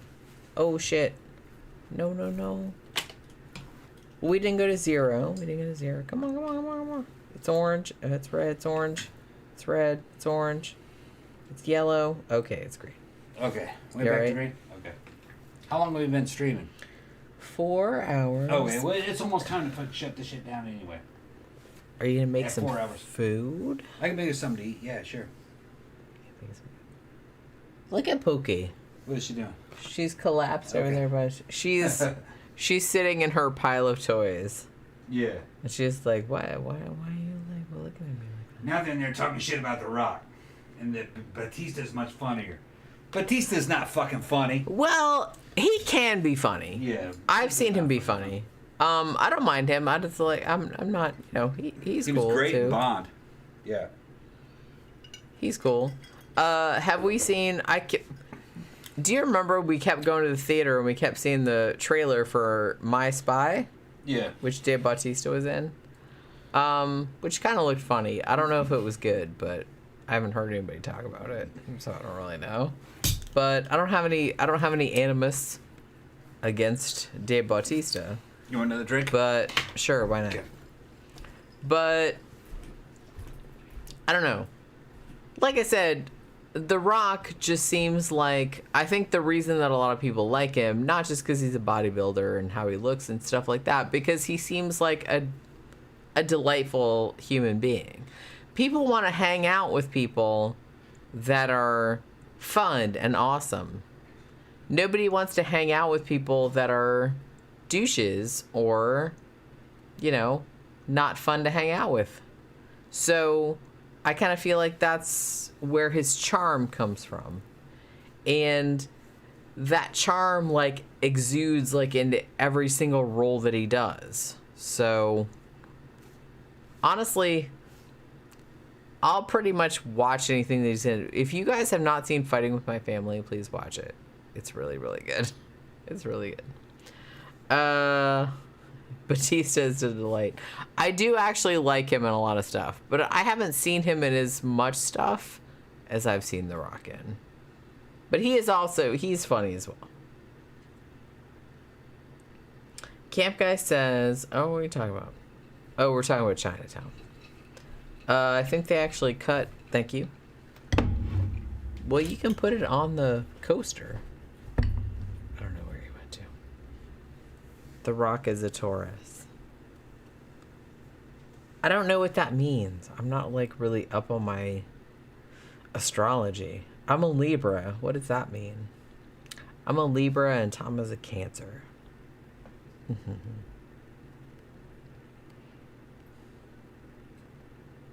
Danny Rolling Ghostface reminds me of Wolf with Jack Nicholson. I haven't seen that in a long time. Wait, was Michelle Pfeiffer in that? Or am I thinking of Witches of Eastwick? If you guys haven't seen... one of these days I want to rewatch Witches of Eastwick. I don't know if it'll be as good. I read the novel as well, which is by John Updike. The novel's a lot different than the movie. There's a whole other character in the novel that they left out of the movie. So I will say that. But I liked the movie. I think it came out in 1987. I don't know. Jack Nicholson played the devil in it. If you guys didn't know. But just saying. Mango says The Rock rocks. I would not be his friend though. The Rock rocks. I would not be his friend though. Why not? I want to hang out with The Rock. No, I've seen The Rock pull up to fucking tour buses and go, "Hey, everybody, you know where The Rock lives?" And they're like going, "Ah!" Yeah. He, And I follow him on. Like I said, he seems like on a nice Instagram. man. He's working his crowd. No, he's good. He's good. I don't even care if the shit is authentic or not. He's working his crowd. And having an acting background, I think he's fucking I think he's authentic. I think he really does like his fans. And to be, I think he really is a good guy. I mean, to be honest with you, he never struck me as anything other than... No, I think he is good guy. Sure. He seems like a good dude. Yeah. Would he steal your girlfriend? Yeah, he would steal your girlfriend. Well... He's not that kind of guy where he's not going to leave your girlfriend alone, but yeah, he'd steal your girlfriend. You better fucking... But the motherfucker fishes, and he has his own little house.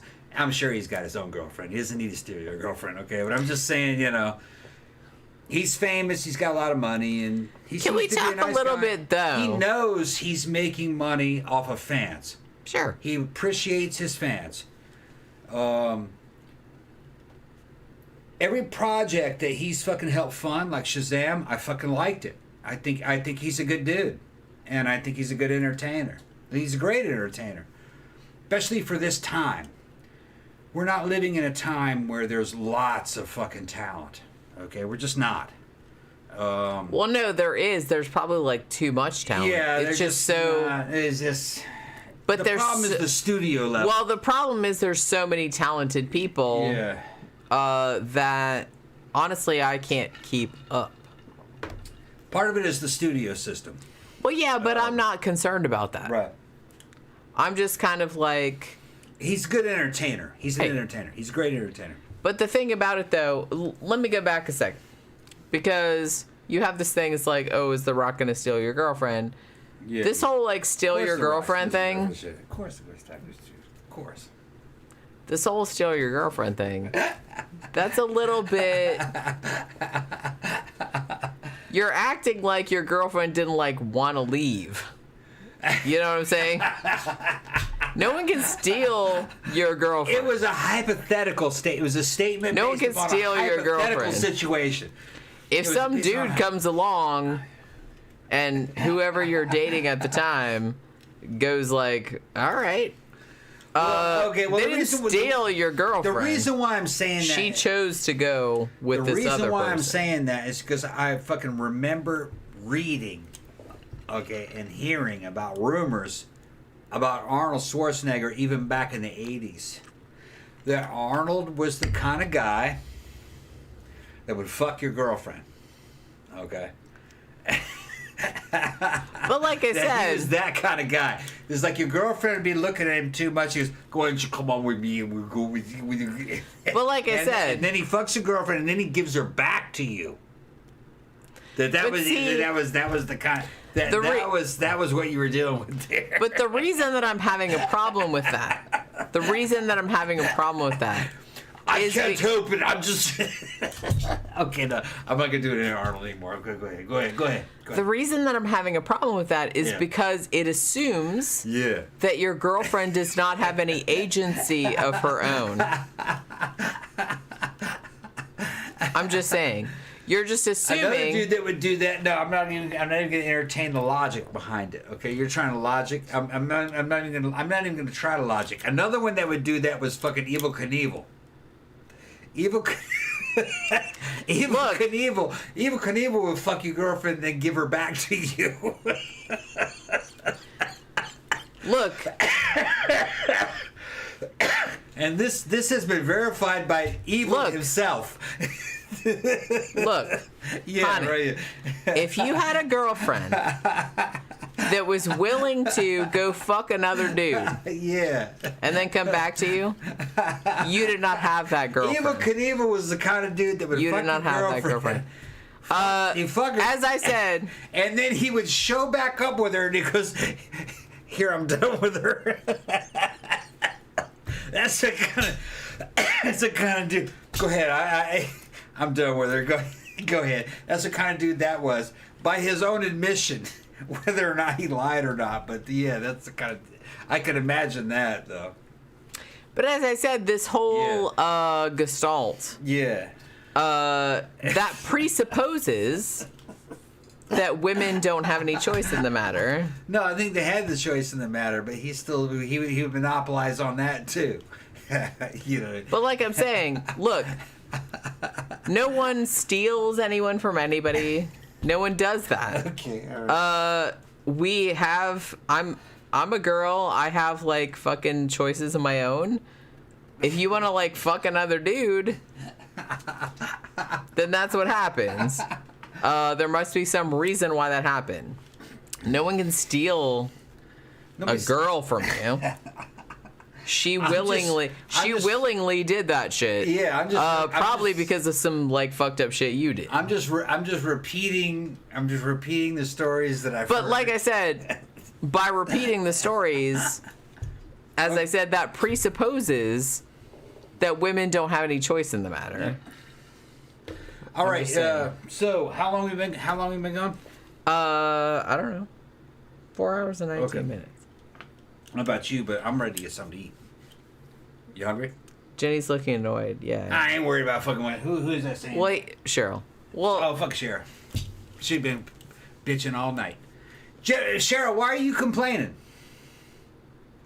She's not annoyed. I'm just talking about... I am kind of, though. No, you're not annoyed. Yay. Okay. Well, you didn't ask me, did you? Are you annoyed? Kind of. Why are you annoyed? Because you're assuming. I'm not assuming anything. You are. I'm just going based upon what fucking he said himself. Well, you're basing something on something a dude said that is back in the old days when they didn't actually consider that women had their own agency. You're trying to... No, women did have that agency. I'm not saying they did. But, you know what I mean? Dude, the whole concept of stealing... Didn't do a bro, like, look, I'm not going to do your girlfriend. The whole concept of stealing... Even though your girlfriend wants a girl from somebody is... There's a certain bro level to where, like, you're assuming agency. I'm just saying, you're assuming there's a lot. certain bro level where a dude would go, look, man, your girlfriend wants me to hit this. But based upon our bro level here, I'm not going to hit your girlfriend, okay? I'm not going to hit Well, gosh, how magnanimous. Because I know how they are, you know. You're so magnanimous, Tom. And I know she's trying to get back at you, so I'm not going to do this. No, I'm just I'm just fucking around. Look, I don't know about you, but it's time for us to get something to eat. I'm fucking starving. You hungry? Yeah, kind of. Okay. Cheryl says it's going downhill. Man, fuck Cheryl. And then Cheryl says she's going to beat him. I probably will Cheryl. later. Cheryl's full of shit. Cheryl, you're full of shit, Cheryl. She's not. She's up in Canada being full of shit. Why are you being that way? I'm not being anyway. You are being away. Mm-mm. You're being away. You're being the way that you're... That way? Yeah. Okay. You're always being that way. Okay, I gotta be that way. Okay. He can't help it. Yeah. He can't help it, you guys. Second nature. Cheryl said it's all good. Sorry, Tom. I ain't worried about it. I mean... I ain't worried about it. Well, like I said, he kind of, like, is coming from a place... And, like I said, he's never been a woman. And so he doesn't understand. I kind of feel like... I don't know. I kind of feel like they don't really realize that, like, we're a person. Like, we don't... that we have, like, our own fucking thoughts and feelings about things. I don't know. I kind of feel like there is kind of this thing among dudes that, like, oh, you stole my girlfriend or something. I'm like, you can't steal another person's girlfriend. That woman willingly fucked this other dude. I'm not saying that's good. I'm just saying she has agency also.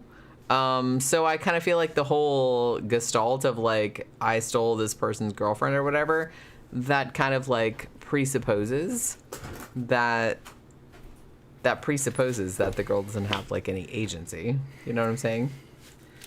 Like, you talked her into it. I'm like, no, she did it willingly. She's an adult, so, you know. I know you don't take any girl things seriously. I'm hungry. Okay. You ready? I guess. Okay, let's go ahead and shut it down. What do you want to eat? Oscar says no one can steal a girl. She can only do it willingly. As if that well, that's how they are. As if that makes it better. It doesn't make it better. I'm just saying that. That's how they are. Don't blame it on the dude. If you're a girl, just blame the women. They're no, seriously. Look, I gotta go. Look, now. hush. For real. No, you want to. I'm answering. Go ahead. If your girl fucks another dude, Yeah. she wanted to do that. Yeah, exactly. I mean, don't blame. I mean, you can blame the dude if you want to, but don't blame the dude. It's like, oh, he talked her into it. It's like, look, the woman, she's an adult. She's not a child. Yeah. She did that willingly. Probably because of something you did. I don't know. Maybe. Yeah. It could have been that guy or another one or another one or another one. That's what I mean. We just don't know. That one is the one that did it. Right. Yeah. Okay. Nobody can steal anybody else's anybody. What do you want to eat? I don't know. Okay. I don't know. Just don't ask me this shit right now. All right. So, what is it? It's Friday, right? Yeah, it's Friday. All right. So tomorrow, I'm gonna sleep in. God damn it. Pokey pants. Pokey pants. Ben says, think like animal in the Muppets. Woman. Carry him off to your cave. Look at Pokey. Yeah, what you doing, Pokey pants? Look at Pokey. Say hi to everybody, Poke. She's so hungry. You hungry? No? She's not hungry. I got like a bunch. Okay. I dumped a bunch. Did you give her any of those treats? Not yet. Okay. We'll see how that goes. I got her some like new meat sticks for tomorrow. We'll see how that goes. Show's been going on for 4 hours. It has. Well, 4 hours and 25 minutes. You know I love you. You know I love Oh. you. You know I love you. She's like, all right, I'll put up Go ahead, with it. jump. Go ahead, jump. Bye. All right, so we will see you guys on Sunday. Probably we'll talk about Enemy Mine because we watched that last night or the night before. And so we wanted to kind of talk about that. So we'll probably talk about that Sunday. We wanted to kind of do like Enemy Mine and then Hunter Prey. But honestly, Hunter Prey is like really, really hard to find legally, I will say. So we'll see how it goes. But we might talk about Enemy Mine on Sunday. But hopefully you guys have a good weekend until we see you guys on Sunday afternoon. Thank you, everybody, for dropping by. Thanks for super chats. And we will see you guys on Sunday afternoon. Bye.